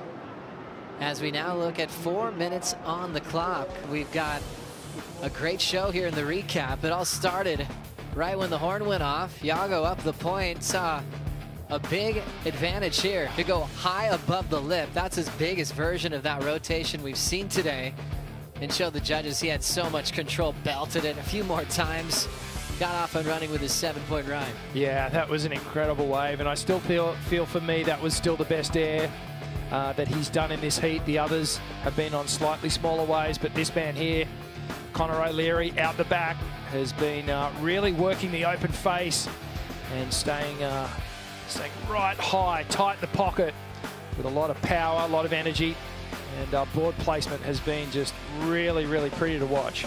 So Conor really turning things around, got his lead with this one. Big belt off the lip, backhand float, and then the wind up again, squaring up so many times and getting real loose as well once he drills the lip. This was made the difference for Conor. Got the lead off Yago Dora, and now Dora chasing the lead was able to get involved with a nice little backhand float, finding his rhythm through this inside section, and then went for it. Crazy backhand rotation. This one, he ended up going all the way to the bricks to show the judges he had control. Yeah, well, it wasn't quite the number. It's come through at a 5.97. So not quite what he needed But as we see here, just winding up through the inside again, driving down the line, waiting for it. The wave comes right through to the brick section, and unfortunately, that lip just not giving him the opportunity to really take to the sky how he wanted to. So after a little bit of time, the wave previous for Dora 5.97 didn't change the lead. And now Connor with 2 minutes to go is trying to hang on to this one. Gentile going for a huge frontside air reverse. Got the lift off and almost came down with it. Going for just one gigantic punt. Now it's Yago's turn. He might be doing the same thing. He's got the racetrack. He's landed a lot of these today. There's a nice tail-high version of a full rotation. What? Yago Dora does it again. Wow. Wow, this is super interesting. That was the same wave that Ian Gentile took off right up the point, and you can see here Yago, he's going, okay, there you go, there it is. That's what you wanted. A few different types of bows, and we're really lucky that he did that for us. We appreciate it. Thank you so much, Yago. I mean, we weren't always anticipating an air show today here at Jeffreys Bay. You're kind of looking for overall performance, but how about this one? Now, this is crazy, and just driving down the line. There was so much setup speed, and he was just looking for that one moment, and well, that is by far the best air that he's done in the whole heat. And like you said, Joe, you know, we've seen him grease these without any fluctuation, without any, you know, wobble or bad moment in the landing, and he did it. This one just completely just connects with the bottom of the wave, full rotation, had the height, and that you'd have to think is going to be a huge score. That is as radical as it gets, and he's given us a lot of versions of that air in this heat specifically. He had a much bigger section than his opening ramp that he had. He was inverted, his footwork was perfect, and why not celebrate with a few different bows? And then Connor O'Leary, his answer, different type of surfing here, Rich. Yeah, Connor just streaking down the line, looks like setting up for something big as well. Wanting to come to the party here, so Connor takes to the air as well, gets his own version of the air rev. But in comparison, you'd have to think not quite at the level that Yago Dora's last wave is at. And wow, Joe, big number. Yago Dora turns it on the final wave, a 9.27 on the decision for a total air show takeover. The man who just won in Sakurama, still fired up, and Jay Bay at this size, I'm almost thinking any size, he might be able to feature big moves like that. A tough loss for Connor because his power surfing looked incredible. He did change gears, kind of join that air game, but it was all about Yago, showcasing why he might be the best guy in the air on tour. Yeah, you know, he's just brought that progressive element to the table today, and the judges have dined out on it. And, you know, thinking back on Connor, he had some amazing scores. He didn't really do anything wrong. You know, the waves that his scoring waves were surfed exceptionally well. But this guy just did something the judges haven't seen yet. It was a special type of performance, and highest single wave of the day. 9.27 and a 7.0 for Yago Dora. And you know who might be getting excited about backside full rotations is Italo Ferreira, who's done that a lot in his career. He's got John Florence and Callum Robson coming up in the next heat, as we're looking forward to more of this. Big moves heading your way with Italo, trying to go back-to-back wins for Brazil. We'll be right back.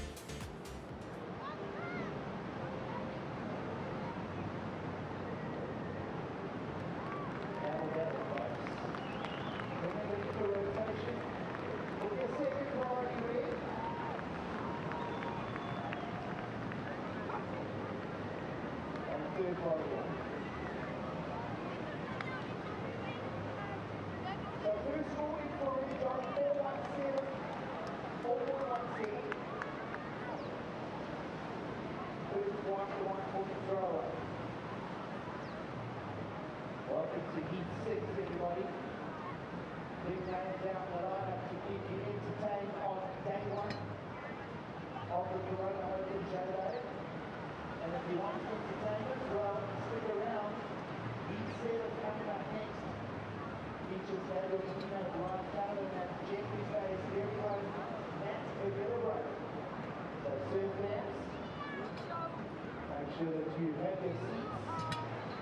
And then we'll move on to number 8, featuring last year's finals Jack Robinson, taking on Leonardo Fiorenzi and South Africa's Jordan Smith, a two-time winner here. So lots still to come.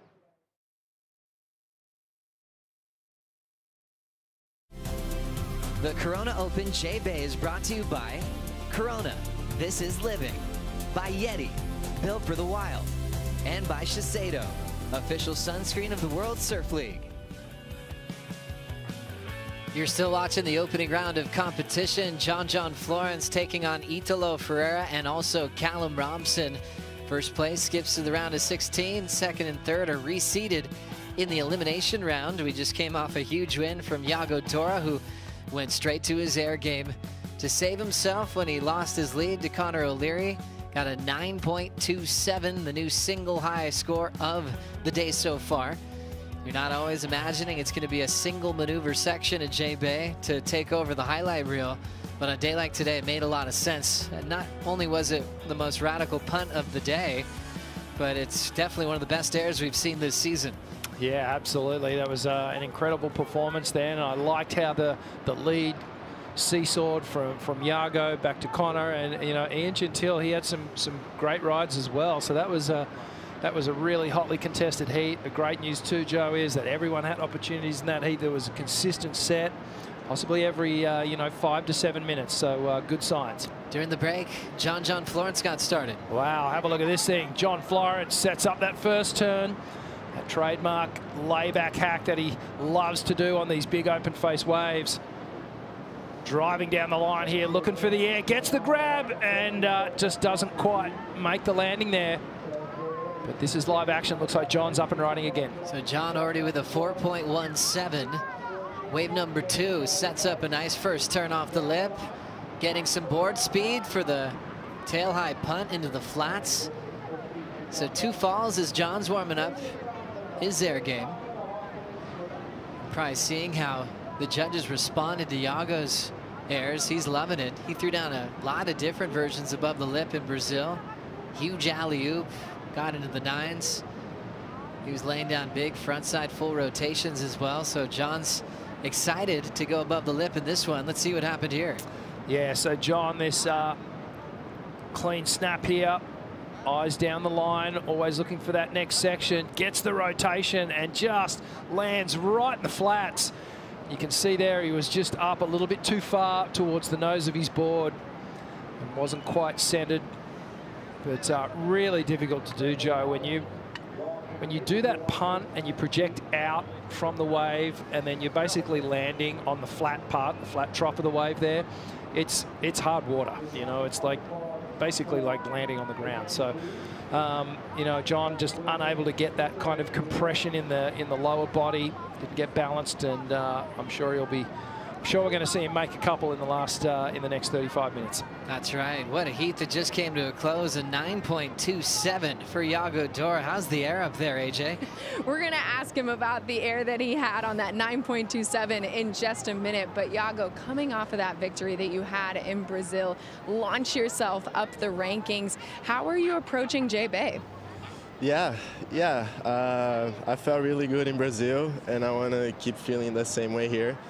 I had a really good event here last year, so when I come back here, I always have that memory, so it's good. It's a place I feel really good. I feel at home, and I love surfing this wave. It's really fun. I think it's probably my favorite right-hander, and yeah, I just want to stay present and keep feeling good how I'm feeling. You certainly look like you love this wave in that heat. Walk us through that 9-point ride, that massive air that had everybody on the beach celebrating with you. Yeah, I knew I needed a big move to get a score because it was a short wave and this is a point break, so I needed to go really big to get the score I wanted. And I ended up going really big, so I'm really glad I made that. I landed in the flats and rode out perfectly. So yeah, I'm thankful for that opportunity to get that ramp. As you should be. Depois de sua vitória no Brasil, como você se sentiu em JB? Me sinto muito bem aqui em JB, é um lugar que eu gosto muito, acho que é a minha direita favorita no mundo e tive um evento bom aqui no ano passado, então tenho essa boa memória na cabeça sempre que eu volto para cá e quero continuar me sentindo bem, me sentindo livre, feliz do jeito que eu tô para conseguir desempenhar meu melhor. Parabéns. Obrigado. Valeu. Thank you so much, AJ. Right into action here. This is John Florence staying active in the water here, Richie. Yeah, John staying busy, setting up this first turn, gets the little air rotation and comes straight back into a clean snap, down the line, smaller wave, working this one all the way through to the inside. And then John just pulls out. But yeah, I guess in you know, his own books, in his own mind, he's probably going not one of the best airs I've ever done in competition. But certainly it's becoming a functional maneuver in the way these surfers are able to perform it early on in the wave and then keep riding down the line. So you can see here John didn't get the full rotation, so had to do a little bit of work to get the board recorrected, get his position on the board recorrected. You can see there just shuffling his feet, getting into position, almost sort of jumping off the bottom there and then straight back into this snap.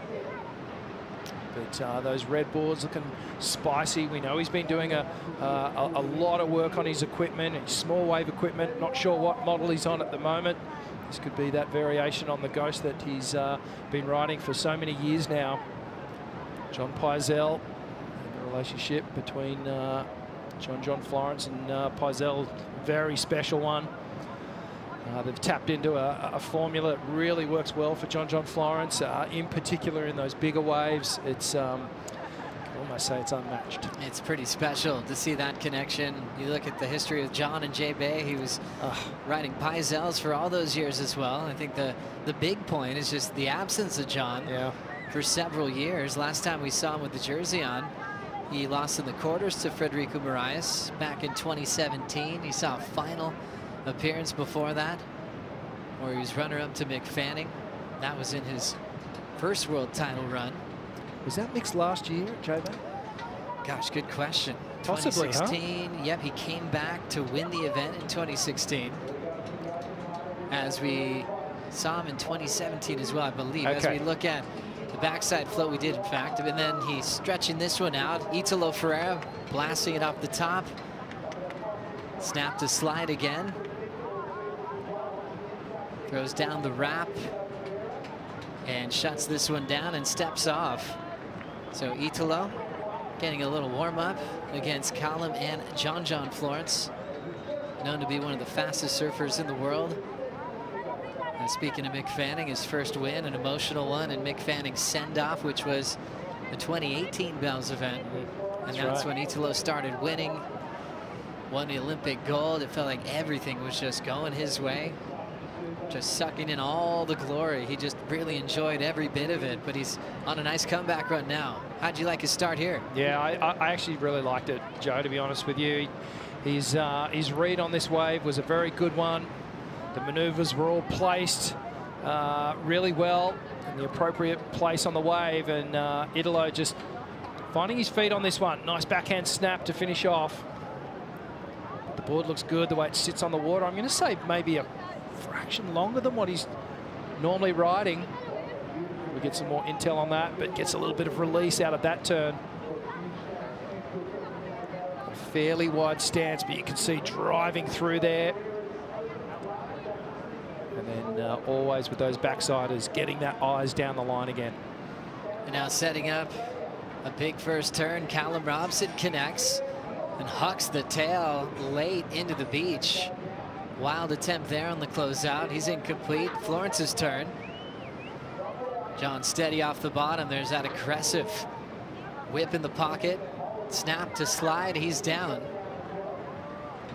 So a slow start there for John in the 4 range at the moment, but enjoying his trip here to South Africa with his brothers, Nathan Florence and Ivan, here enjoying the water with him at Jeffreys Bay, which which probably brings them a lot of memories. Their mom, Alex, brought them here as just little kids, getting their wetsuits on and coming all the way from the North Shore of Oahu to sample one of the best right-handers in the world. So for John and his brothers, they've got a ton of experience just surfing this place, knowing where to hang out in between surfs. They absolutely love their trips to J-Bay. Makes sense that the brothers were signing up for this trip for stop number 9 of the season. Let's get some more insight on John with Peter Mel. Yeah, thank you, Joe. I just reached out to Ross Williams, coach of John Florence, just asking about what you telling John before this heat. I mean, he's been paying attention to all these previous heats, so he understands what the judges are looking for. He said, if John, find a rhythm, somehow get that rhythm. There's way more ways to get a score than just the set waves. Obviously, that's the goal, but there's a lot more on offer out there. I mean, example, we watched what Yago getting in the 9s with just one big move. So John's out there trying to find a rhythm, which seems he's a little bit out of rhythm at the moment. And one of those tricks is being able to find it. 40 minutes to do it. So you expect that he's going to be able to turn around. Good man, Pete. Enjoying the view from the Red Bull Athlete Zone and also getting some great insight from Coach Ross Williams, a man who finaled out here in the past. Ross was runner-up to Joel Parkinson when Parko was a wild card. It's kind of nice for John as a coach, a guy who finaled in Brazil, and he also finaled at J-Bay. And John might be looking for different types of waves now, knowing that one major move could be the difference, just like Yago did in the previous heat. Yeah, and further to that point that Pete just made, you've got to be careful as a competitor that you don't stick to one or the other. You have to be fluid in the way that you can make decisions and surf the wave in front of you. Because the judges will pick up if you blow a wave and just gun it all the way down the line to that end section, and you've left a whole bunch of points back on your track. So I think the key message is to surf in front of you, but just be open to the opportunities on the wave.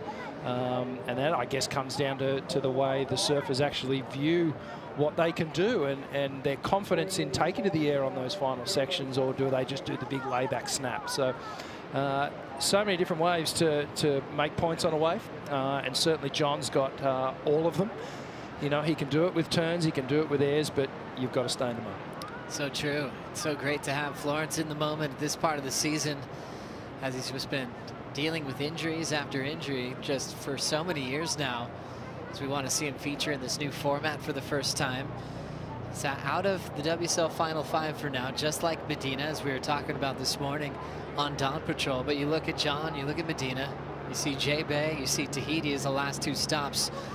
Pretty wild for the current Final 5 picture, knowing that these 2 world champions are coming for him. Yeah, it's kind of odd to look at the results that they've had this year.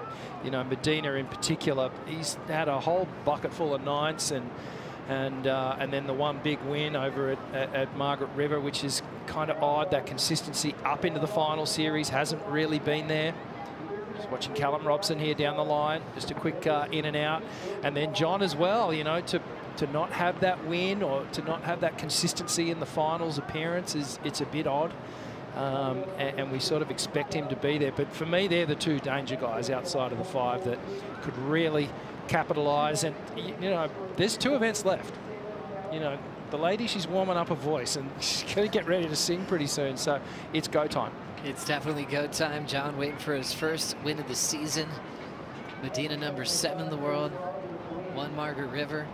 But a lot of his pet events that he usually wins kind of gone away from him this year, making this season really interesting. Toledo still out front, Colapinto 2nd, Ethan Ewing 3rd. With now some decisions to make, priorities with John.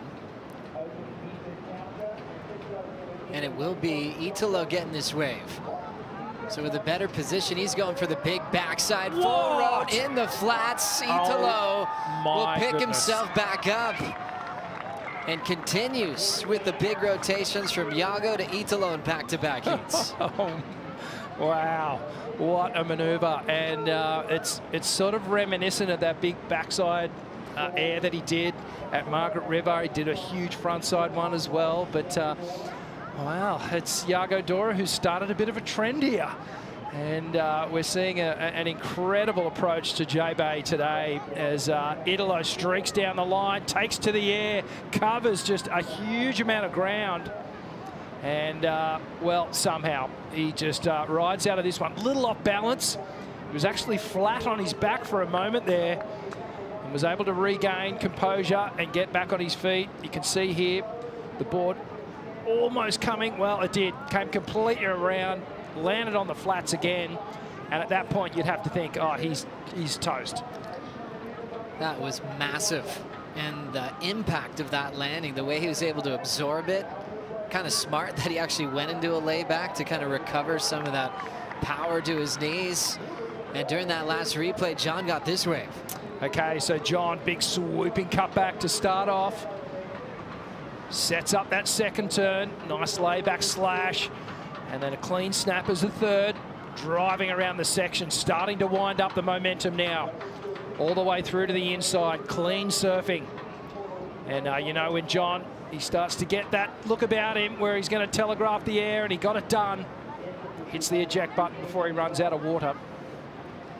Pretty radical spot to do an air like that. Absolutely no water underneath John's board. Flung it right out in front, landed it forward down the line. So impressive composure for John, knowing that Italo got the crowd on their feet with the backhand full rotation. You think now how different it feels when you have priority, when you're going to let a wave go. When it's a closeout and it's Italo, you almost have to keep him off it, Rich. Yeah, it's that's another thing about J-Bay. You have to be prepared to let waves go if you think there's a better one behind it. But it's the hardest thing in the world to do. Oh, and Italo up and riding. Smart decision. Callum too deep, throws away priority, and Italo's got some clean water, recovers from that snap. Pushing hard on the hook. Right off the bottom, times it well off the top, but ends up burying that Timmy Patterson. And he goes down, a little out of rhythm for Italo. But it definitely looked like a smart pickup, seeing Callum's positioning being off. And that big full rote that he landed in the flats, layback and recover, still yet to be scored. So judges playing some catch up here on the last few replays. Yeah, well, his regain out of that maneuver was all the training that he does, all that fitness work, and just having that body strength to be able to correct yourself and get upright again. John's wave was a good one too. Good variety as well as the progression right at the end. Here's a replay. Looking at this one down the line. Sets it up here. Gets that first wrap. And then with each maneuver on this wave, John just started to build. So that radical layback hack, displacement of water. Just getting the rails deeper with each turn. And then gets that little straight leg moment where he hits on the stall.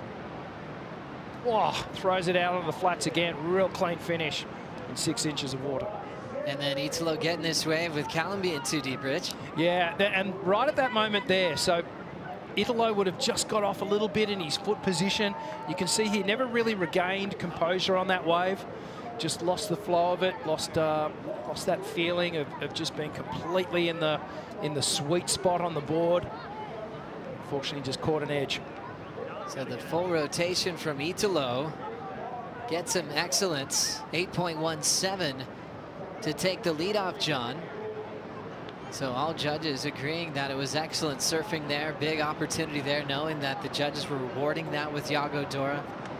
We kind of saw the resurgence of Italo's backside full row being rewarded again when we were in Brazil, as he featured that multiple times. So he saw that advantage there, seeing that closeout section. For Italo, he's always going to get speed, especially at J-Bay. And all he's got to do is hit the lip and send that tail towards the beach. So well done, got the lead. John then used priority and turned in his best wave. Factors in at a 7-point ride. And so Callum comboed. The focus on the world champs in this heat. Italo and John 1-2 at the moment. Yeah, this is heating up as a great battle. We need Callum to get his moment, get his turn, get into the fight, because John and Italo are starting to run away with this one. But yeah, cat-like grace in the air for Italo Ferreira, the way he's just able to stick these maneuvers. But let's have a look at John. Going for big airs in his heat. That's been the message today in the opening round. If you got an air game, you're going to have to use it, especially in a shallow space. Florence in second. Italo going big above the lip is keeping himself out in front. We'll be right back.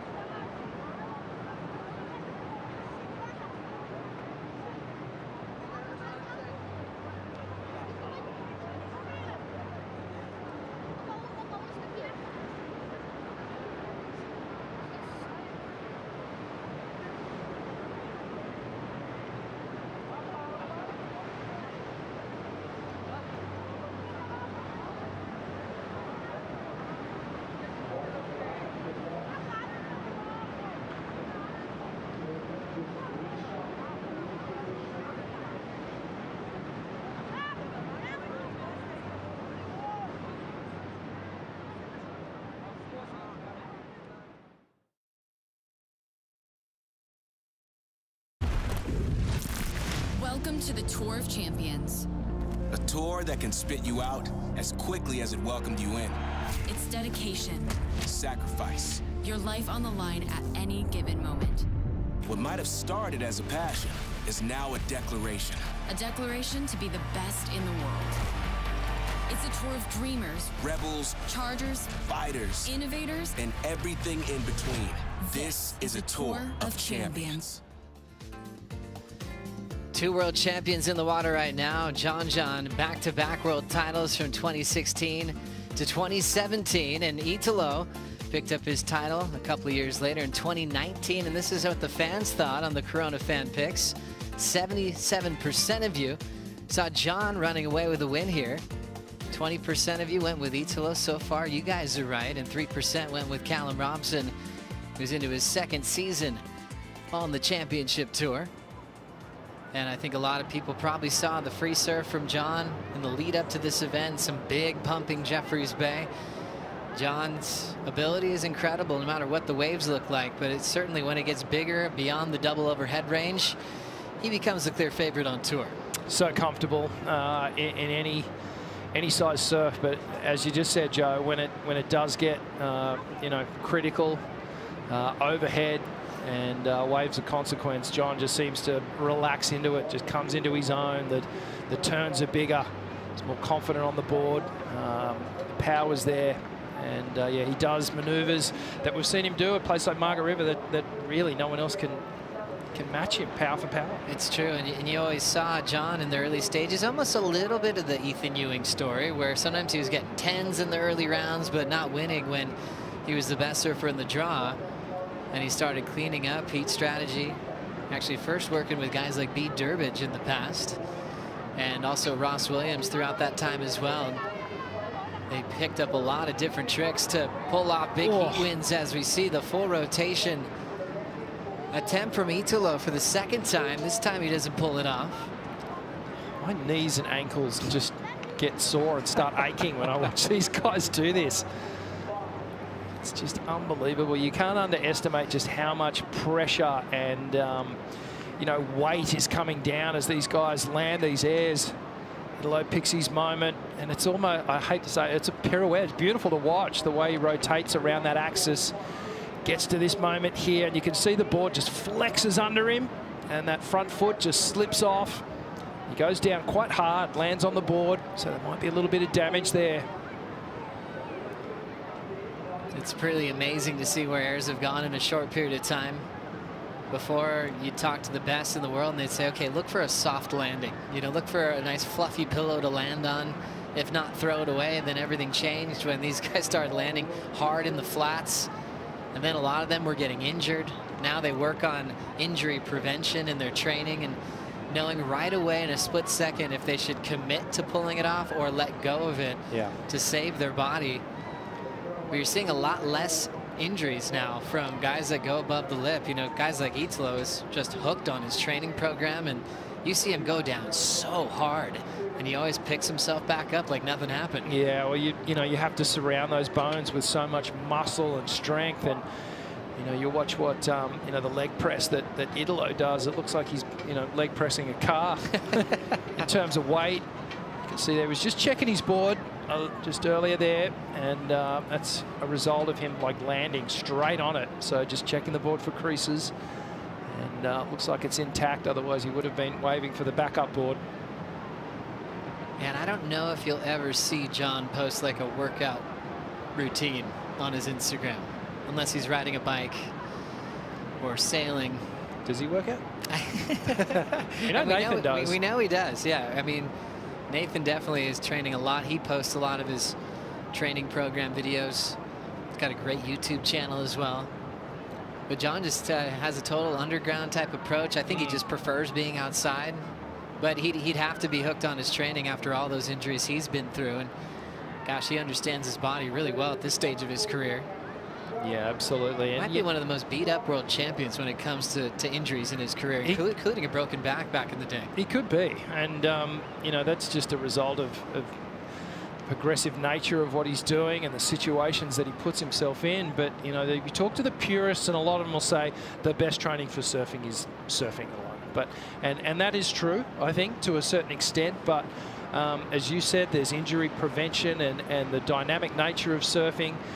In our day and age, you have to complement the surf time with the strength work and the flexibility. You just have to do it. It's a whole new breed on tour these days. This crew here that you're watching live, surviving the midseason cut. Started off the year with the top 34, and now cutting the tour down to top 22 plus 2 wild card spots, 24 in the draw. Can get through swells quicker, putting them in the best waves in a forecast. Then we can really get to focus on the title race with just this event in Tahiti coming up next. But this has to be one of the coolest places in the world to watch pro surfing, with the grandstand, these beautiful walkways made out of wood as you watch Italo getting started. Snap to start, and now he's got that racetrack. Loves to go big above the lip. Now settling down for a bottom turn. Great off the top for Italo. 2019 world champ shuts it down.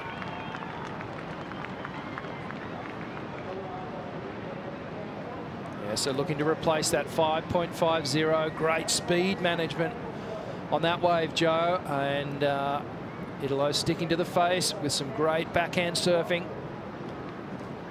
Paddle battle. Callum Robson in the white jersey, John in the red. All battling for priority here. First priority does go to Callum. Yeah, well, that's I feel like that's correct, because John just rode that last wave. Callum rode that earlier one. And in a situation where it's kind of neck and neck, they're going to give it to the guy that rode the wave first. And they'll just keep that rotation going. So Robson's got his work to do as we go back to Italo's last wave. Yeah, clean snap, start things off, springs out of it. And then another clean snap, and then here he had to race. So good read on this one. Race, race, race. Now he squares up. Slams in the lip. Doesn't overcommit, overturn, because he knew he had to get to that final finishing maneuver. So great combination of final 2 hits on this wave here. And watch this one, gets through the lip and keeps it going down the line so that he could immediately get up back into the lip again. You can see all those dents on the front of his board. That's where he came down on that landing on the air. Just a drifting tail floater to finish off. Tries his best to buck him off that one, but Italo wasn't having it. Just thought it was such a smart read for Italo. You're almost anticipating another air attempt. He went back to a nice clean bottom turn, attacked the lip, 617. So John now feeling the pressure, needs a 735. Winding up, big tail high reverse. Florence gets it. Perfect transition as he hammers the lip. Belts it again. Florence going straight up multiple times, looking to shut it down. Just a quick little head dip to look back at the panel. He enjoyed that one. He just wound the dial up a little bit more on that one, didn't he? That's the first wave in this heat where John's looked like the pace has gone up a level. And he was in absolute attack mode from the second he stood up on that wave. So let's watch the replay here. So John stays nice and high. Now he starts to go. Pumps down the line. Goes straight into the air reverse. Perfect transition. Gets back onto the bottom turn. Quick snap. And then again, gets the tail release on these inside hits. Beautiful style. And I don't think it really mattered that that wave ran down the line. But a great water angle here of the air. Just the way he shuffled his feet, got straight back on the bottom turn. And then a series of clean snaps through the inside, staying right tight in the pocket. And just giving himself the space. Okay, gets the grab. The entire bottom of the board just facing toward the sand. So wasn't the complete rotation, but did so well in the transition.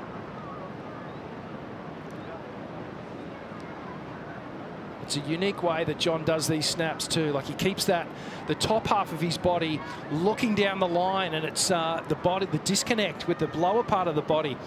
It's an extension that not many surfers on the tour do. They tend to keep the lower and the upper body locked together a little bit more. And I love the look back to the panel from John. Yeah, it's a rare one. When he feels good, sometimes he'll just give that glance Really enjoyed the loft that he had on that punt. Like you said, it wasn't a full rotation, but he was able to get a bit higher. Didn't mind that he spent more time above the lip and then rotated it around. And now numbers locking in for John Florence. How about that? A lead change. 8.27. Great score for John. And I'm just thinking right now, if he had reversed the order of maneuvers on that wave and finished the way he started the way he finished, I don't know whether it would have been as high as a 8.27.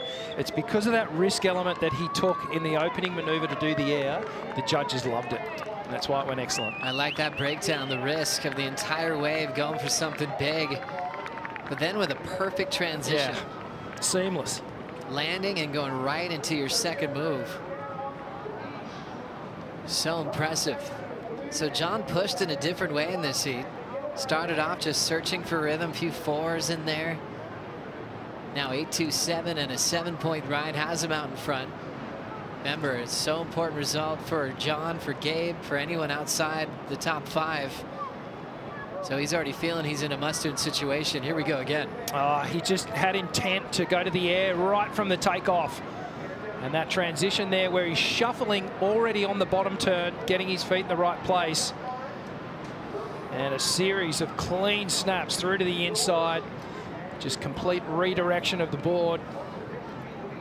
And, well, a worthy score in my mind. This is a great battle, similar to the one where we saw Connor and Iago go exchange the lead. Italo and John Florence going at it together. And Ryan Callanan on your screen, preparing for his heat. That's right, taking on Matthew McGillivray there in the white, representing Jeffreys Bay. He's so happy to be home. Big part of the championship tour. He's loco, that guy. He's crazy. Like, jumps off anything, out of aeroplanes, off side of mountains. Gosh. It trips me out because he's such a mellow guy. And you'd see him, he's doing it on his own. It's not like he's got to do it. It's not like anyone's forcing him. He won't even tell anybody. Next thing you know, he's falling out of the sky. Does that for fun. Yeah. Always look up when you're around town with Matthew McGillivray. Doesn't mind jumping out of planes, jumping off cliffs in Brazil. Yeah, he was kind of late pulling the chute on one of those jumps just the other day. It was like, whoa, dude. Everyone who jumped that day, he definitely was the last to pull his chute. It's getting comfy up there. Ground's coming up pretty quick. So McGillivray will have a couple of goofy foots to deal with. He will have the local knowledge in the next matchup. But dealing with some bigger seeds and a guy that's won 3 world titles and this event in Gabriel Medina. Guy who's focused, and he's brought out some cool airbrushes for this event. Not sure if he's got one of the new ones with him. He's had some older boards. We saw the board from Brazil that he rode. A little less volume on those ones, a little refined out in the rail.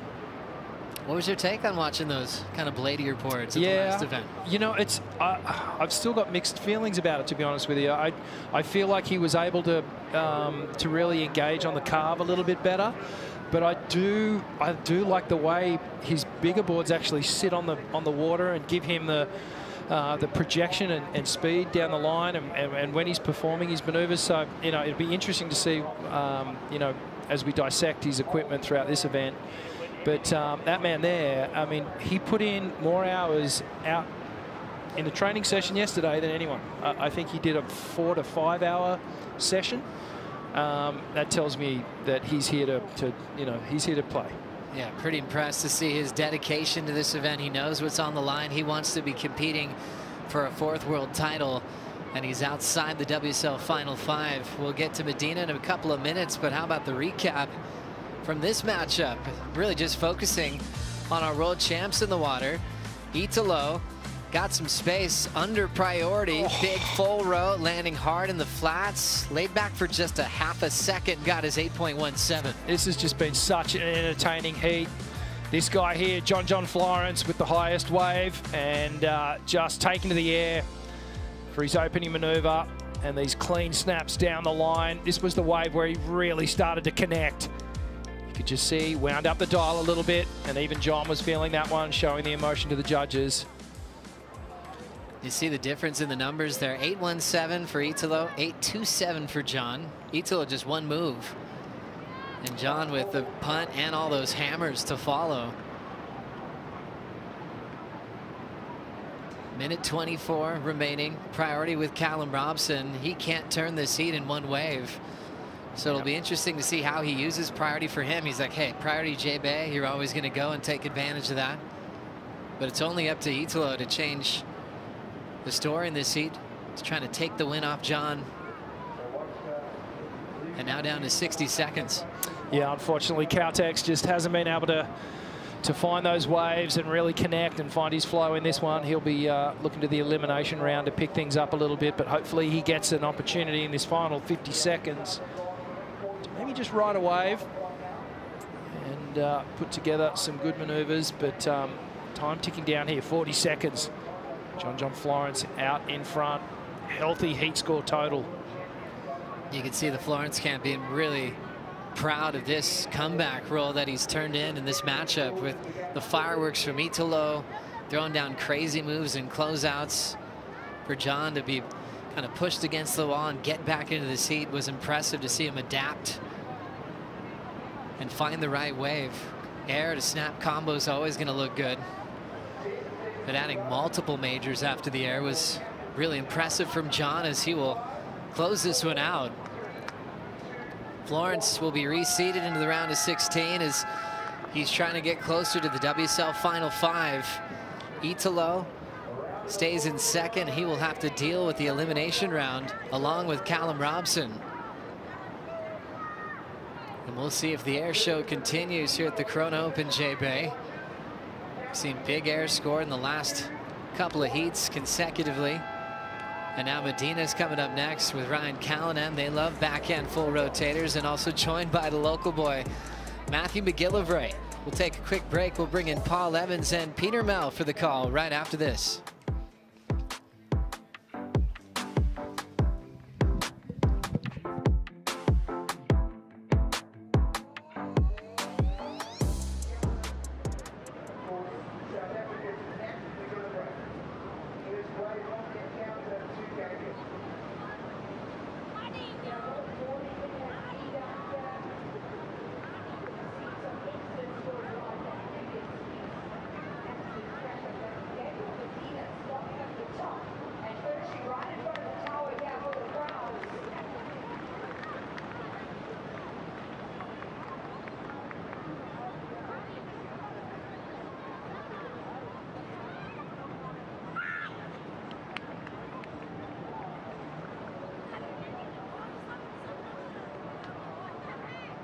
Introducing out in the water. As you can see, it's a great WSL Medina, a former Olympic champion here in 2019. And no stranger to holding up that incredible trophy as he is up against the local and McGillivray in white and Ryan Callanan, the Australian, in blue.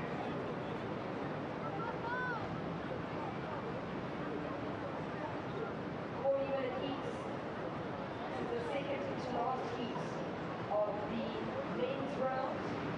Coming up next, Jack Robinson, the team. The Corona Open J-Bay is brought to you by Corona, This is Living, by Sealand, Discover New Paths, and by Cougar Municipality, good governance through service. Welcome back to South Africa as we get ready for another great looking matchup to take to the water. And these heats come in thick and fast, and some big names looking to put themselves in contention for Final 5. Not a lot of events left to do it, of course. Paul Evans joined by Peter Mel. And mate, so far it's been about the airs. There's a lot of different ways of doing it here at J-Bay, but just looking at the talent about to take to the water, we just want this to keep continuing. Yeah, and I think that this is something that's kind of cool to see, that there's a bunch of different ways to get scores. It's allowed the surfers to take off on those bigger closeouts and go for big moves, and it's been exciting. You know, Yago is the one who really kind of blew everyone's mind with that big backside three, and he stomped it. It was awesome to see. He gets a big number, so you got to love that.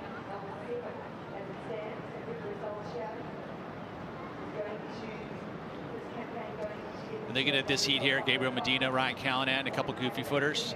I mean, even with Callanan and Dog Marsh talking about how you need to surf this heat. You know, generally J-Bay is a certain style of wave. It's a long wave, but today a little different because of the glassy conditions and the angle of swell. You'll see that it's with the angle of swell, it's not running the entire point. The south angle, it'll and smaller, it's going to be very quick, and so these sections will close out sometimes. As you watch Medina here, he has been refining his equipment, and we'll see how it works here at J-Bay. A little thinner through the rail, a little thinner through the front end, which is giving him a lot more responsiveness to his boards. And even looking at his build, it seems a little thinner through the neck and upper body. Still ripped as all hell. And you gotta love that, because look how strong he is in that lower part. Now, again, releasing the fins, going for the spin. No worries there, rotates out of it. So again, showcasing a lot of the style of J-Bay you need to have, that backhand hooks, and then finishing it up with a little progression. Medina down to business early doors, drops a 6 for that. And a relentless performer at this venue down the years, never worse than a 5th place. Makes the quarters every time he's surfed it, because he wasn't here last year. And the 3-time world champ getting the win here, of course, back in 2019. And right now, Pete, sitting outside that top 5, which is something of a raised eyebrow. Also, stuff we saw in the last heat, of course, John Florence as well on those two. This is a season we've anticipated for a long time, seeing those two both healthy, doing a full season. And I guess it's testament to the depth of the talent that's come up while they've taken some time off, that right now they're outside that final 5 position. Not by much, though, really, if you think about it. You know, all those final 5 are looking in that rearview mirror. They've got some big motors running behind them. Well, that's one of our storylines playing out here at Jeffreys Bay. And already a really entertaining morning's action. Some statement performances from surfers looking to avoid that elimination round and build a strong campaign here. It's been really clean on the face. Some waves just about overhead. Surfers locking in to that extra energy, able to go right up through the scale. But as we mentioned at the top of this heat, different ways of doing it as well. And those big rotations, Pete, on in-between waves, even maybe down the end of the point here, a chance to snaffle something. That's been a hallmark of Gabe's career, just prowling here a little on the inside. And I would think that that's something that, you know, the surfers aren't going to necessarily be worried so much about which waves you choose. Medina swinging here, big crack of the whip for a first turn, and another big spray from him. And smooth as he gathers off the bottom again and gives it a good old welly to finish. So a 6 locked in early for Medina, and he'll get another number there, and wasting no time at all at the start of this one. 40 for him, and 6 minutes gone, and that'll be another number for him. It will. You know, and again, the precision of this lower volume board, he's really able to, you know, get through these arcs very quick and very precise. You know, again, in the lip, in the vertical part of the wave where you need to be doing your maneuvers. Again, mixing it up on the backhand, which is tough to do. But he's one of the best at it. You know, he's got the tail releases, he's got the hooks underneath, he's got the tail drifts. That precision right in the lip keeps that speed. See how he compresses, comes out of it, right into another bottom turn. Those are those combination major moves, 2 quick hooking snaps, little different angle of approach. McGillivray out the back, swinging. The crowd in full voice here as the local lives here on the point. Drilling down the line, and patient to gather himself for this. Nice attack into the lip, and belts it again. So quickening the pace in terms of the rhythm of those 2 final maneuvers. We talked about that end section, Pete. Meanwhile, and a little wobble, well, a significant wobble really for Callanan. He's not got a great looking wave. We're picking up the end of that ride. Let's see if we can figure out if he did much damage out the back, but looking a touch out of sorts on the inside there. Callanan will look to get himself into the channel here and make the long paddle back up the points. We'll get numbers in for all of our surfers shortly. The panel with a little bit to do. Thinking about that number for Medina, massive big hits from him. Not a lot of downtime. McGillivray, a little bit of a different rhythm to this one, Pete. Yeah, and he's taken off up on the top of the point, which again, he knows where to be sitting here. Obviously, the actual local lives here in J-Bay, surfs here pretty much majority of his life. So he knows the lineups, he knows which waves at any size, and you can see he takes off, and this wave is nice and long. He was getting the nice solid finish at the end, but again, he was positioning himself pretty deep on the point, and chooses a certain wave that's going to run the reef, and he did that very well. It wasn't a major set wave, but you know, you never know if you're going to get out there and it's going to go quiet, because J-Bay does that. So it's a good job to get started, and it's a good start. It's not going to be a huge number. It's going to be probably in the mid to good range, but ultimately a great start and very confident. This kid, think about the confidence you have to be jumping off of cliffs, right? So surfer to heated J-Bay should be pretty easy. Last move here, again, release on the top. You know, I love the way McGillivray surfs, and he's also got some progression elements that he likes to bring to the table, and he'll surprise you, and all of a sudden he'll just put some big lofty air on the end of a section he never saw coming. Had a strong late season flourish last year as well, didn't he? Thinking his achievements that he was able to do in Tahiti, and right behind him this was Callanan. Yeah, and he had mentioned the wave, that was the wobble there, just a smaller wave, and you can see significantly smaller, a little tougher to get bigger points on waves like that. So Ryan's going to have to get back out there, get himself into a good set wave rhythm. It'd be very helpful for him to get on those bigger waves. Plenty of time left to go in this one. Had about just shy of 9.5 minutes thus far. Medina certainly with the best of the early running. We're waiting for a number for him, and he'll lose that throwaway for sure. Let's see how that compares to this first wave, which was a 6, but putting himself on the front foot from the get-go in this one. Strategically, that's what Medina likes to do. He loves a quick start. He'll battle for the position always. He'll find ways to get himself deep on the point, whether it's going out early and paddling up the point, which is, it seemed like what he did early in this heat. He was able to kind of jump in early and get up the point and start it off. He got the first wave of the heat, obviously put a 6 up there, already has a second number. And what that does, though, is it gives you 2 numbers quickly, even though they're not major numbers. You get early lead, but it puts him with priority and the lead early in the heat, so that builds confidence and puts pressure on your competitors. So strategically very sound from Gabriel. Doesn't always happen that way. It's very tough to really get 2 waves before your competitors do, but Gabe always seems to find a way to get at least the first wave. Yeah, it's been another hallmark as well of his career. If he is chasing a number, he's been able to go and just find those scores from positions where he's maybe needing to find that number. And that's almost, his season's gone like that at this stage. It's almost like that in-heat strategy is the way he's got to look at these last couple of events here. And as you mentioned, if you were in the top 5 and maybe your results, you hadn't got strong results in the last couple, you wouldn't want to look around and see Medina and John Florence breathing down your neck. Yeah, and not going into places like Tahiti at the very final event. I mean, you think about Tahiti, Gabriel, just another great relationship, as well as he has here. Obviously, you had mentioned the fact that he's just quarters or above for pretty much it. He's a champion as well. But Tahiti, another one of those love affairs. Here goes Callanan as he'll whip one down. And again, in the pocket, almost burying the nose, recovers it well. This one will cup out, he'll go to try and speed down the line. It'll actually run away from him. So pushing hard, and always that balance for our surfers. How hard to hit, how much to get straight back on the accelerator. Much better from him compared with his previous effort, but there's maybe a couple extra points on the end section there, Pete. Yeah, and again, you know, Callanan's one of those surfers that can really surprise you. He has a backside aerial, like 360 air that is a very splayed out, laid out style. Unique to, you know, not many surfers on this planet.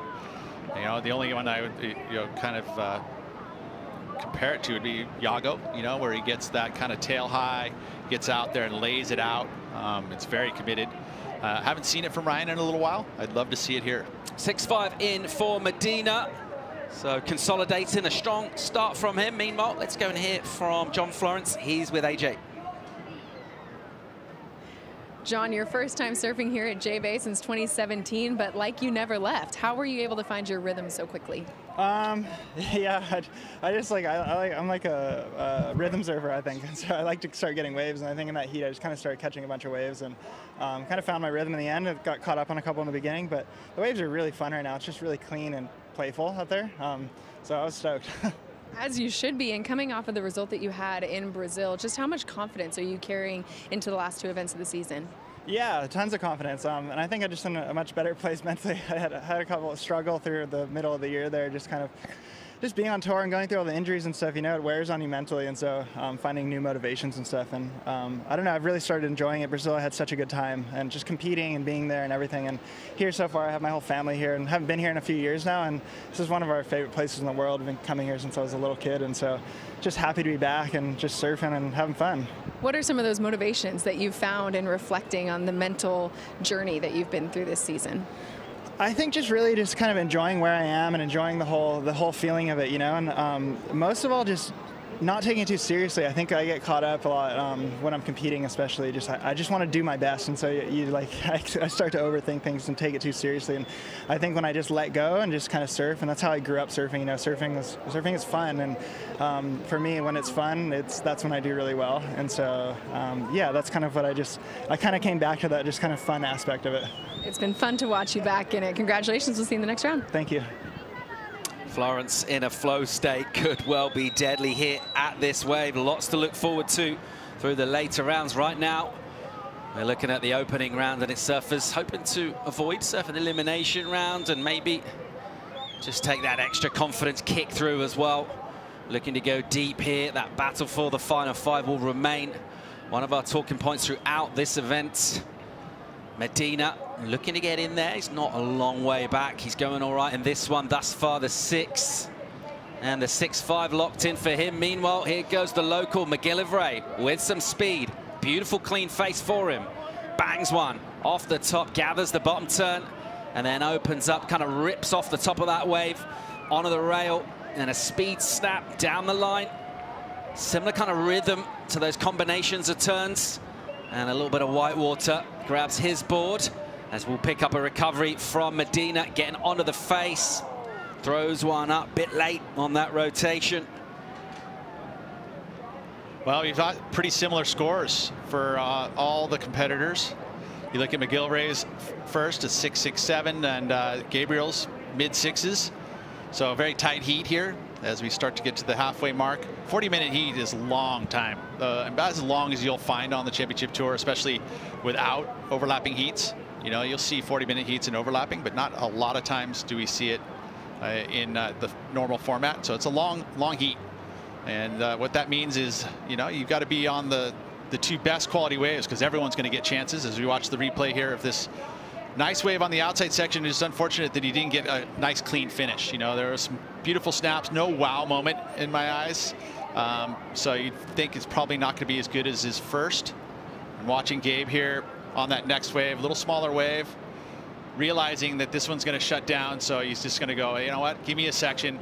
I want to go above the lip. And he gets that splayed out. This is similar to what I was talking about what Callanan will do, is it gets that back leg just tweaked out. Didn't get the completion there for Gabriel, throwaway score, but you look at what he's able to do. I mean, I've been watching Gabriel since he was he won the King of the Groms in France. I don't know if you were there for that event, but as a youngster. I was in my garden, I heard the noise. And I live like about 2 miles away, and I heard the noise from that performance, the 210s. Yeah, and he did that, I mean, what, he was like probably 14. I mean, I don't know the exact age at that point, but I mean, that was my first experience watching him compete. Incredible. And then obviously getting on tour, winning as a rookie, straight out of the gates. There was a mid-season. He got on tour midway through the tour, and one of the different formats that we've had. Live action here. McGillivray out of South Africa. Jeffreys Bay, his home spot, looking to try and ram home some home field advantage, but that one running away again from him. So previous wave, the whiteboard just kind of grabbed his board in transition. That one just running away. It just goes to show you can have all the local knowledge going, but there are technical challenges to surfing this wave. And thus far, Medina with the best of it. 6.67. Actually, the high score is Maddie's wave early on, so the highest individual score. And then he's got a 5.6 as well, so his numbers are real close to Gabe. And with this southerly angle, which means it's more kind of focusing into the bay here at Jeffreys Bay. But what it does is it runs faster down the line, and without the wind holding it up, and we're going to start to see this wind change. We were sitting out on the deck here and witnessed the kind of flow, onshore flow from that easterly direction, which is kind of straight out from here, and just a tinge over to the left there. That's that wind that's forecast is supposed to come up. It's holding off for now, but ultimately you could feel that there's that little fluff coming. And, you know, with that, it's going to kind of shut these waves down a little quicker. It really is. And if you get that kind of more traditional west-southwest wind, it's going to hold the wave face up and actually create open face, where we don't have that today. Inside 22 remaining. It's a beautiful day at the world's greatest point break. Strider Wasilewski, how does it look from where you're sitting?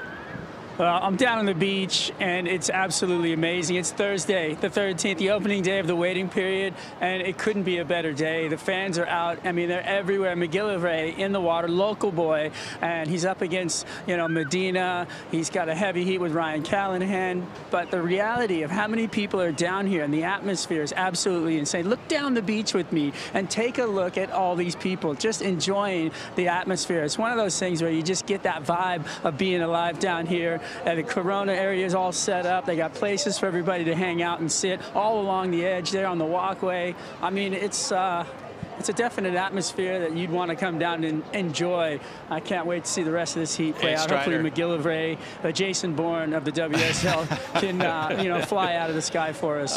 Too good. But hey, I mean, how are they, the crowd, dealing with the surfers? Because this, I mean, they're jumping right in there and they're right in the mix, pretty right into the gate, out of the gates, right? Are they leaving them alone? Well, they're all over them. They're yelling at them. Can I get an autograph? Can I get this out of them before their heats? But security and everybody else are letting them kind of, you know, pushing away from that and giving them space, and then they walk up to the keyhole and paddle out. But when they come in, there's no mercy. They're all over them. And so when they come into the lower keyhole, it's you know, game on. It's mayhem. But look at this out the back. Looks like Ryan Callahan up and riding. Here we go, setting up a couple snaps. Bang, another one. Here we go off the bottom. Shracks into the lip. Wow, beautiful surfing by Callahan. Another one off the back. Wow, he is on fire. Inside, slams it home for the finish. Gabriel's up next. Take it away. Medina from the wave right behind Arkow, and he's slicing here. Real similar looking wave, actually. And he'll finish up on the inside with a vertical stab to bring that one through. He'll finish just before Ryan's wave. Let's see where they pop out in the channel. The rhythm there on display from Callahan. Just relentless attack from him. And he found himself in a real sweet spot connecting those bottom turns. I would say that for me, that was his best wave. Good, you mentioned how the good flow, top to bottom. Judges love to see you single rail, where you're just straight bottom turn rail, hooking, nice dramatic snap, come out of it clean, no hitches, straight into another bottom turn. You do that 3-4 times, judges are going to eat it up. You know, it wasn't a major set wave, but it was definitely clean on the face, mixing it up with the carve to start it off, and then it starts to load up on the reef. Then he starts to accelerate through his backhand hooks. Again, sets it up. You see the little fades just to be able to time it perfectly in the lip. That's what you need to do on the backhand. And then it's an advantage. When you're in your heel edge, you can kind of sit back on your haunches and able to attack the lip right at the right time. Same thing for Medina. You know, this one's a little shorter wave, so I don't feel like this is going to go into his top two, but you can see he's trying to accelerate out of the top turns and mix it up. The different angles of approach on the backhand definitely need to do that in order to showcase variety. Because sometimes you can get a little monotonous and you're hitting it kind of in the same zone each and every time because the wave's so perfect. You need to change the angles of attack. Quite a bit of muscle out in the water right now as well. You think about the physiques of these three. Think about sort of surface physique and general sort of athleticism. All of these three really, really powerful humans, and that's going to pay off today because we talk about how important the power is. Callahan there hitting it really hard. Also Medina squaring up for that finish. Well, you'd say that all three of these surfers put in a lot of time in the water in the training up to this event, spending you know, 3 sessions. Dog was talking about how the boys, they've been here for a couple days, and each and every day they've been putting in 2 to 3 sessions. You know, if it's a 2-session one, it's going to be a 3-hour each. You know, if it's a 3 sessions, they probably mix it an hour and a half each. But ultimately, you want to have that ability to dial in all the equipment, figure that stuff out, but not fatigue yourself. But that just goes to show that if you could put 5-6 hours a day in the water before your event, that's just a warm-up, right? And you've put a 5 or 6 hour, we're going to sleep at 7 a.m. or 7 p.m. and not waking up until 7 p.m. the next day. Numbers in here for that last exchange. And it's Medina that gets the better of it. 7-5 for him, 7-3-3 for Callanan. Meanwhile, here goes McGillivray. Loading up here with plenty of speed. Opens up on a rail, kind of cruising through that turn, really. Not attacking thus far, particularly hard on this wave as all set up again. Just joining up the dots here. It's nice surfing as he'll go into a rotation on the end, and the crowd absolutely love it. There's an influence, and that's what you can do as a local. He's obviously comfortable being able to go to his, native haunts. He knows where he wants to, what he wants to eat, and sleeping in your own bed is just, you don't necessarily always get the opportunity as a tour surfer to actually surf your home break, right? And so you want to relish those opportunities. I know for me, I had a competition in my home break at Steamer Lane, and it's the best to be able to sit at home and then to get the crowd behind you. And that's what Matthew has done here. He's definitely got the crowd behind him. They're hyping him up, and then you can tap into that extra energy. It's the best thing going. It's one of the best places to compete is in your home turf. Technical finish from him, not the highest air we've ever seen. Where's this going to go score-wise? Yeah, well, I feel like it probably will go into his top 2. You're talking about the outside, so smooth. There really was just this beautiful arcs, but they're out in the face a little bit. You need to be able to mix it up in the lip. That's the critical section. When you're doing turns out in the face like that, not as difficult, but beautiful flow. And then, you know what? He showcased that excitement at the end, and that's going to help this score out significantly. Most likely will go into his top 2. Needs a 7-3-4 for the lead. I feel like it's maybe going to come up a little short from that. Just because of the fact those turns on the open face outside, definitely not as difficult. This one a close heat, highly entertaining. Just over 15.5 seconds to go. More live action from the Corona Open J-Bay real soon.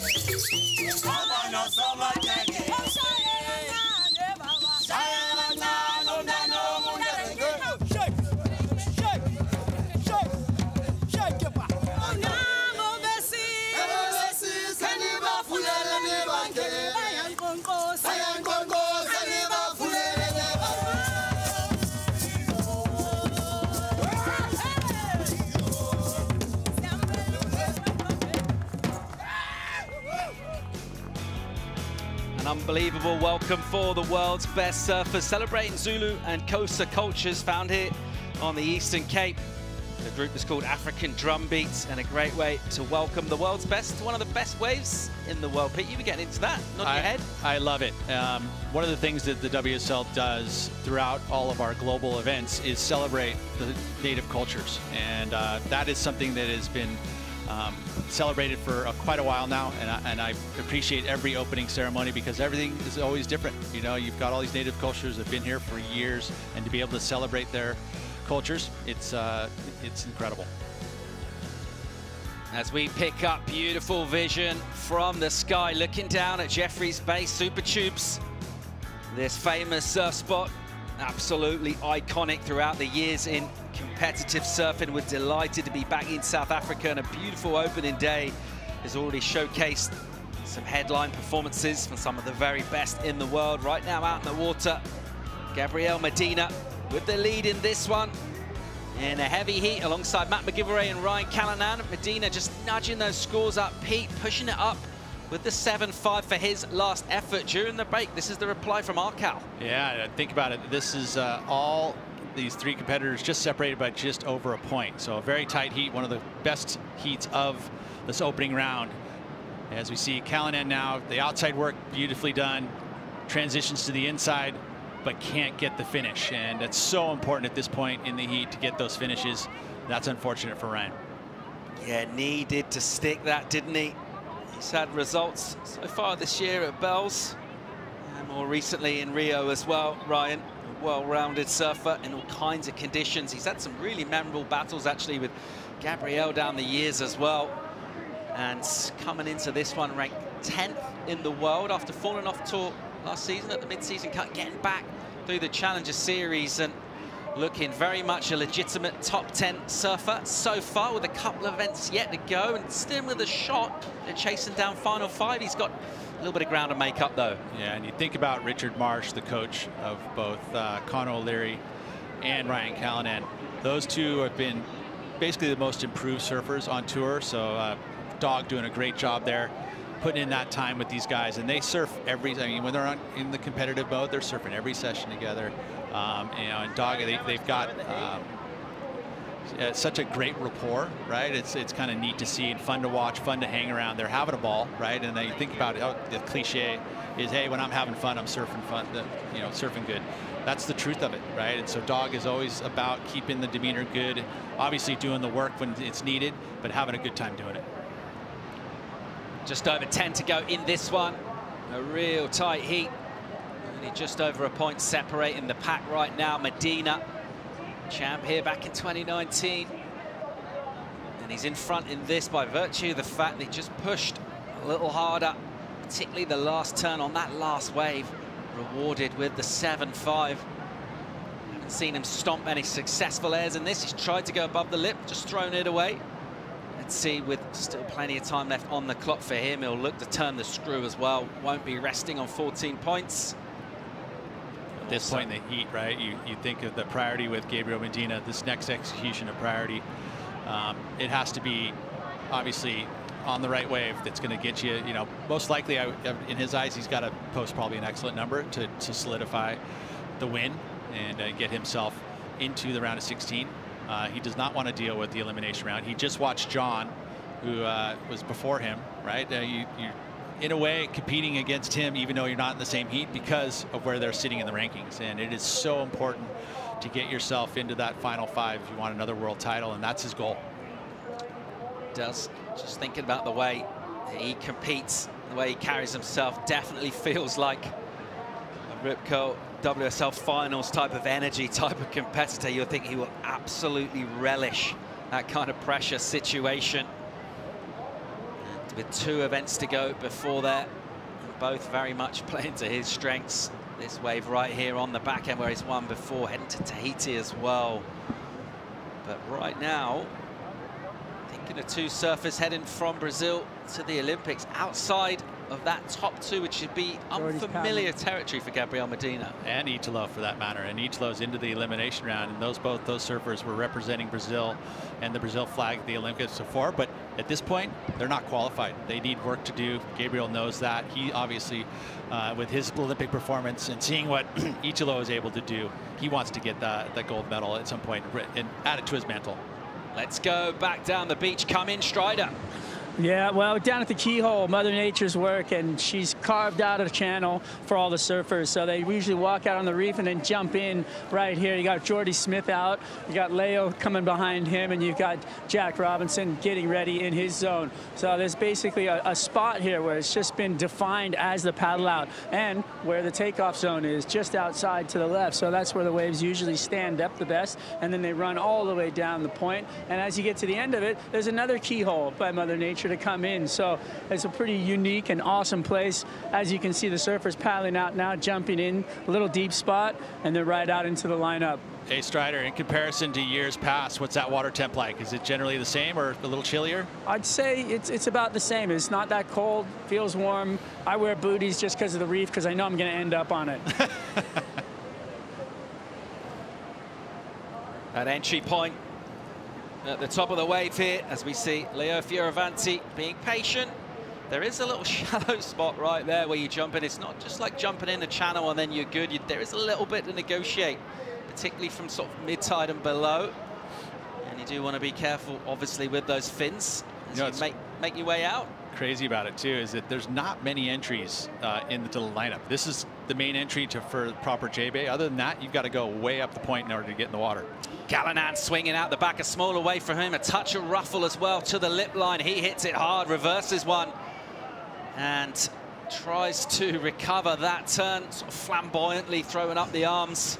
Looking for a number here, Callanan 668, the requirement for him.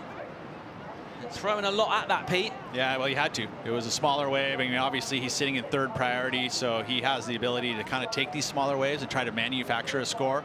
And that style and approach is going to obviously try and help him. He's looking for, you know, a mid-6 in order to get himself into the lead. And tail releases and pushing it is what's going to do it. Straight up vertical in the lip style surfing. Again, another little drift. But again, the size of waves is going to hinder him here, so he has to push. And he was trying to get that little whip down and pulled off. You figure he was going to get close if he pulls off all these moves. And just the fumble here, unfortunately, most likely is not going to do it. Yes, a small number in for Callanan. He'll think on 5.5 on the clock here. It's still Medina with priority, with the lead. We saw him keeping a beady eye on proceedings there, looking over his shoulder. Looks like we've got a set stacking up. Set stacking up, and you can see the wind. It has definitely now approached the lineup. Actually, we saw it kind of outside, starting to fluff up. This was forecast by our partner Surfline that this wind is in. It's going to increase. It's going to get almost to 15 to 20 knots by this afternoon. So we'll see if the women get underway. That is scheduled at this point. But if the winds get much stronger, we may have to put this on hold. Here goes Medina, uses priority now. Bang, big first hit. That spray takes an eternity to land. Another one. Loads of power on display from him. Climbs up over the curtain, puts himself back on the face. And nothing hurried about him here. He'll take his sweet time as he comes onto the inside. There's the rotation. Oh. Look to have it done. He sped up through that rotation. Can't get the landing stuck. No, it's unfortunate too, because I think that pulls that off. He's going to improve his number and extend his lead. At this point, if he does, it's not going to be by very much. So he's going to leave an opportunity to McGill right now with 4:20 to go and priority. He's going to need, a good solid number. So it's got to be a real size set wave. I like Gabriel surfing though. I don't, the fact that he's being way too picky. No, he can score on smaller mid-sized waves, and he would have done it here absolutely had he pulled off that last move. You see how he gets acceleration out of the lip. Very difficult to do on your backhand, to actually get extra speed going on the floats or even into your maneuvers like that. He does it, and he does it better than anyone. Under 4 minutes remaining in this now. Medina still with the lead. Will he improve on the lead? Let's see where that number goes for him. Priority is with the local Matt McGillivray, and it's been an entertaining heat with plenty of firepower on offer. A lot of water displacement from all of these three. Let's check out the heat recap and see how it's gone down. Callanan swinging early. What a difference. Look at the beginning of this heat. It was glassy, whole different lineup. It has changed right now in front of our eyes. That wind has definitely hit. Great surfing here from Callanan. Great backside display by both Gabriel and Brian Callanan.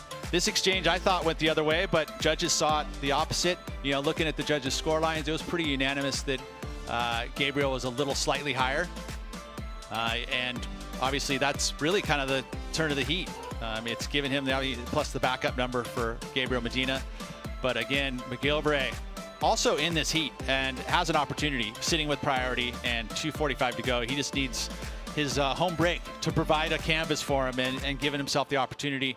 At this point, we've seen the score in for Medina. It did not factor in, so a 7:01 needed for McGillivray. He's hoping right now for a major set. Yeah, got a flat 7 for that last wave, for that effort with the reverse to finish, so just needs a 100th of a point improvement on that with 2.5 minutes, just under that actually, remaining in this. Priority with the South African right now in white. He's going to have to be patient here and bide his time. Try and find that opportunity. A 7 is a gettable score beat on an in-between way, but obviously he'd rather get it done on a set. Yeah, I mean, it would be nice. You just obviously see this big line come your way and get the gift for being the hometown favorite. Definitely looking to see that win now coming out easterly direction, literally cross. It isn't horrible, you know, especially for the world's best. You know, you think that what it would do is going to give him the opportunity to go above the lip even further, especially when you have that wind kind of sticking the board to your feet. Here we go. This is the opportunity. Yeah, he's going to go here. McGillivray up and swinging. A little pump from a high line for him. Gathers off the bottom. Stings a hit. And again, tight in the pocket. And a spring in his step on the legs to recover that turn into this. Wow, that was big. Oh, Sticks my. it. No, pull it. McGillivray. A big rotation with speed on the end. He landed in a tricky part. And Pete, the question will be, was that ridden out with control? No, it wasn't, unfortunately. And that's a bummer, because that was, again, he always does this. He'll just surprise you. And just a very big, lofty, inverted version of the air. But let's check this out. I mean, again, got the pop, gets the grab, and the rotation all the way around. Had the landing, he had it. And I just don't know where the control is. Does that be a completion? No, he's not quite there yet, not quite there yet. And I would say no. You need complete control in that moment. He didn't have it. Wow, such tight margins. It was almost like he was surfing uphill for that last bit. That wave just drained behind him on that shallow rock shelf. And McGillivray, you have to feel he would have been asking a serious question of the panel there for that number. And it'll all be inconsequential. It'll be a 3 for him, a throwaway number. Final 10 seconds here. Not sure we'll get much more surfing done. And it looks like will be Gabriel Medina. As we'll just pick up Callanan here. Here he goes. Looking for a number. He'll swing down the line. Looking for 6-6-8. What's he got? He'll punt this. And he'll land it. So a couple of questions for you, Pete. Was that before the horn? I don't know. One. I don't think so. Just first gut feeling. And even I don't think the air is enough either, to be honest. So it feels like that's going to be the end of the heat. It feels like Gabe Medina is going to get himself into the round of 16. So he didn't hear the horn there. And again, just needed a little more loft. You know, the section needed to be a little more critical. It wasn't there. Tough with this wind to be able to pick the launch ramp. You know, you've got a bunch of them to look at, but he did very, very well there. Yeah, well, you're right. Doesn't get the number. Well, he didn't even, I don't think they gave him the score, so it's after the heat. So Medina will get that one done. A really entertaining heat, a close heat too. We've seen a little change in conditions, but Medina, he avoids the elimination rounds. We've got Jack Robinson, Leo Fioravanti, and Jordy Smith coming up real soon.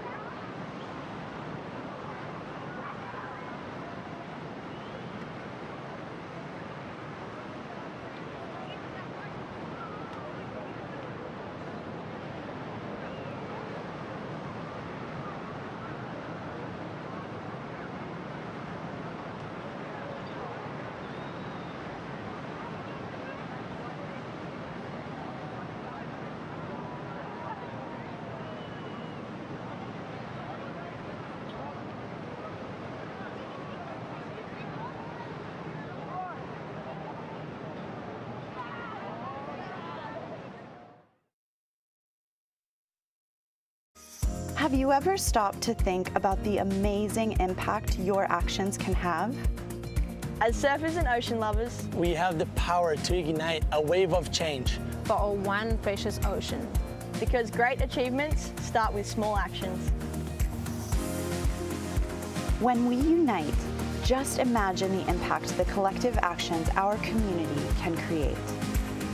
Your actions can inspire others. Speak up for the ocean. And a very warm welcome back to the Corona Open J-Bay opening day of the window. And we're underway here. And already a highly entertaining morning.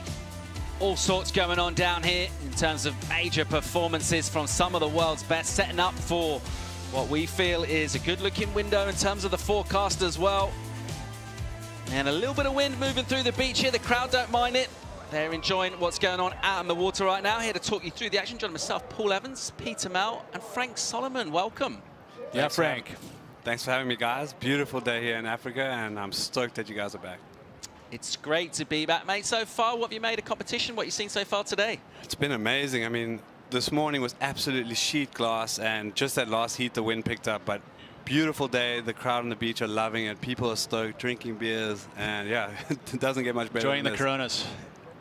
Yeah, the crowd really enjoying what's going on out in the water here. And in this heat, they're going to check out one of their very own. And one of the all-time great surfers at this wave. It's Jordy Smith, who'll be taking on Leo Fioravanti, Jack Robinson. So plenty of talent taken to the water right now. Different sort of requirements and statuses in terms of their position. Thinking about that final 5 position. There's all sorts to talk about, but just keeping on the theme of Jordy, a 2-time winner here, got it done 2010, 2011. His surfing matching this wave so well, and during the break, an early start for Jordy. Well, and this is getting that quick start. Again, strategically sound, getting yourself right into the motion of the rotation. Unfortunately, this number not going to be very big, but ultimately, I like what he's doing there. He's trying to get a quick start against the youngsters here in Jack and Leonardo. Jack Robinson looking to rekindle some of the fire he had early season. A major setback from him coming in the form of that injury. And since then, his results, well, they've gone through the floor, really. He's had a bunch of last place finishes, not what he wants. And even if the body gets back to full fitness, Pete, it's finding that winning feeling, recreating that. How's he going to do it? It's going to take heat wins. It's going to take big numbers. It really is where the confidence is going to come. I expect it from Jack. I think he expects it of himself. We'll see what happens here. But I mean, when confidence is such a magical thing, you'd love to be able to just open up a glass of it and drink it. Just doesn't happen that way. Fioravanti will spank one out the back on a bit of a bumpy wave, actually. Coming into this, ranked 9th, make the final at Pipeline beginning of the season. Right now, this one will stand up on the inside. Deals with some chatters, deals with them pretty well. He's a pretty confident performer himself, and rides that one all the way through for a strong finish. Now we have Frank Solomon in here in the booth, and Frank, you've grown up down in Cape Town. How's the season been down that way, first of all? Yeah, we've had an incredibly cold season down there. It's been freezing cold, but a lot of big swells. J-Bay has had about 8 swells. It's been absolutely firing J-Bay non-stop.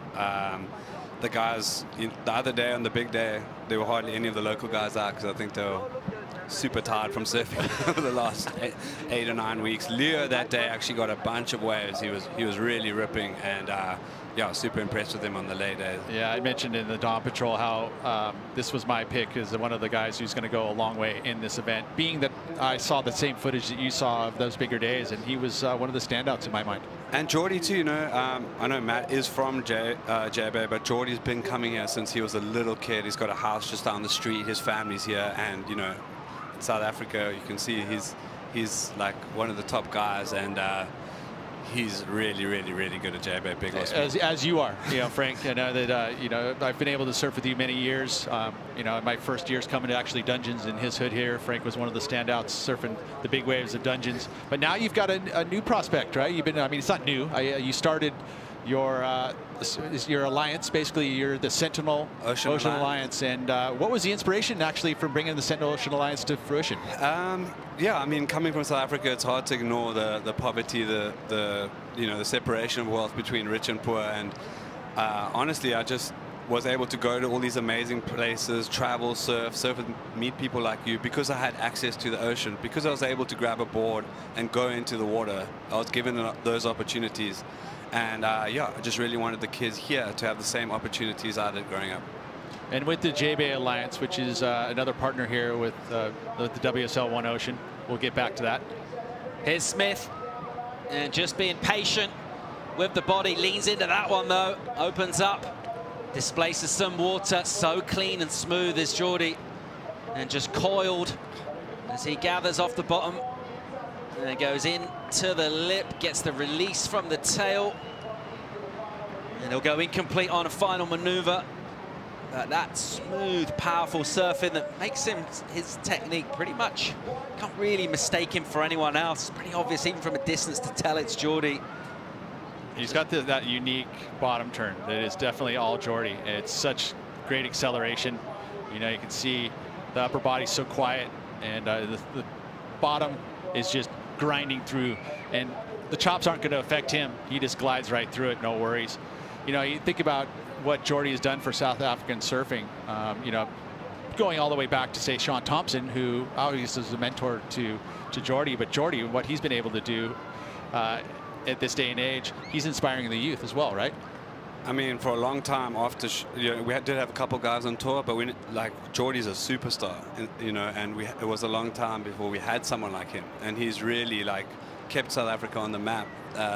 There was a couple of years where South Africa didn't have anyone on tour, and he was our guy, and he still is the guy.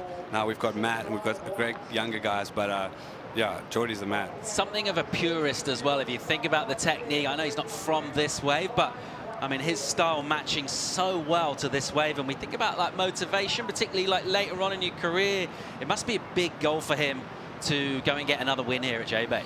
Yeah, I think he's got 2 already, right? And he's got, I don't know how many perfect 10s. So yeah, I'm sure he really wants this. The home crowd, you know, he's got his kids, Ziggy and Lyndall, his wife here. So the whole family's here. I'm sure it would be incredible to have him raise the trophy.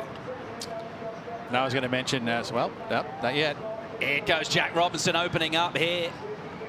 A hit at speed for him. And there's another sting from Jack Robinson. He'll go tail high. Lands right in the explosion. Tricky to get that done. Well, that's, again, kind of a tribute to the fact is that he's back to 100%. If he's confident enough to be kind of going and landing into the flats like that, you'd have to say that the hinges are good. Again, it's just going to take, I mean, right now it's really about just stopping the slide, right? Putting those heels in and stop the slide, because it's been very tough with these last 3 events for him. He's just going to need some heat wins. And this is how he's going to do it, if he can start pulling off moves like this. And, you know, thinking about strategy, you know, you go into a heat and all of a sudden you watch the wind come up, you know, that's a tough one. And somehow to stay positive in your mindset when the conditions change on you, this is one of those guys I feel like it doesn't bother him. Look at that.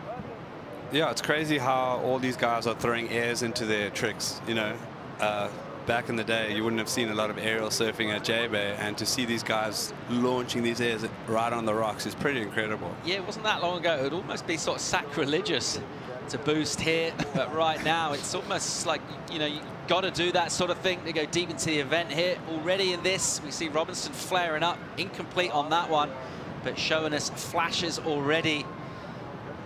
And from glimpses that we've had of him, his general demeanor, he looks very relaxed indeed on land. I know we talk a lot about the preparation just going into a heat, but just in the preparations before the last couple of days he's been in town, well, it doesn't look like he's feeling any kind of pressure, Pete. No, and I think that's, you know, I think that's sometimes it's a little bit of a facade, right? You basically don't want to showcase that.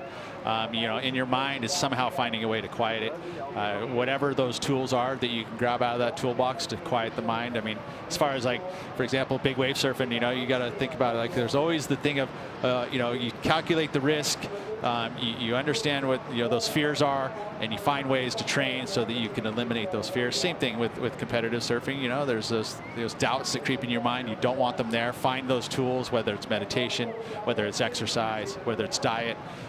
You know, there's all these different tools you can kind of pull from to be able to, you know, quiet that mind and get into the optimum zone to be able to compete at a high level. Yeah, Frank, just picking back up on Sentinel Ocean Alliance, just tell us about some of the stuff you guys are doing here in South Africa.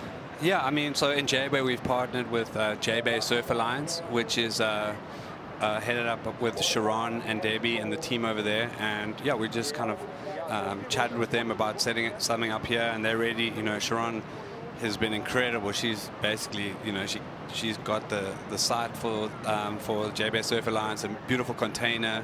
The kids come from the local community. We've got incredible coaches here. So really, they're the ones on the ground doing the work. And so is it just introducing kids to the ocean, but also kind of bringing an awareness and a safety and a love, right? Yeah, it's an ocean therapy program, and we introducing them to the ocean, so teaching them how to swim, how to surf. We're doing some mindfulness practices. You know, these kids come from really difficult scenarios, so trying to introduce the ocean. See the local townships around. Exactly. Yeah. Introduce the ocean as a safe space, and then we also teach them about the environment, why you shouldn't throw your rubbish on the ground, why we should keep the place clean. Yeah, education, right? It's a big, major part of that. And, you know, again, I mean, what are the biggest threats, do you think, to basically all South Africa? I mean, I'm sure they're pretty similar considering from Cape Town or here in J-Bay.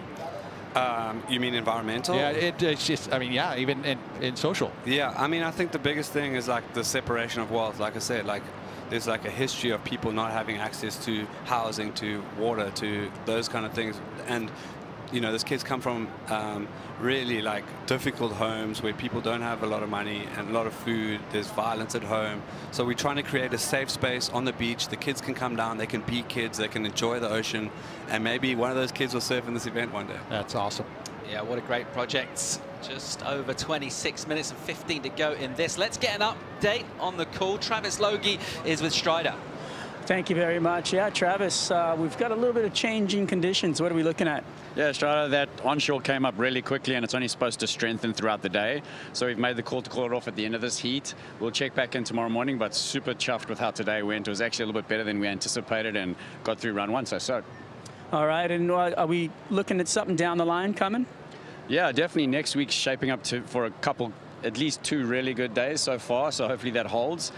Maybe potentially some decent waves tomorrow morning, and maybe at the back end of the window, but Tuesday, Wednesday next week look insane so far. All right, well, you heard it. Check in early tomorrow morning, and some great waves coming next week. Thank you, Strider. Travis Logie. Just look at the conditions, Pete. I think pretty smart decision, right? It was an easy call, really. I mean, the fact that it popped up that quick, you didn't get the women's round started, you know, so you don't have to stop it through the halfway market, literally. The only surfers that are going to be a little chafed probably is this, you know, this heat here. But ultimately, everyone's got the 3 surfers in this heat have the same opportunity here. So we'll see who ends out on top on this. But back to story time, you know. I love your work. It's been pretty awesome to see, and you started it in 2018. Yep. And you know, you've been growing. You still. What's the next goals? Man, it's growing so fast, and I think that just shows that there's a need for this kind of thing. You know, there's obviously people need it. The kids need it. So I think here we go. Robbo here in action on the inside. Got a steep section in front. There's that rotation again. Doesn't get it done. Meanwhile, right behind him, Jordy Smith looking to an inside double up here. Oh. There he goes, really smooth as he gets that straight air done in Jack Robinson's face. He'll flick out as well in front of him. Love the little slob grab too. That was unexpected. You know, anytime you can kind of just give some unexpected look. You know, he's been very keen in the air. Don't see a lot of it these days because he's been relying on his strength in his rail, but he does have pop, man, and that was an example of it right there. Yeah, he's definitely at the forefront of that progressive conversation for years. Let's get a look at this air here. Get some nice height on it. I think that's what he needed to do right there. I mean, not a lot of waves coming through. It seems with the wind, the waves have actually gotten a bit smaller. So I think that was a good call for him. Geordie just gathers that one and decides to make a sharp exit. Well, Jack Robinson can just admire the view. Strategically, right? He's seeing the opportunity to get out in front of Jack and get opportunity for priority, which is important. As we look at now, Leo on the wave after. And again, with this wind, so difficult to get down the line. I mean, you can watch the lips just flying down the line, and somehow Leo is keeping pace with it. Incredibly well done. And just the fall there. Yeah, need to complete the rides here, so this is kind of even Steven at the moment. Yeah, it feels like there's been a bit of that in this heat already so far. Mistakes on the end, and I feel like obviously a shift as well. They're having to be a lot more pragmatic about this. Throughout the morning, it's been kind of waiting for the bombs when he got priority and really being quite picky and choosy. Right now, this one wide open, no one going up on the scale particularly, and almost half the heat gone.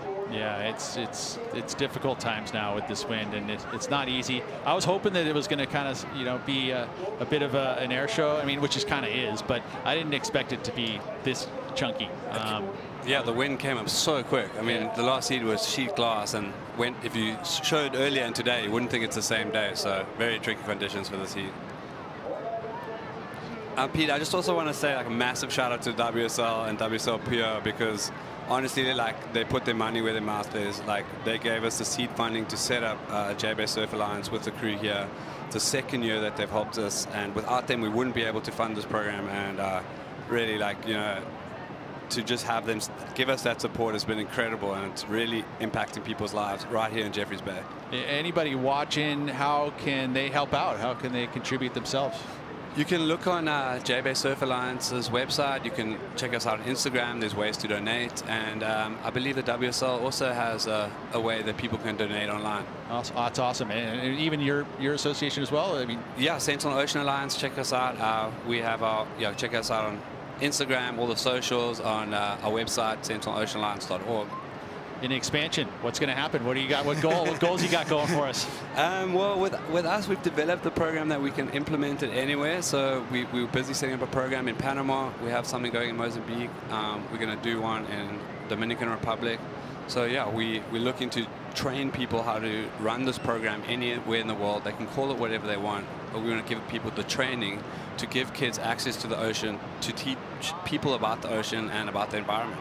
From grassroots till the very best in the world. Under 20 minutes remaining in this one. At the moment, Leo Fioravanti's got the lead. Geordie Smith looking to come back at him in second place. Jack Robinson wants to fire up too. Geordie's still got an air game. We'll be right back.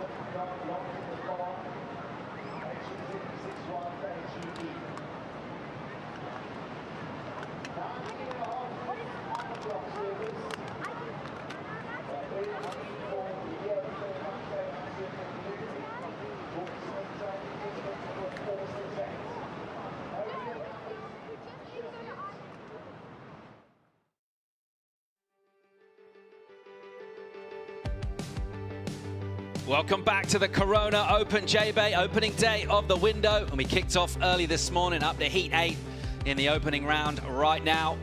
And that wind's ruffling through the lineup here, restricting opportunities somewhat at the moment. Leo Fioravanti out in the water with the best of it. In the meantime, let's go and hear from a 3-time world champ, Gabriel Medina. He's with AJ. Gabriel Medina leaving everything out in the water there in your first heat here in J-Bay. Walk us through the beating that your board took and just how you wanted to attack this first heat. Yeah, feels good to get a few waves and start off the event. And actually was before the wind, so felt really lucky to have some nice clean walls. And yeah, I lost my fins, I crashed my board, but yeah, I'm happy with the win. The forecast looks pretty good, so I'm excited to surf in this event, and yeah, hopefully I can get a few more in the next round. You were the champ here in 2019. What is it about this wave that you enjoy surfing so much? Oh, you have long walls, you know. It's just too perfect, you know. I can't imagine it being irregular. You know, you just go fast and, you know, you do whatever you want. Even on our backhand, it's pretty fun, you know. It's amazing, and yeah, it's pretty much you gotta surf, you know. So you feel the freedom of surfing because you go so fast and you do big turns, and I don't know, just beautiful. You know, when I imagine about surfing, it's someone surfing waves like this. So yeah, it's good to be here. It's very fun to watch you here. Em português, você é no sétimo no ranking. Qual é sua mindset para os dois últimos eventos? That was pretty good. I just want to surf. I just want to get waves. I do my job, you know. I want to live the moment and just be present. That's pretty much it. It's a good goal. Obrigada. Yeah, thanks. Let's pick up replay here during that interview. Jordy Smith. Look at that, a sizable set wave. So there is a few waves on offer here, and I saw him kind of sneak off down the line a little bit. So a little local knowledge there, a bit of a read, because he picked up this wave all by himself, just down the point. Also picking up a wave here, Frank, is Leo Fioravanti, and you'd mentioned how good he's been surfing. Yeah, a lot of wide water in that wave. Wow, he did well there to stick that there. We've seen a lot of failed attempts, but he made that one. But yeah, I saw Jordy paddle down and got that wave really far down the point. It was a bigger wave, so I think that's going to be a good score. Yeah, it did feel like the biggest wave we'd seen certainly for a while out in this heat, with a bit of a wind-affected lineup, cleaned up some big, powerful, smooth maneuvers at speed, so numbers to drop in. Meanwhile, this was an effort from Jack Robinson. Well, he's getting left behind here, so he's got to find a wave here to get back in this heat.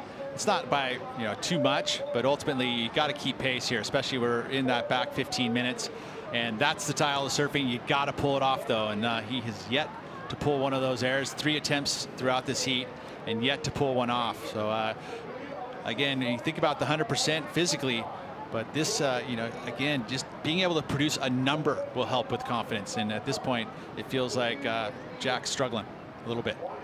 It must be hard to have seen all those other heats and think that that's what you're going to get, and then to come out here and it's onshore, and you kind of have to change what you're going to do in your heat. It's so true. And I mean, as a surfer, you're kind of born and bred to have to deal with that kind of stuff, you know, because that's what surfing is. You're dealing with a wave that changes, wave faces change, conditions obviously change. But in competition, yeah, sometimes psychologically it can be a bit of a hit. And you got to be able to keep that positive mind frame. Has had a couple of opportunities though, hasn't he? Think about that last rotation. He looked to have that mostly dumping. I just wondered, just in terms of the clock, under 15 to go. We mentioned some of the sort of patchy, pretty poor results he's had the last few events. I wonder at what stage does that start to play on his mind a bit? Yeah, well, I mean, hopefully that scar tissue isn't there, I mean, in the water right now. And again, you got to pull from your toolbox, you know, because it will create doubt. It comes in, you're like, oh man, what's going on? Why is it, you know, why are the waves going down to Jordy? Why, you know, like why, you know, and somehow you just got to quiet that out. Jack is, you know, as he's had a lot of great success since he's gotten on tour. This is the one point in his career so far that has been a slide, right? And so dealing with that slide, everyone's going to get them.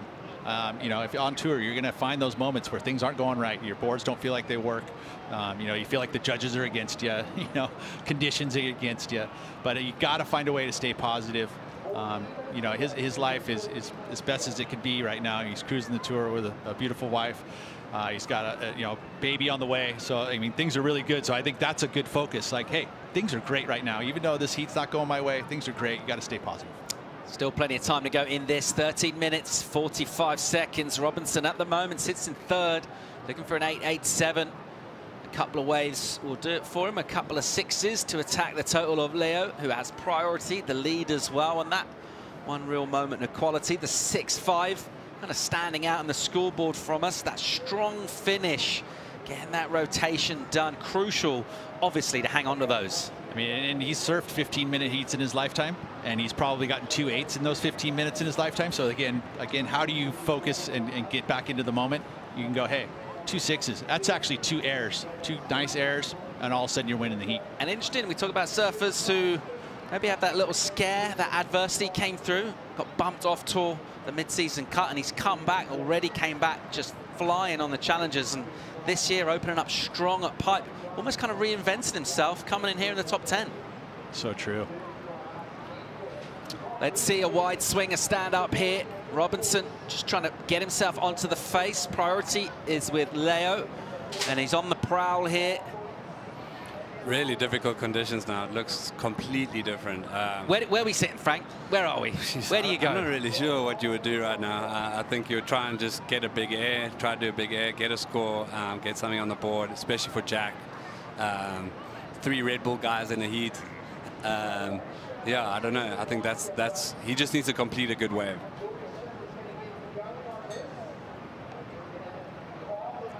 Pick up live action here, Jordy Smith, but a clean face for him. He'll swing, and for no discernible reason from him, we're sitting, just loses the fins there.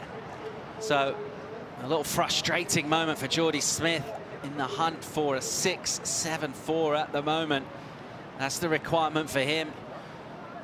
Let's check out the Corona fan picks. Jack Robinson got the lion's share. No major surprise there, but at the moment, Pete, back down in third. Yeah, it's so true. And a lot of confidence from the fan base going, hey, he's still got it. And I would have the confidence as well. I think that he would have been the favorite going into the heat just because of, you know, his ranking. Obviously, the red jersey helps too. Here goes Robinson here, looking to get out of that third place position. Of course, surfer finishing first avoids elimination round. A bumpy wave for him. He's got a lot to deal with here. That board's all over the place, and he goes into really soft lip, and just looking a little lost at this stage. I was going to say, there's a huge advantage, right, to making this heat. Like, when you miss that whole round, maybe conditions are similar to this, you don't know. So it must be a lot of pressure to try and get the win in this heat. Well, you'd have to say that Jack, and where he sits too, he finds himself in the elimination round. He's going to grab a wild card, you know, which as a specialist, he's going to have to surf against the crowd. He's had that happen before. And it's not easy. So a win here is huge. Definitely would help him his confidence-wise for sure. He'll have about 10.5 to set about that task at the moment in third place position, not where Jack Robinson wants to be. He's had a couple of consecutive last place results as well. And just by avoiding that round, you avoid that finish. And he'll look to get this campaign reignited here. A couple of lines making their way in. We don't have the crisp ruler edges that we enjoyed throughout the morning. Nevertheless, scoring potential is available.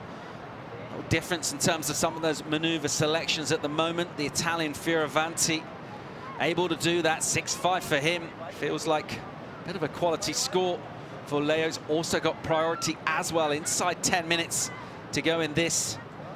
And the Leo Fioravanti story so far on tour this year, coming in here in 9th place position. He's always been a highly confident performer, and he'll be enjoying his newfound status inside the top 10 and looking to go as far as he can in the remaining couple of events. Already making a final at the beginning of the year. Live action. Smith from deep has to give way to Leo Fioravanti.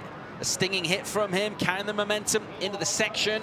Builds up speed here, big float, and almost inexplicably loses that one. Yeah, it was odd, huh? Well, it looked like he was just no worries, and all of a sudden, and he knows it too. That was an opportunity lost for him.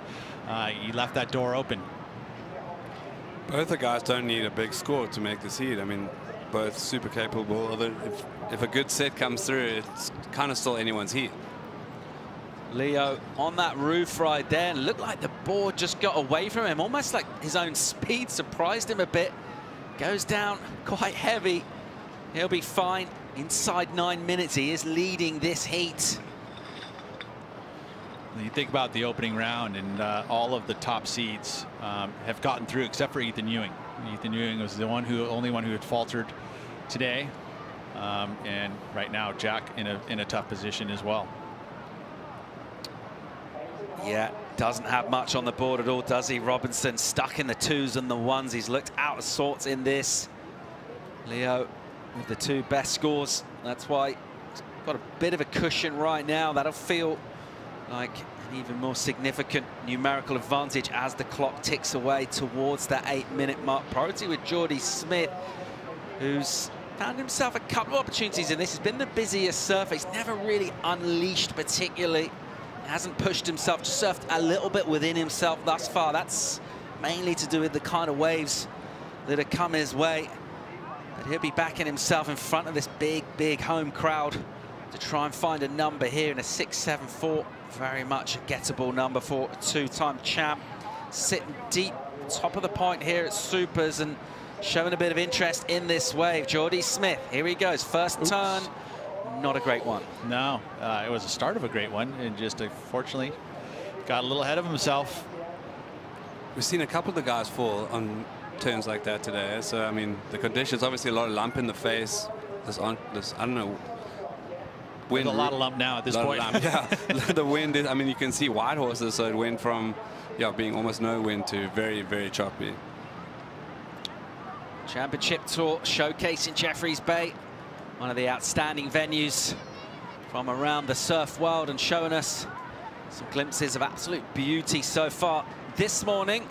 And then right now, that changing quite significantly for this last heat. That's why we've had the pretty prudent decision from Travis Logie to call it after this one.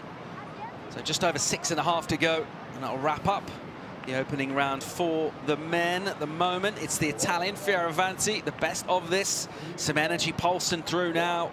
Jordy Smith with a pretty achievable number. He needs a decent 6. Robinson's way off it at the moment, looking for a high 8 or a couple of numbers, couple of 6s will do it. Jordy from deep, having a look. And that one just all fluffy, running away from him. He realised that pretty quick. Didn't have a lot of scoring potential. Jack Robinson, what he's looking to do here, Pete, obviously wants to get that 8, but also just wants to do some surfing. I would think that just, in the moment right now, it's like, hey, he can turn it in one way, but just get yourself something comparable to, the other competitors in this heat. I mean, the highest number is a 6.5, or sorry, yeah, it's a 6.5. And, that's not very high. The 2-wave total, 11.67. That's a pair of 6s. At this point, just get me halfway there, right? Find a wave that could get me halfway there. And, and another opportunity, hope that happens for you. But at this point, in this moment, just execute on this next wave. Has to be a score of at least a 6. Thinking about how significant a win is here at this iconic venue. Someone that was able to do that, Jordy Smith, going back-to-back, 2010, 2011. Yes, and again, just utilizing his experience at this place. He's so good at J-Bay, even in all types of conditions. I mean, look here, this is almost kind of similar style of waves. Not quite as windy, but executing big, huge moves. That's what he's known for. He can push very hard on his rails and get that wow factor. And he's one of those guys, and now he's got an opportunity. Absolutely trucking down the line here, throws a big air rotation, overdoes it, lands straight-legged. Groans from Frank Solomon. And then ran into studio. A pothole at the same time, right? You just literally a speed bump and a pothole. Meanwhile, here's Robbo with some speed now and a bit of meat. Sort of hits that at the same time as floating it, and again arriving late, doing well to negotiate some bumps there. He's got some powerful legs and he needed them to drive out of those maneuvers, but never able to get Pete onto the open face. Yeah, it's all right though. I think that this is going to be his best number, and it's going to bring that number needed to a more reasonable number rather than being a 9. Here's Leo, live action from him, spanks one. And he'll look to set up for an inside. Just being patient here There's a little quick look out the back, stands on the tail. What's he got to finish?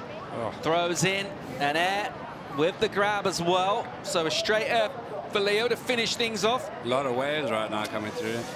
All sorts of action going down. A quick in and out for Jordy Smith. Numbers for all of our surfers here, and some energy out the back as well. The crowd willing Jordy Smith onto a wave. He'll spin. Up and riding now. Here goes Jordy Smith. Building up some speed on the outside. There's a big snap from him. There's that floater. And recovers loads of ground, but unable to get another section going. So just the 2 hits. He would have wanted more.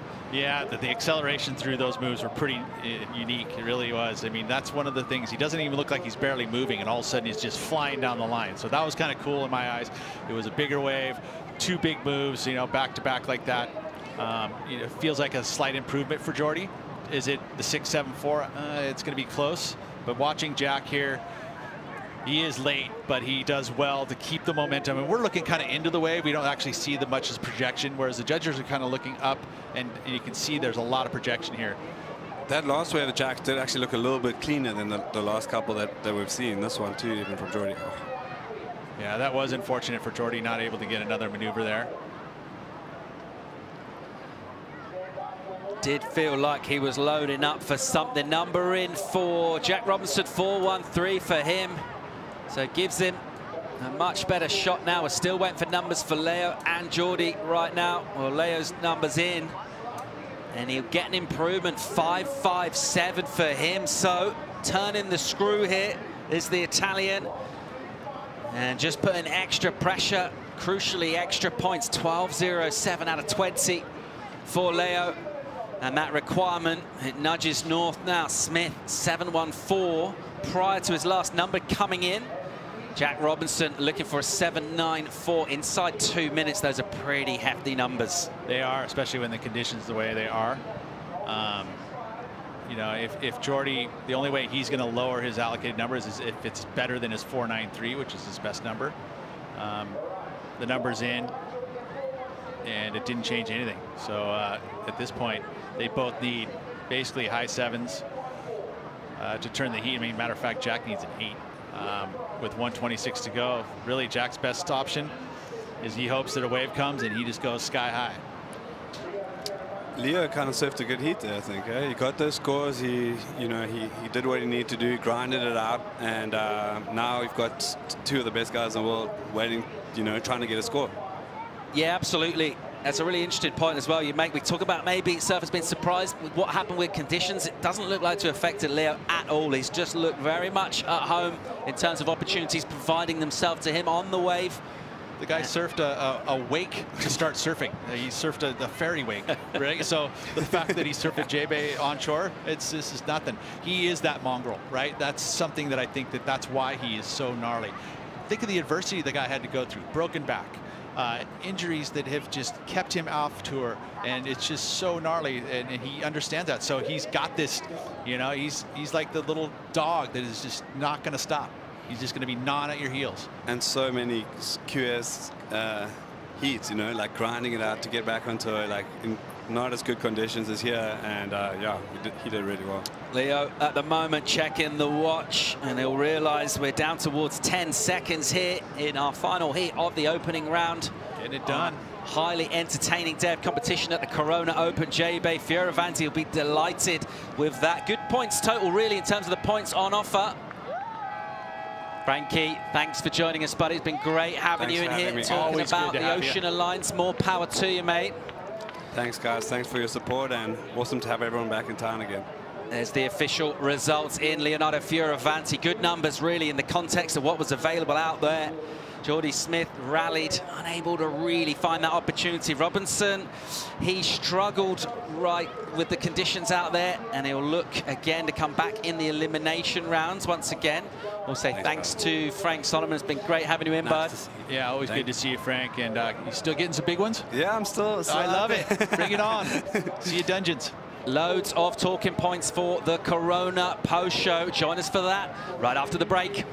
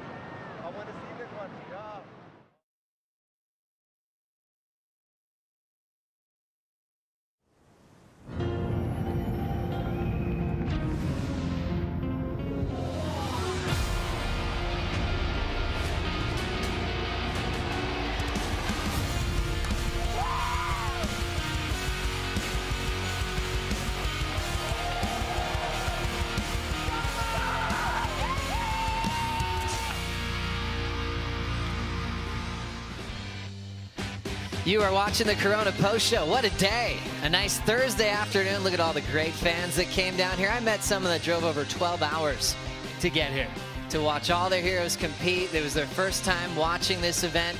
The Corona Open J-Bay bringing a lot of newcomers, but a lot of experienced fans as well to this amazing right-hand point break. And we're able to accomplish one round of competition for the men. Win picked up. Women will be on standby for the next couple of days to see if they will get started soon. Joe Turpel, Strider Wazalewski, and Richie Lovett. Richie's on his return trip to Jeffreys Bay after 18 years. I know. We saw some fireworks today. What'd you love? I loved it all, to be honest. I think we saw a healthy mix of power and progression. You know, every heat, almost every heat, had enough waves for all our competitors, and they really capitalized on what was coming through. Perfect way to start the event. Strider, you got to mix it up a bit. You're in the Red Bull Athlete Zone. You're hanging on the beach, on the rocks. It's got to be great to be back at Jeffreys Bay. How can you explain the vibe of this contest? Because it's really different from any other venue on tour. It's kind of like showing up and you are actually on the court. It's like sitting on the court at a Laker game. That's what it's like. You're just in the mix. Everybody's right there. You can grab people were running by you. They feel like you could grab the ball right off the court, and it feels alive and like you're in the game, and that's the best part about this venue. Let's get into the business end. We were really trying to watch Felipe Toledo closely to see how he was going to perform. Back injury at El Salvador, knee that he was nursing at Saquarema. He looked solid in the heat number 4 matchup with Kanoa Igarashi and also wild card Aiden Mason-Camp. Yeah, this was an interesting heat, and I kind of thought Kanoa was going to run away with it, and then it was a sleepy start for Felipe Toledo.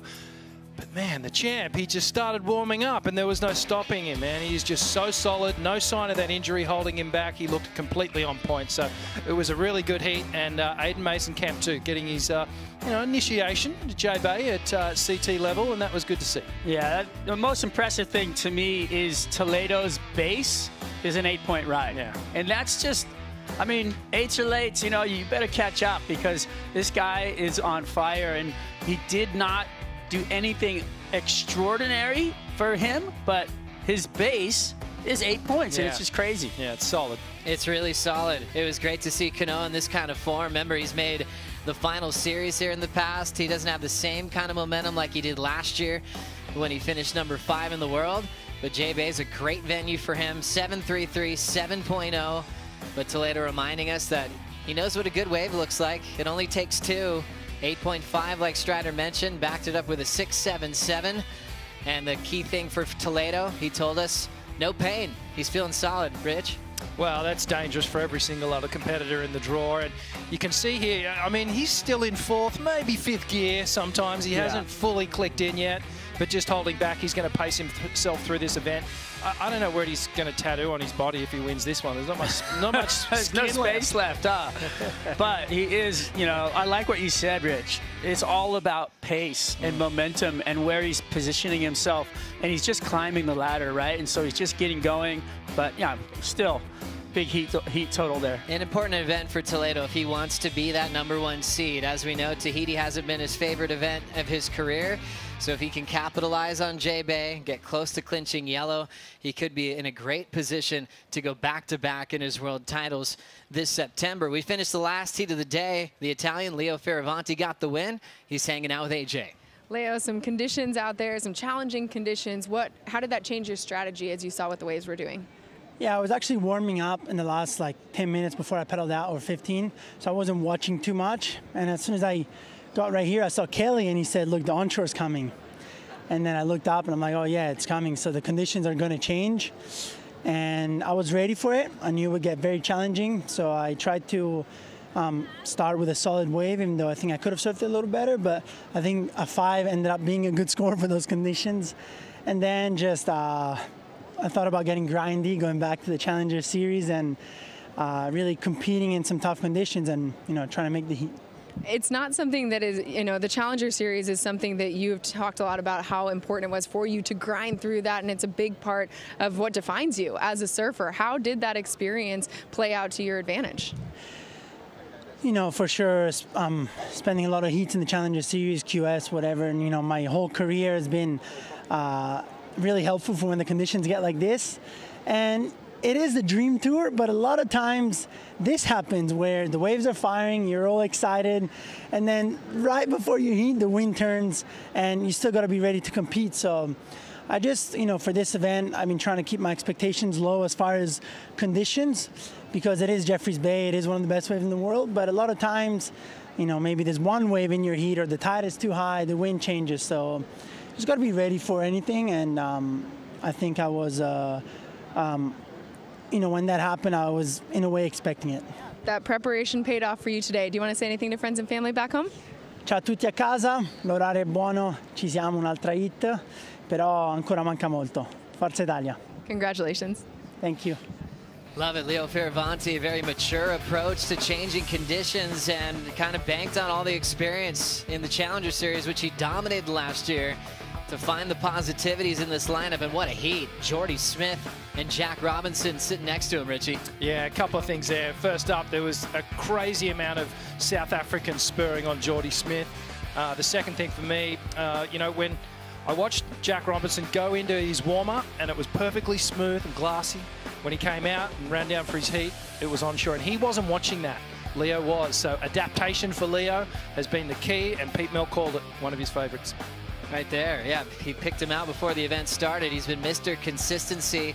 Remember, he was on the wrong side of a perfect heat against Jordy in the past at this venue. So a good opportunity to get a win, move into the round of 16, still with hopes to make the WSL Final 5, and got to change gears a bit. Jordy got in the mix, threw down a couple of punts, but ended up being left behind. Yeah, you know what? there's beauty in the grind, and I feel like Leo knows that and feels that. I don't think Jordy's been there in a long time, so, you know, hats off to Leo Fioravanti finding that and really digging deep. We talked about it this morning. I think we have to go back to it again. Concerns about Jack Robinson falling from #1 in the world this year.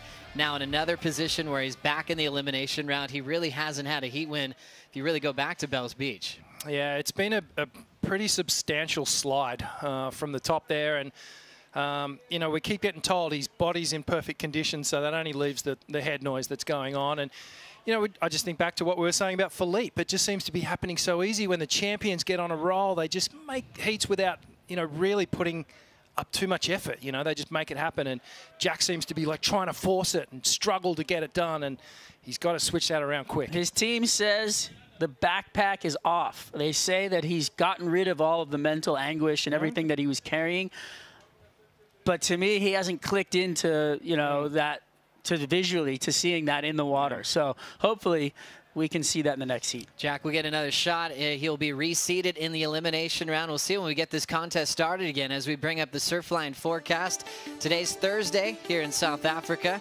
So let's check out the next few days on the maps here. Richie, what are we looking at? Well, the next couple of days, we're going to come down and check it in the morning for sure, because it's the ocean and then weird things happen. But on the charts, the next 2 days are looking 50-50. We might be golfing a little, maybe a bit of bungee jumping, going safari. We're going to run some heats. We're going to get some of that women's 4 heats are going to be running tomorrow morning, hopefully. Yeah, okay, Friday, Saturday. There. Friday, Saturday, yeah, so.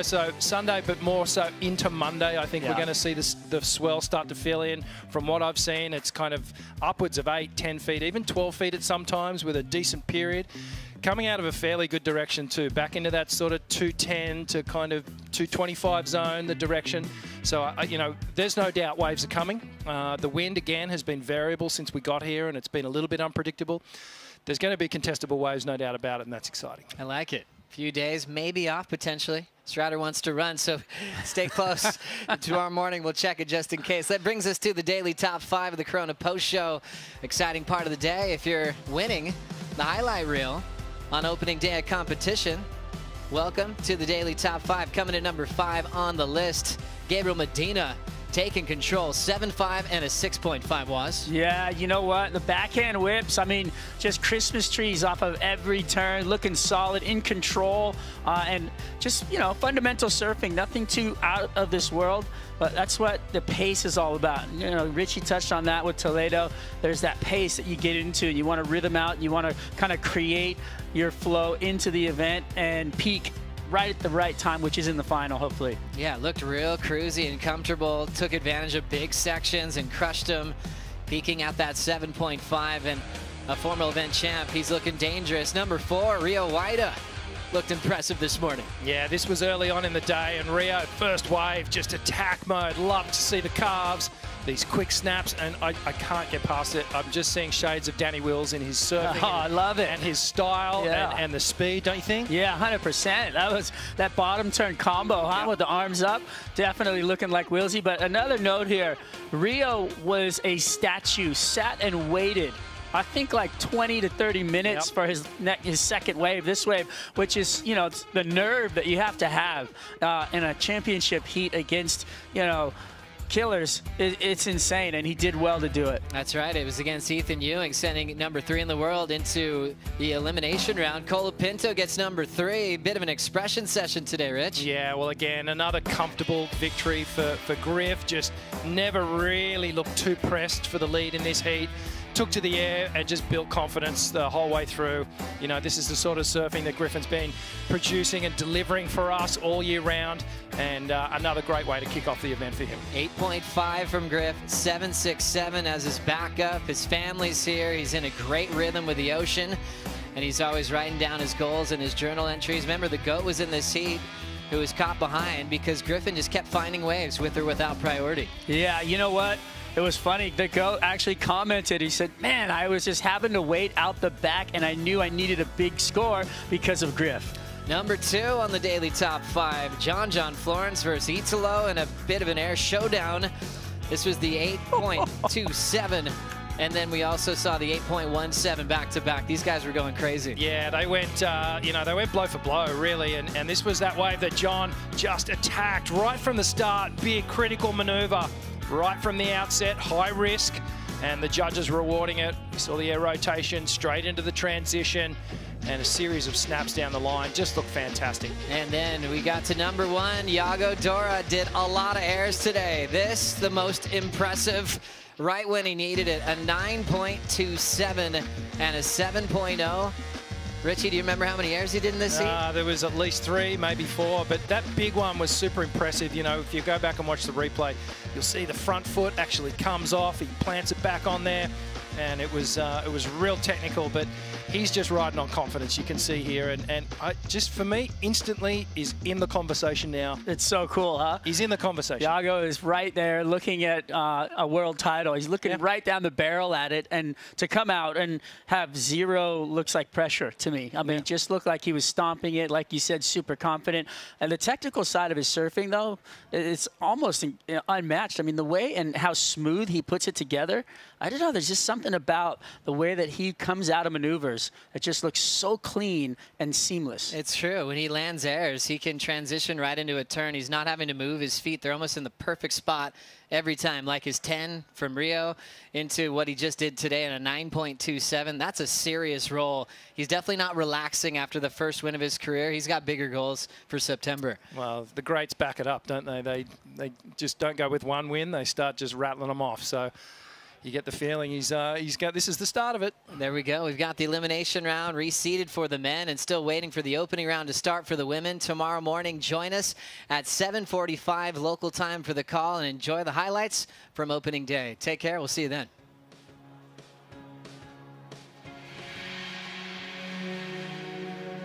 What a beautiful sunrise, and welcome to South Africa. Jeffreys Bay, it's one of those canvases that is inspiring. A Zhao Chanka. Gosh, so spring-loaded off the bottom. Indonesia's Rio Waida. Advantage to Rio. Colapinto. Boosts. Come on, that was technically perfect. Here goes the yellow jersey worn by Felipe Toledo. Big stinging snap, just unleashing. 8-5 from the panel, excellent. Big full rotation. You can see the entire bottom of his board. Got Yago looking for his lead back. Full rotation. What? Yago Dora does it again. And he's going for the big backside. In the flats, seat to low. So John now feeling the pressure, needs a 7.35. Big tail high reverse. Florence gets it.